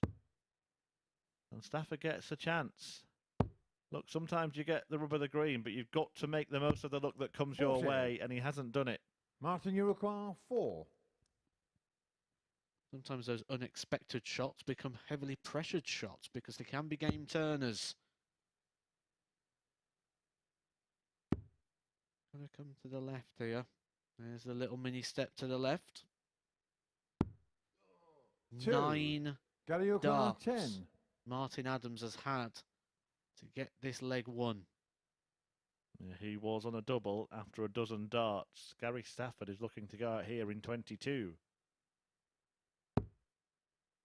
Good marker. But not used, just the wrong side of the wire. 6. Martin Uruguay, 2. And Wolfie will just be thinking to himself, how have I got away with that? Game shot on the 3rd leg. Martin Adams. Well, it's a break that he was expecting, but he was expecting it about 90 seconds ago. It took him 10 darts to get out there, 12 darts to get down, and 10 to hit the double. 4th leg, Martin to throw first. Game on.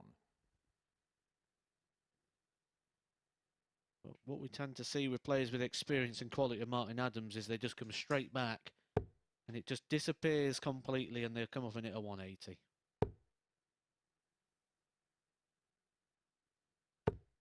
$180. That was the sound of Matthew Edgar dropping the mic.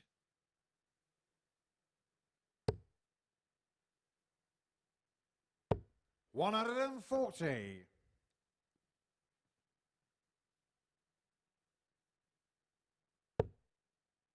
How about another one? Oh, just underneath. Moving across now to try and force a 140. 100. But you could just see before that leg as well, Gary Stafford in the background. Visibly frustrated. He knew how big a chance had got away from him there. Yeah, he's just got to cling on to Martin Adams here because Martin Adams is trying to make a charge. 100. He's doing a good job at that. He's just staying in touch, keeping close, hoping an opportunity presents itself.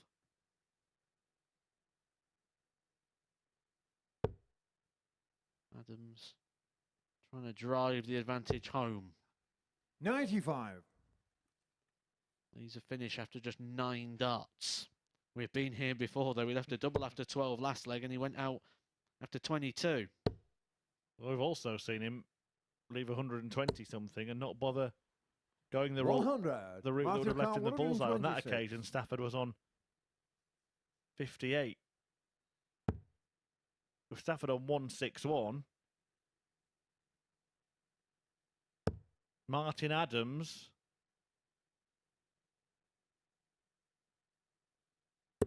does go for the ball. Not only that, he hits it as well. A 1-2-6 out shot for Adams, a 3-1 lead. Well, you have to get the better of Wolfie when he's wounded. Game on. Look at him laughing away to himself. He's a happy chappy, isn't he? Pleased with his day's work and pleased with that finish, but baffling stuff when you consider that in the first leg of the match didn't bother with the bullseye when Stafford was on 58. 60. Probably laughing at the fact it took him 10 darts to hit a double, but yet he can hit the smallest target on the board, which is the bullseye in 1 dart. This game at times almost feels like it makes no sense.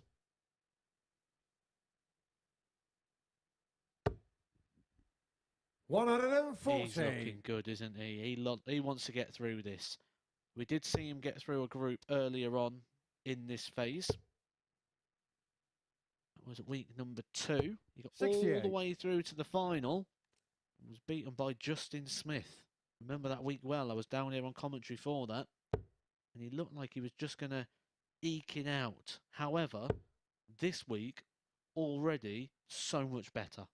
Visibly better in the action, responding to all the big moments and the pressure. His third 180 of this match. Martin Adams looks like a serious, serious contender. Then remember, the winner of the week will join Justin Smith and friends at Champions Week.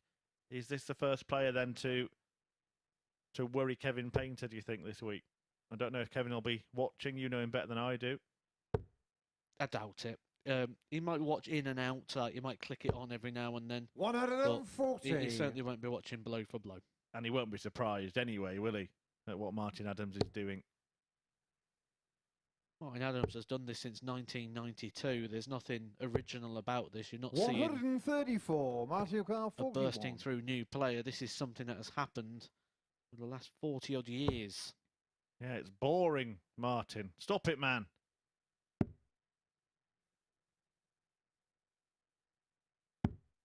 Didn't mean it. 99.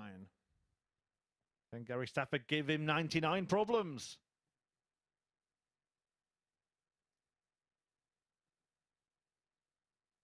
Oh, trying to take a bow, but he might well do that. It's okay, don't worry. Be happy.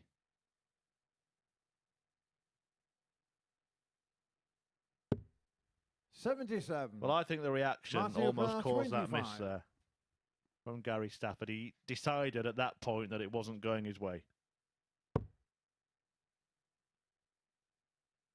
2 darts to send him on his way. Game, shot, Martin and a Adams match. continues Martin Adams. his absolute clean sweep and his domination here of Group C. A 4-1 victory over Gary Stafford, who tastes defeat for the first time today. 3 from 4 from him. But Martin Adams, can anyone stop him? Only one more chance to get him stopped. That is Kevin Dowling. But before that match, we've got Mike Symes taking on Barrie Bates.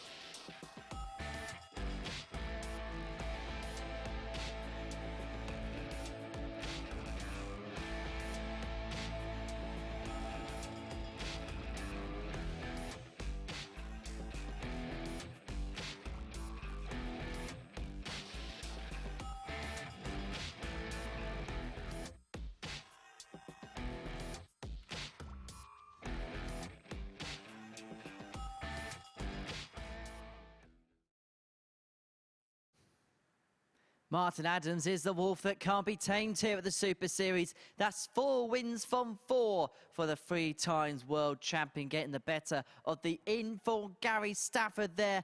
A 91.5 average, 3 180s to his name, until he actually went for that final match winning double, or the final double in the final leg of the match. He was averaging 96 in that game. 4 out of 16 on the doubles, 25%. A 1-2-6 high checkout as well. That was a fantastic bullseye checkout for Martin Adams. As a Stafford, 86.5 average, 1 out of 7 on the doubles. That was kind of his undoing in the end, 14.29% on the doubles. Well, this is what it does then to the league standings. As you can see, Martin Adams clear at the top of the table, 8 points to his name. Kevin Dowling now moving up to second due to the margin of defeat there for Gary Stafford in second place, now moved down to third, the 2 players on 6.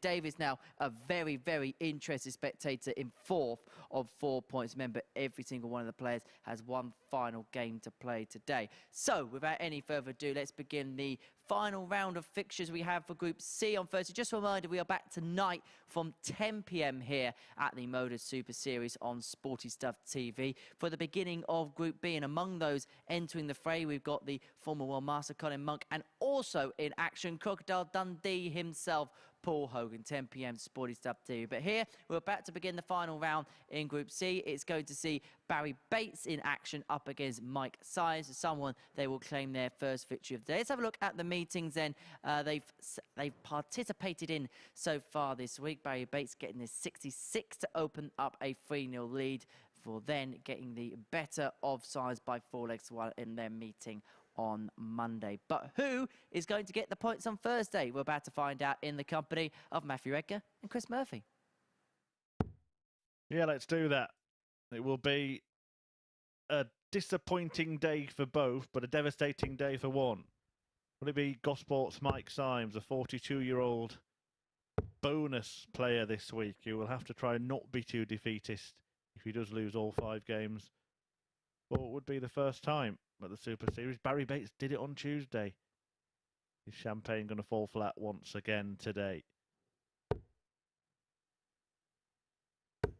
We can say both are out, really, can't we, of the running for the top 2, but nobody wants to lose all of their matches. Someone's going to have to. Both players not picking up any wins today, but you'd have First to leg say is Mike to throw first. Mike Symes has been the most likely Come on. of the 2 players to get that victory. Barrie Bates has this explosive short burst, but I just think as the week goes on, he's looked less and less likely. Yeah, Symes showed some stuff. I'll also tell you that we're both out of the running for the big prize today. Yellow Clarkson beaten at Q score 6-5 by Richard Vainstra, a man we saw here at the Super Series recently. He won the last leg decider with a 60 checkout last start in hand when Klassen was waiting on 36. So neither of us winning the sausage roll. 85. Well, that's at the European qualifying school. At the UK qualifying school, Fallon Sherrick is making steady progress once again. She won her first match, as we mentioned. She's now 5-2 to the good against a very good player in Mike Warburton, the Welshman. And a man who has appeared here at the Super Series in a different guise. He's sat in that chair that Matt Edgar's in right now, Scott Mitchell, averaging 114 after 5 legs and losing that particular match. 27.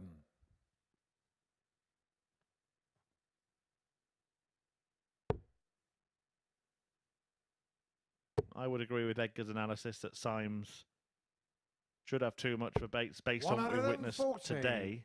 Barrie has really suffered a slide in standard. 60. When you've got Mike the amount of injuries 76. that Barrie Bates has, you're going to digress as the week goes on. And you just feel like Barrie Bates, maybe one of the 2-day 21. groups would probably be more suitable to him than trying to come through 5 days of action. Confirmation, by the way, that Fallon Sherrick is one of the 3 players through to the last 32 at the UKQ school so far. 6-2 win, over Mike Warburton. Symes looks at tops here. And 10s. Oh, he's no bust. score. Doesn't matter, shouldn't matter. The other 2 are Dylan Slevin, who impressed here very, very recently. and Christian Perez, who we saw, 60. of course, Microcar at the Ali 55. Pali.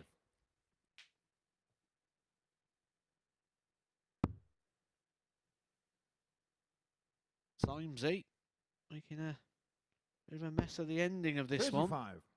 And that's just a lag of recent results, really, isn't it? Yeah, at this level, 59. you would expect Symes Microcar 20. to masturbate.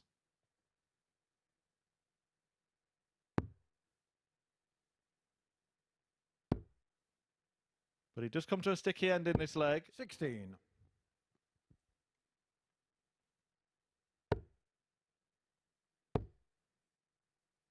Double 2 when he 44. returns. Microcar 4. Still, I mean, look at this. 24 darts thrown and Barrie Bates is not on a finish.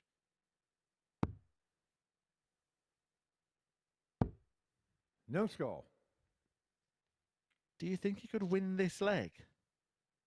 If he does, we could see Mike Symes. Bit of a capitulation. I think Barrie Bates letting us know that that is the 85. first treble 20 years thrown in this Microcar leg. 4.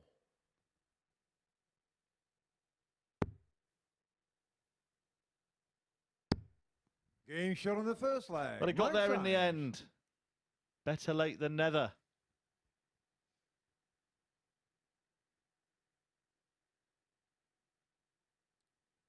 Second leg Barry to throw first. Game Barrie on. Bates did have quite the career at the top of the game. I mentioned he made that debut in 2007 in the World Championship. 2006 best 95. floor player in the PDC. That is the Pro Tour Order of Merit in the modern day.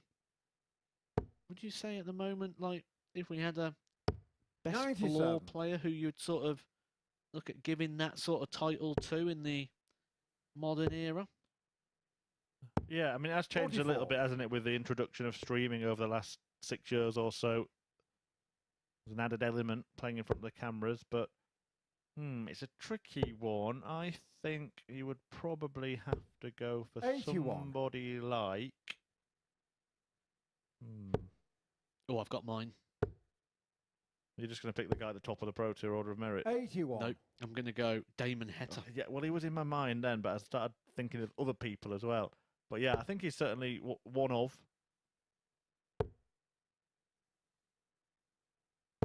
60. Ryan Searle, another one that pops into my head. Now, when he turns up, 100. I mean, you still have to go some to better Michael van Gerwen's record in Pro Tour events. And when I mean when he turns up, I'm not talking sort of metaphorically there. I'm figuratively speaking. What I'm trying to look 85. for is look at those players that are really high up in the Pro Tour Order of Merit who's not done much in terms of the TV. When you look number 3, Damon Heta, and then you look at his TV record this year, 121. it's got, you'd have to give him Floor Player of the Year. Yeah, Luke Humphries, top of the Pro Tour Order of Merit, but won most of his money on the European Tour, didn't he? 98. Whereas Barry 60.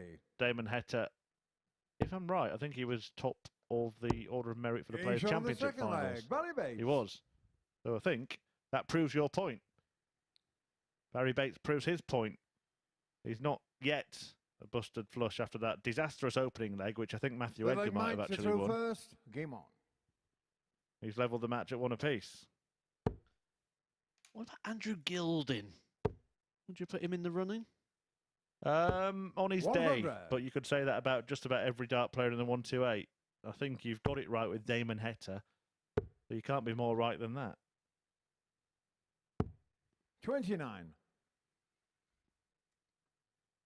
Actually, talking about floor players, we do have historically in darts floor players and stage players. I think that's becoming less of a thing now because of the European Tour, 59. etc. But one of the examples has been Kevin Painter over the years, very much a stage player. And usually that means a stage with a 25. crowd, but just thinking about it, the Super Series in Southampton, we never really saw the best of Kevin Painter. Do you think just the habit of actually walking onto a stage has helped him a little bit? Possibly, yeah. Like I say, he does enjoy that sort of stage 60. environment and the eyes being on him. just having a little chuckle to myself here because I'm looking at the Barrie Bates stats, and the walk-on song was The House of Fun by Madness. This is Madness. He has a 30 dart leg, he wins in 17 darts, then goes 29-25, treble 20, treble 20. 43. Very, very fitting walk-on song at the moment for the 53-year-old from Merthyr Tydfil in Wales. 82. At least that's where he was born, shall I say. Former World Championship quarter-finalist in 2009. Played in all the biggies.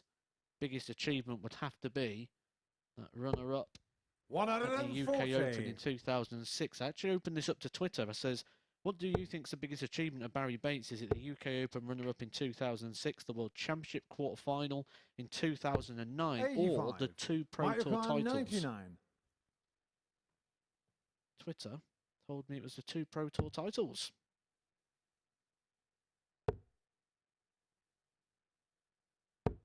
A lot of different runners up that UK Open. Very interesting tournament. The FA Cup of Darts, open draw. Vincent van der Voort amongst them. 80. There we go. Robin Hood. Right 40. through the ring by Barrie Bates.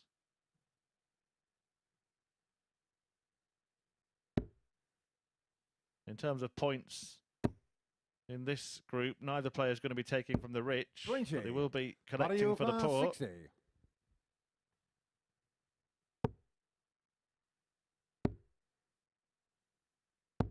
40. Mike Yukar, 20. Double 10.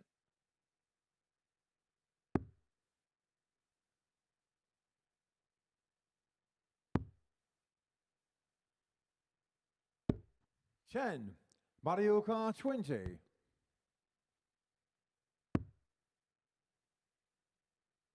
Double 5. No score. Mike Yukar, 10.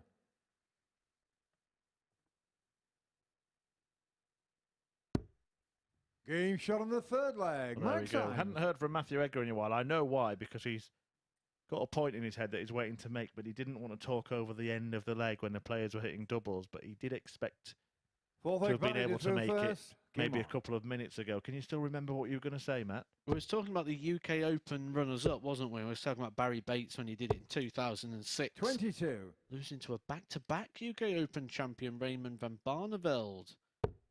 That's a rarity. Tough event to win that UK Open. But when you look through, that's the event where we've had some surprise finalists and semi-finalists over the years. Shane Burgess, the first one. That was at a time when he wasn't really making TV 95. events. He had a big run in that one. Gary Mawson, remember him? He looked like Benitez, didn't he? The then Liverpool manager at the time. Colin Osborne, who's got through to Champions Week, winning a week down here. He 60. got to the final in 2009, losing out 11-6 to Phil Taylor. The year I first debuted in the event, 2011. Wes Newton, the runner-up there. Saw him go out of Q School this past week, so he won't be returning to the Pro Tour. Andy Hamilton, that was around the time he was making the World's Final as well. He was making the last 8 of every tournament going, wasn't he, the hammer? Was Wes Newton's to James Wade? James Wade, 2011, 11-8. £40,000 the prize fund for scooping Mike that. Yukar, 121. I think Hamilton was against Phil Taylor, wasn't it, last year at Bolton? 2013, yes. 96. May as well go for it. Hamilton, by the way, is playing in Q School. He's 5-0 up on Lewis Pride. 81. Mike Yukar, 25. Decent leg this from Mike Symes. Hit a 180 to open it. And double 8 would see him go out in 15 darts. 9. Barrie Yukar, 91. The doubles have sort of been the issue for Symes here quite a bit here, really. 5 missed in one game with no return, 6 missed in another with no return. 19 thrown, 2 hit. 63. Mike Car. Can he hit? 16. Game shot on the 4 flag. Mike Symes. He can. And he's one away from a first win of the day, which would leave Barrie and Ireland at the bottom of the table. Here's a Fifth question flag, for Mike you. to And throw feel free first. to Game on. join in at home as well. Send us messages in to Twitter. You can see the tag at the bottom of the screen there at MSS Darts. I can see it on my screen as well. If you put my tag in there at the Edgar 501. 59. UK Open. Did you prefer the old venue at Bolton or do you like Minehead?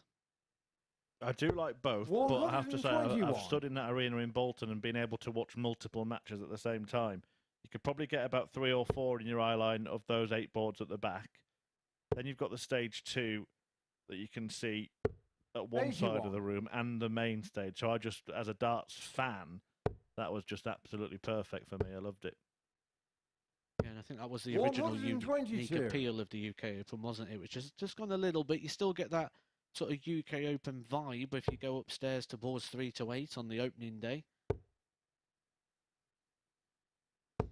100. Yeah, I was actually in the arena when Gary Anderson hit a 9-dart finish on stage 2. Oh, I was 81. there for the one at Bolton.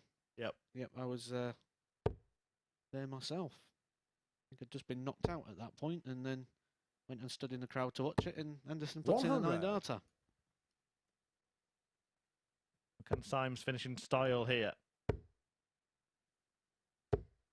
41. Mike Car 161. Give us a tungsten treat, Michael. Yes. No. It's working it out. It's 92, Mike. Back up on the 20s. Perfectly 129. back up on the 20s. Barrie Car 136. To get it done, double 16. To get his first 100. points Mike Car of 32. Group C.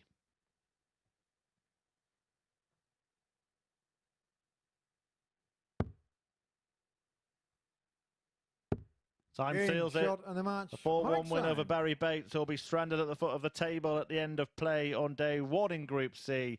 Mike Symes has won a game at least every day he's played after that late call to compete at the Super Series this week. Well, we've gone from a meeting at the bottom of the table to one towards the top as Martin Adams faces Kevin Dowling. That's coming right up.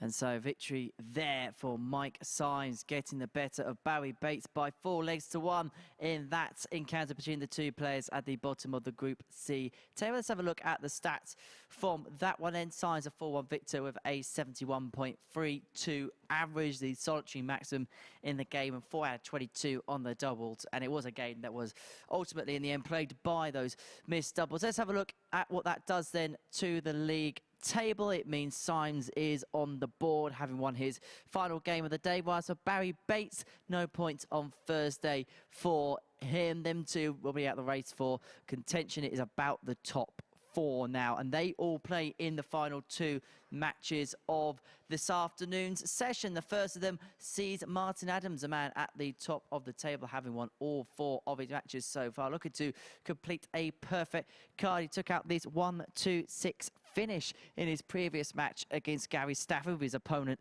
left to 1-6-1. And have a look at this. Shimmies across, looks for the bullseye, and in it goes, sweet as a nut.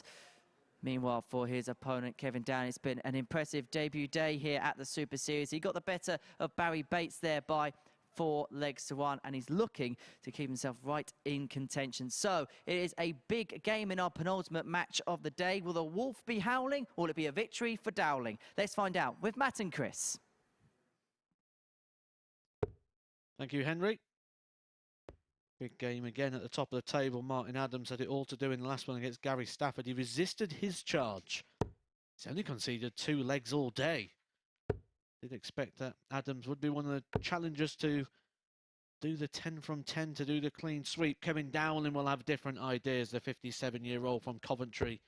Keen county dart player. Been playing darts on the county scene for over 20 years for Warwickshire. Most of those in the A team, still playing now. We catch him representing Warwickshire, playing regularly in the Super League, looking to qualify for the Seniors World Championship. The Seniors World Championship that Martin Adams reached the final of last year, losing out to Robert Thornton in that game. It's all about today. It's all about the 12th of January. It's all about Group C, which Martin Adams could put himself quite clear of with a win here with Kevin Dowling. Yeah, Wolfie was made an odds-on favourite to win this group, and we've pretty much seen why over the course of today's play. This is why. 140. It's a lot of 140s, you see. But yeah, he's played some really good stuff. Can you make a case for Kevin? I think Kevin's always going to be competitive. He's a very consistent player. I expect 45. him to, roughly by the end of this, be anywhere between an 83 to an 88 average by the end of the whole phase. But if Martin Adams continues how he has been, I think Kevin's got his work cut out. We're going to have to see the very best of 80. Kevin Dowling. We have seen the best of Kevin Dowling before on the TV stages. We've mentioned the UK Open quite a bit. He qualified for that quite a few times. 2014, took on Stephen Bunting in the 3rd round up on the big stage 45. at Minehead in front of a packed out crowd when Bunting was all the rage, and took him all the way. Well, just before we get into the meat of this match, a word from you on the 2 players that I think we're discounting now from any chance of qualifying 140. from this group, the 2 we've just seen. Barrie Bates seems to have kind of suffered a bit of a breakdown today, and you kind of saw that coming, didn't you? Yeah, unfortunately as well. 60. Everyone loves Barrie Bates, but Matthew Carr, 141. this format's just a bit too long for him doing the full week. I think we're going to potentially see more of the same tomorrow, unfortunately. As much as I'd like to see it completely turn around, or at least him get something to be a credit of. 45. Whether it's a win or a couple of wins, but I don't see where it's coming from at the moment. And again, I think despite just 1 win, Mike Symes leaves with credit. It's been the best of Symes. It's been the worst 40. of Symes. Martin Yukon, He could have got so 96. much more. He's had opportunities. He's just not taken them. He's carved out the opportunities. That's the first part. If you're not getting opportunities, it's a problem. If you're missing opportunities, it's a problem, but it's a secondary problem. Slight missed opportunity there for Adams with the 78. first start at double, and actually the second one that missed has made it a little bit worse because it's a more awkward leave. However, Kev Dowling, who's been ultra competitive in every single match he's played, has started this one like he's never thrown a dart 44. before. Martin Ricard, 18. The aura of Adams affecting him, perhaps.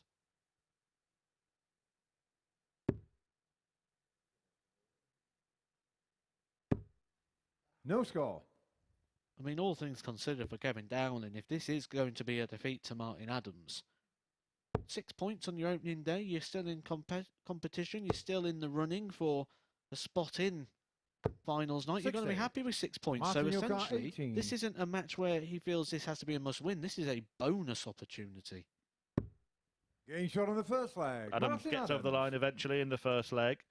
Yeah, I think you're absolutely right, particularly if we do see David Davies get the better of Stafford in the last match, because you'd have 3 players on 6 there, and Adams, well, with 1 foot Second through leg, to Kevin, you throw finals night. first. Game on. I mean, you win Group A, you get 2 days off. This could be the case where Martin Adams wins Group C effectively on day 1 and gets a day off himself. 100. Although, let's not go down that route again, because we've seen it happen where the players won all 5 matches on a Thursday and then lost all 5 the day after and not made it through to finals night. And we mentioned off air, didn't we, 60. before this even started, that Martin Adams has done this himself as well, where he wins all his games on one day and then the next day loses 4 and makes it look really tricky. Can't rely 60. on consistency all the time when we're dealing with the senior players, because the bodies aren't what they used to be. The legs, the hips, the eyes all just start to deteriorate a little bit, which just means you lose that bit of consistency. 100. Yeah, though when it has happened to Adams, I would sort of highlight the point. It's usually been during a 3-day group, and maybe there's a mental side to that about knowing how much energy he can afford to exert in his 60. twilight years as a darts player. He knows that you've got to be pretty much on it for the entire 2 days in Group C, whereas in Group A you can afford a day off, so to speak. And it's also not the be-all and end-all whether you get through or not, because you will be coming back.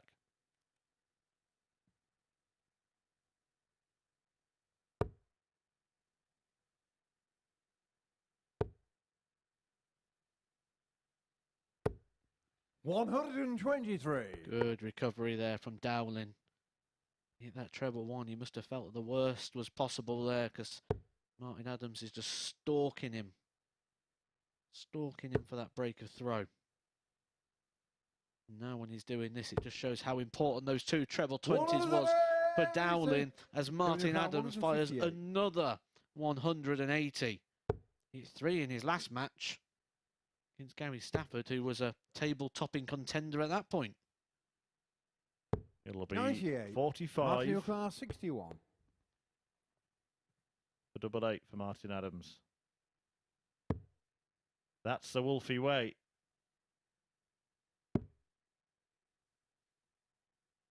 It's one of those darts that is so good it's made it harder to hit, but he does. Getting shot on the second leg. Martin And he Adams. doubles his lead in doing so. Big dart that, with Dowling waiting on 60.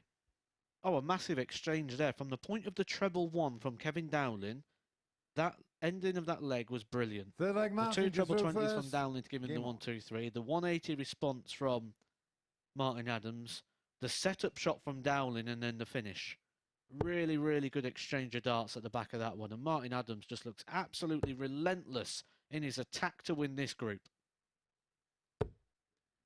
180. Well, in terms of the scoring section of legs, that's back-to-back 180s from Martin Adams. That 61 finish in between. 81. Just want to take a moment to remind you that Martin Adams is 66 years old. Born on the 4th of June 1956 in London. Tell you what, when I'm 66, I hope to be alive. Never mind throwing darts like this. 66. 95 average.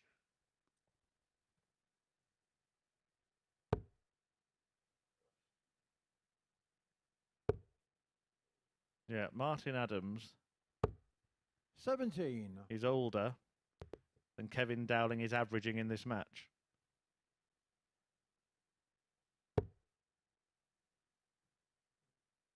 Disparity between the pair of just about 30 points. 45. And time is ticking to put it right, because Martin Adams, he knows you don't get paid for overtime. 100. He's actually had a couple of issues this morning. Was telling me he was a little bit stressed when I got here this morning. Had a few hotel issues. Ended up getting moved about 2 miles up the road. I see. Thought he was just stressed by the appearance of you. 95. The way you started that story, and I would have understood. Most people don't get a chance to do that because they see me coming and leave. Just keeping an eye on that 121. UK Martin Q squad. In fact, I'll come back to it 115. because Adams might be about to reel off a third straight leg. Yeah, last start from Kevin Dowling, slipping into the sevens, just moved him to a non-finish and allows Wolfie the luxury of time. 75. Just that feeling of comfort. If he wasn't comfortable enough already as it was, there's a little bit more for you. Top cent for Adams for 3-zip on a day that has been free and 44. easy for Matthew Adams, Carr, dropping just a 40. couple of legs all day long so far.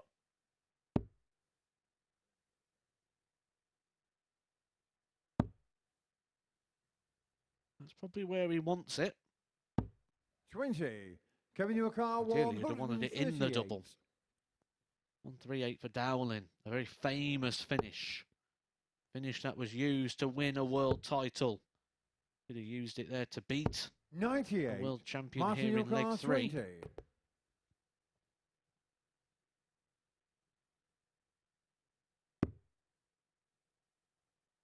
Not a bad guide for Martin Adams. Game shot on the And he third finds the leg. bed Martin to lead Adams. 3-0. Yeah, just going back to what I was going to update you on the UKQ score. We have a whole plethora of players through to the last 32.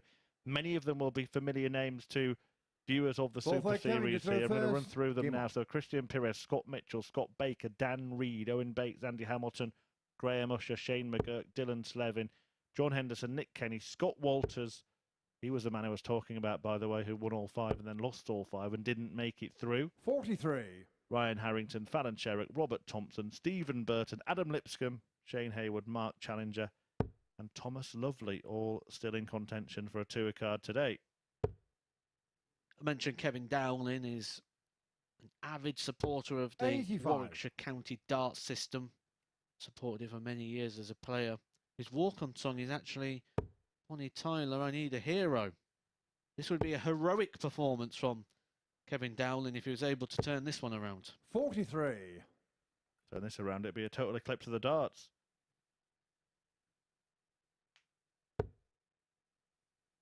Over in the European Q School, they're through to the last 16 stage now, and there's some tasty matches for quarter-final spots. So Thibaut 140. Treacle will play Max Hupp, Jeffrey Disvan will play Niels Donneveld,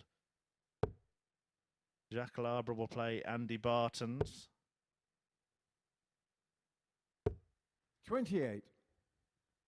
Owen Roelofs will play Richard Veenstra. Good win for Roelofs against Jan van Veen. But it's Martin Adams who's ruling the roost here at the Super Series this week, or in certainly this group. Don't want to do Kevin Painter a disservice. 60.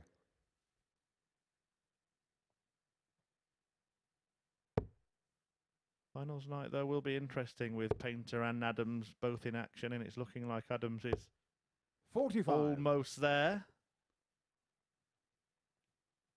Yeah, it's not happening for Dowling. It's looking like it was a great start for him, but fatigue kicked in a lot quicker than he probably expected.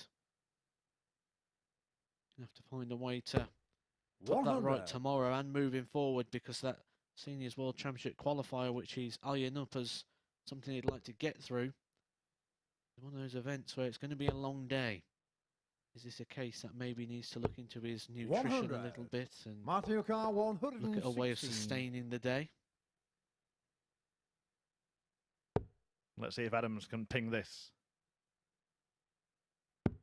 Double top for 4-0. It's Game, wonderful shot, and the Wolfie, match, Martin who Adams. wins all of his matches at the Super Series. A 5-star showing from Martin Adams, who dropped just a couple of legs in the process, and a whitewash win against Kevin Dowling, whose debut day ends in defeat. It started well for Dowling, but it finishes with a defeat, a second of the day, having lost to Gary Stafford earlier on. But Martin Adams is sitting pretty at the top of the pile. One more match to come. It's David Davies against Gary Stafford. It's a big one as well, so stay tuned.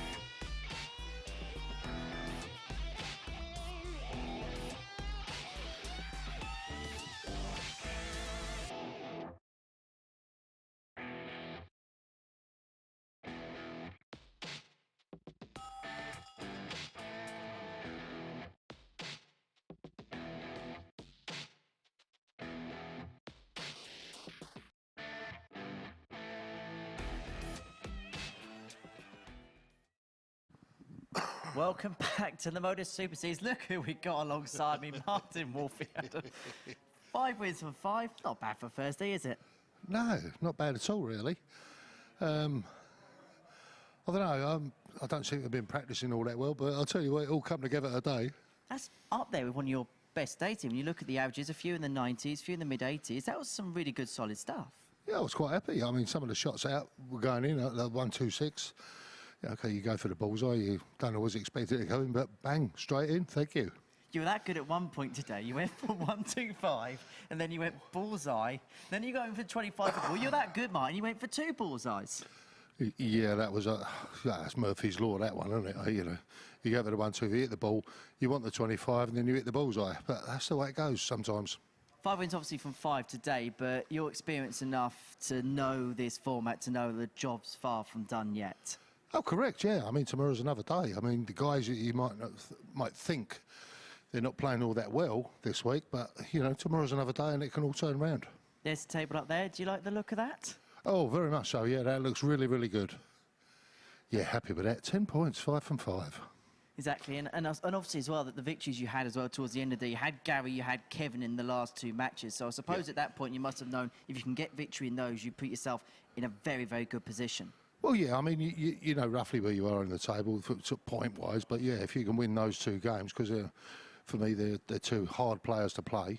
Unfortunately, Kevin at the last one there, he didn't really hit the mark, shall we say? But I mean, he just had a lot of loose darts, and it happens sometimes. And of course, with this format as well, you're going to have one really good game. There's always going to be a game in the day somewhere, by and large, where you don't quite hit the heights that you're used to hitting, I suppose. That's quite correct. Yeah, I've had a few of them here, haven't I? I wasn't going to comment on them. I dare say there's a few more to come, you know? Well, Martin, what are you going to do then tonight? Then obviously, bit of time to relax. Is that kind of thing? Just go back, bit of food, and then get ready for tomorrow? That'd be about the size of it, yeah. I won't be doing a lot, that's for sure. Well, we'll let you go back and rest. Thank Martin you. Adams there then, following that victory there. Let's get into our final game of the day. It's David Davies up against Gary Stafford. Matt, Chris, all yours. Lovely old chat between the pair of you there. Martin Adams enjoying himself, having won all 5 of his matches and getting the reward of a nice chin wag with Henry Deacon. What could be better? No, you meant to answer, Matt. What could be better? The runs. Right, well, can David Davis get on a run? Yeah, I'm going to carry on with that theme for some reason. We've all lost it here at the Super Series today. But Martin Adams hasn't lost anything. Gary Stafford, well, he hasn't lost to anyone but Adams. And David Davis lost his first 2 matches, but now he's promising to finish with a flourish by winning 3 that would see him level for second place. We mapped this out, didn't we, earlier on in the day, and we said that it's not completely over yet. David Davies can put himself onto 6 points if. All those ifs have happened. This is the last if, David Davies. It's in your hands. Game on. This is what you want as a player. The last thing you want to do is look at everybody else and think, if that happens, he was in that position, it has happened, it's back in your hands. Can you make the most of this second opportunity that he probably didn't think he would have had earlier on in the day? So Gary Stafford, he opened his account with a comprehensive 4-1 thrashing of Barrie Bates and then went one better, whitewashing 43. Mike Symes. The really standout display was his victory against Kevin Dowling, but he took a beating at the hands of Wolfie, who hasn't. 22.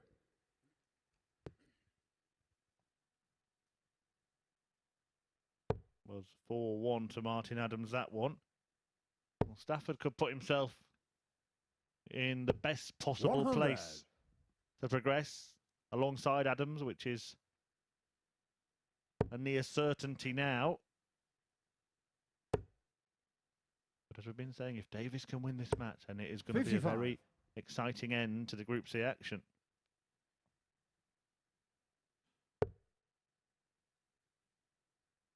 We've seen some of the more senior players struggle as the day has gone on with a little bit 41. of fatigue. How often does Gary Stafford play this many games in a day that are spread out the way they are? The roller coaster of emotion, the ups, the downs. 60. Well, there will be roller coaster of emotions at Q School, that's for certain, and we're getting close to the last 16 in the UK event as well. John Henderson 2-0 up on Dylan Slevin. That's a tricky opponent to navigate for Hendo. Scott Mitchell's again 4 legs in, averaging 111. 2-2. He's running into everything and everyone. Old Scotty dog over there. Meanwhile, here in Portsmouth, Gary Stafford produces a maximum to put pressure on the David Davis throw. Gary O'Carr 137.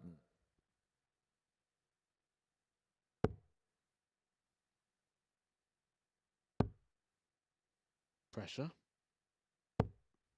170. I'd say what pressure there for Gary David Stafford, O'Carr, who nearly did 95. that with a lovely double-double. He does like tops.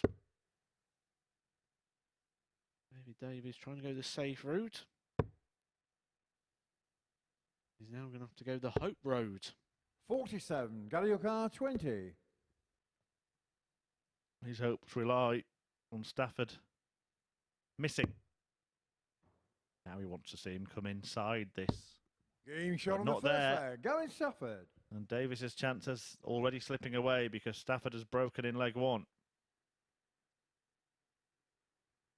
This is your last game of the morning session. We'll be back Second leg, later Gary on. to throw first. 10 Game on. o'clock with Group B. Group B is going to be an intriguing group. I don't think that one's going to be as easy to call. Mike Norton, Matt Clark, 96. Colin Monk, Paul Hogan and Dave Prinz. That one's going to be bit tricky to navigate. Then we come back again tomorrow for the conclusion of this group. 9:30 in the morning, where we'll be opening with this very game. We've been working our way back through the fixtures card. Have you got any predictions for this evening? Yeah, I think it'll rain. Oh, the darts. Right. 58. I think Dave Prince showed enough for me that he'll get through that group. I think you'll see him win at least 3 of his 4 matches tonight. How about that? Do you want me to tell you who wins the 43. group? Well, you can have a go. Well, normally when the Edgar puts a prediction out on the Super Series, it's a very good strike rate. Predicted Kevin Painter. I predicted 60. Martin Adams to do the 10 from 10. He's halfway to that one. And my prediction for tonight, the group will be won by Paul Hogan. Yeah, I'm going to oppose you there. 81. I'm going to oppose you. Let's see whether Edgar stands up against the Murph. I'm going to pick Prince. You've gone for Hogan. The winner gets bragging rights. Wouldn't be surprised if Henry wanted to chuck in as well and get himself on Matt Clark, who's shown quite a good level of performance in Group A, where he probably should have 95. Gadiokar 147. Group A if he'd have taken the opportunities that he carved out for himself. Well, you can ask him at the end of the show, which might be getting nearer.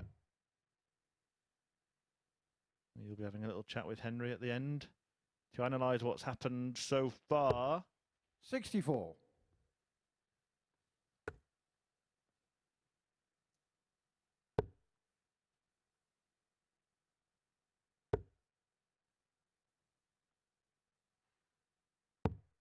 Gadiokar 83. Are we to say this match is as big as this, Matthew, that if Stafford wins it, it's 2 players playing for second place. If Davies wins it, it's 3. 74. It's looking that way, isn't it? Especially as this is the first fixture tomorrow. And in that fixture, Gary Stafford will have the advantage of throwing first. Well, he's going to take a step closer. He's left himself in a little bit of a spot of 60. bother here, leaving 9, having missed 9. double thereof. So has to concentrate on getting the single 1. Does that. And now double 4. Does that. Shot on this 2-0. Gary Stafford.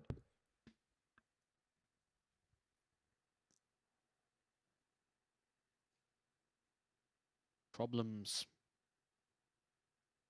for Davies. Davies to throw first. Game on. Needs to find something and fast. Time is running out.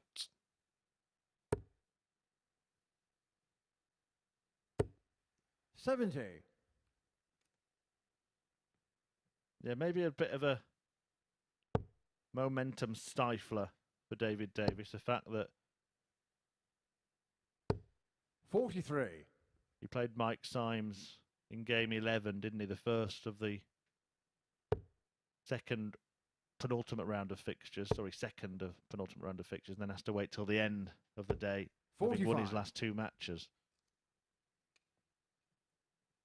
Just sometimes varies in break lengths because everybody has to play each other, and you don't want anybody playing twice in a row. It's usually 123. 1, 2, or 3 games, but there've been 4.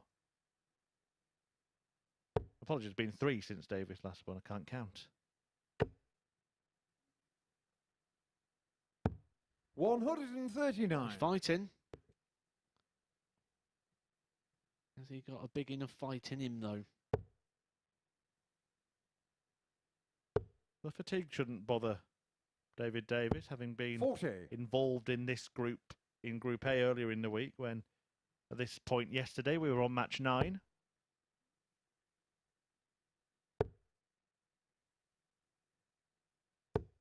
$100. But yeah, I mean, you've played in this. It's a real test of many, many attributes, isn't it? Mental, physical, stamina. Yeah, but to steal a phrase from John Park, you've got your mental and you've got your physical energy. 2 different energy bars. David Carr 147. And it's that mental energy that really just drains out of you. This will be a boost. 107. Gary O'Connor, Struggle with this week 155. now. It's a 5-day week. I used to be okay with it when it was a 4-day, when Group A was 2 days, but now it's gone back to 3. Gary Stafford might be going up to 3 here. Double 19. 124. That was a wild one. David O'Connor, Did 40. all the hard work and then fell flat at the final hurdle. Getting shot And on it the gets third David leg. Davis David back into the Davis. match. Of all the debutants this week, I think you'd have to go with Gary Stafford, probably being the most 4 for Gary to throw first. Game on. outstanding of them all so far. He's had the most consistent level. He's threatened brilliance. He's delivered brilliance with that 1-4-1 finish. He continues to deliver some 140. brilliance. He's looking really, really competitive here in this one. A massive outsider for this group. But still plenty of work to 140. do.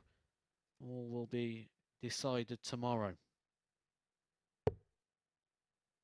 Although you do feel that one of the places is pretty much already decided. It's who's going to take that second spot. 93. Yeah, look, we have just reminded viewers of the Scott Walters situation when he won all 5 matches in Group C 41. on Thursday, lost them all on Friday, didn't qualify, has since been back and made it to finals night. But you really don't expect that to happen to Martin Adams in any group. No, and 128. with all respect, Scott Walters is not Martin Adams. You know, Martin Adams is a multiple-time world champion. They're almost uncomparable in terms of the careers that they have had. And in a 31. way, it's Gary O'Connor, 140. we kind of give Martin Adams that position before this even started. You know, that he was going to go take that top position. So he's performed well under that sort of pressure and scrutiny. 55. He only lost 2 legs.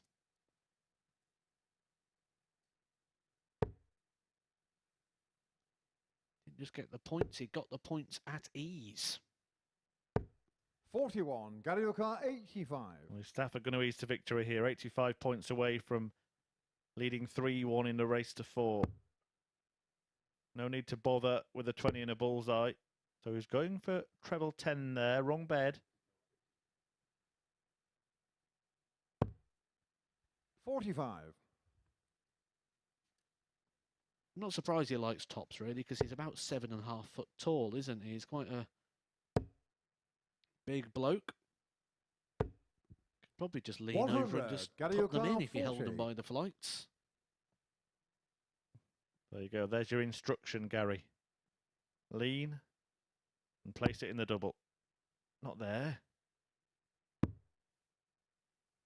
Double 5 should be a good one for him as well by Game that shot on the 4th leg. analysis, Gary and it Stafford. proves to be the case. 3-1 to Gary Stafford, who's one away from a 4th win of his debut day, only beaten by the wonderful Wolfie. 5th leg, David to throw first. Game on. It's not a long trip from him. Lives in Southampton. He'll be going backwards and forwards in between the sessions. 115.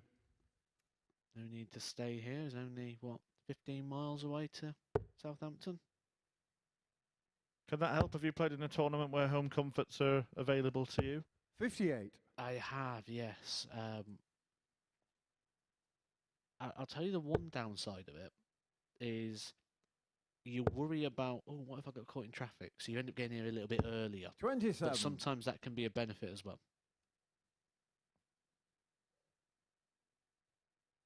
So Stafford will be heading back to Southampton, but with how many points? 82. Matthew Edgar making his trip to join Henry to discuss the day's play. So you stuck with me for the final few flings. 59. A reminder that this is one of our double days. Thursday and Fridays always mean a brace of sessions at the Super Series. The action in Group B getting underway from 10 p.m. live on Sporty Stuff TV and the MODUS Super Series YouTube channel. You can watch that anywhere in the world. And you can get some tips 79. from our top tipsters, or one of them at least. You tune into Sporty Stuff TV around 8:25 this evening.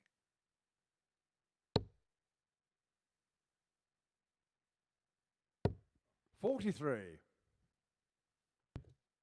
Matthew Edgar has gleefully boasted about his pick, Martin Adams, to win all his matches, but I didn't hear him saying that Gary Stafford would go through with him, so hopefully 140. Henry will remind him of that one. He was all for Kevin Dowling. He still could be proved right. The bookies fancied David Davies to finish second. 40. Well, he'll need to win this David match Lucar, 81. for them to have a chance of being proved right realistically. Still in it though.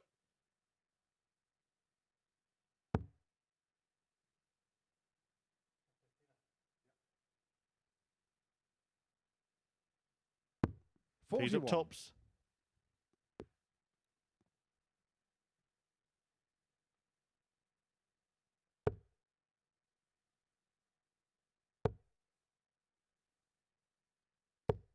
$100. David Lucar, 40.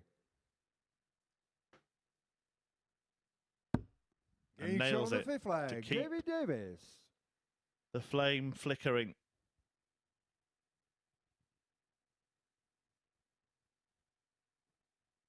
Colin Monk, one of the players in action this evening. His Sixth leg, Gary son Deserve Aaron first. is Game through on. to the last 32 at the UK qualifying school.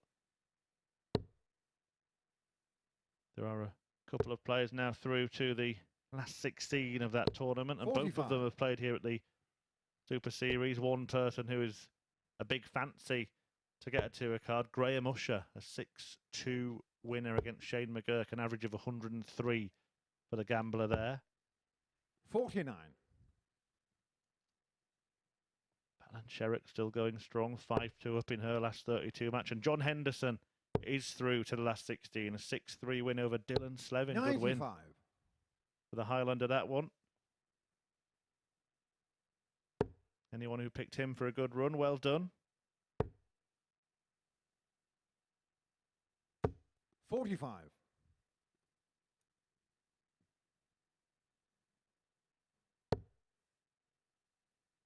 Either side, Gary. Couldn't afford to go north or south. 131. Good switch. And a sensible one as well. Taking off the one by finding that treble to mean 3 single 20s. We could get him down to a finish. 100. Leave the big fish. A ton would leave the little fish.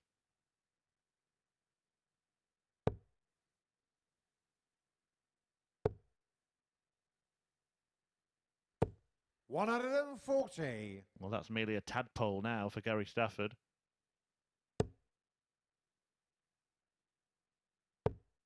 Who can complete the job and complete a very, very impressive 100. debut Gary O'Connor, day 90. at the Super Series. 90 away. Choices here. Could go bull, could go treble 18. Ups for the latter. He was going for treble 16, but he can tidy things up here. It'll be 11 for tops, 50. his favourite.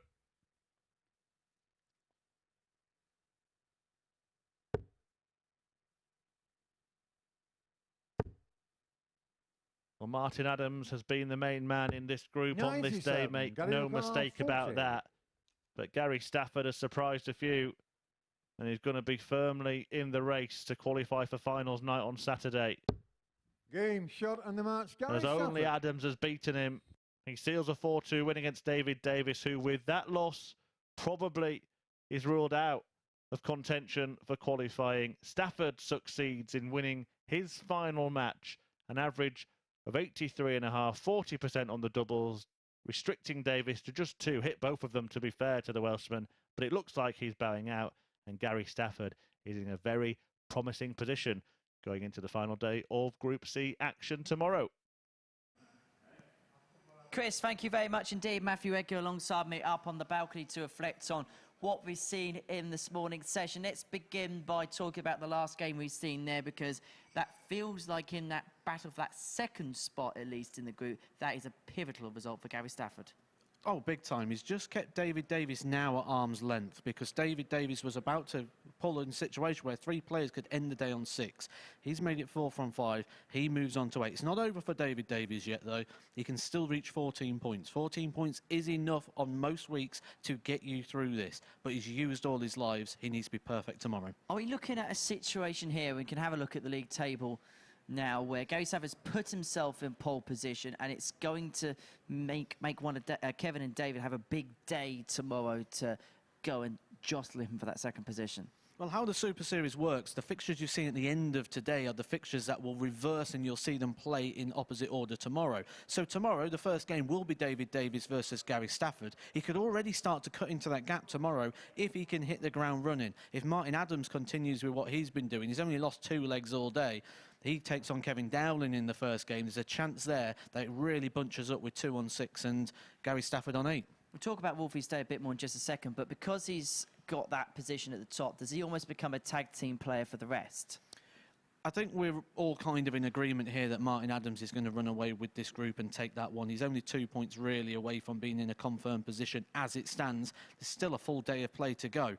He's looked brilliant, hasn't he, at times? You know, he's the player that's averaging over 90 in most of his games. The timing of the shots, we said Kevin Painter's timing was good. Martin Adams has took that to a completely different level. It was a great performance today. But if I'm one of the players in this tournament right now, I'm just going to look at the history of Martin Adams, and we've seen this before, and when Martin Adams is in this position, he doesn't always back it up the next day. The format doesn't suit a 66-year-old man, and we've seen it before where he comes back and wins 1 game after having a clean sweep the day before. How relaxed has he been on the hockey, and he had a little bit of fun as well up here on the balcony too. Yeah, he had quite an unsettled journey here. It was quite stressful for him. It was the first thing he wanted to let us know when we got here this morning. Issues with the hotel. He's been put a couple of miles away. It was a bit more stressful than normal for him getting here. His preparation was completely thrown out. So I think actually when he got here, it was probably like, this is what I recognise. I recognise the building. It's now time for darts. So tomorrow it'll be a little bit more settled for him. It'll be interesting to see what we see tomorrow. Well, we do have 2 sessions on Thursday here at the Super Series. Group B gets underway this evening. We can actually have a look at how the week pans out. We know Kevin Painter's going to be in the final. He won Group A yesterday. But Group B begins tonight, where we're going to see Dave Prince and Matt Clark, who in Group A return to action. And they're going to be joined by Colin Monk, Mike Norton and Paul Hogan. Now, the bookies are installing the Crocodile Dundee as the heavy favourite in that group. Do you agree? Absolutely. I think Paul Hogan, out of those players, is the player who's most consistent. Consistency wins the groups. He can also find those moments of brilliance. He's on a redemption story. Kevin Painter was on a redemption story. Martin Adams is on a redemption story. We've got 1 in every single group, and so far that story has always come true. Is it going to be another true story? Paul Hogan taking Group B. Hey, we best go and get some food, didn't we? Maybe some sleep as well. That'd be good. Maybe a little bit of that. So let's roll in credits. We'll see you tonight, 10 p.m. for the beginning of Group B. But they're all as hungry as the wolf.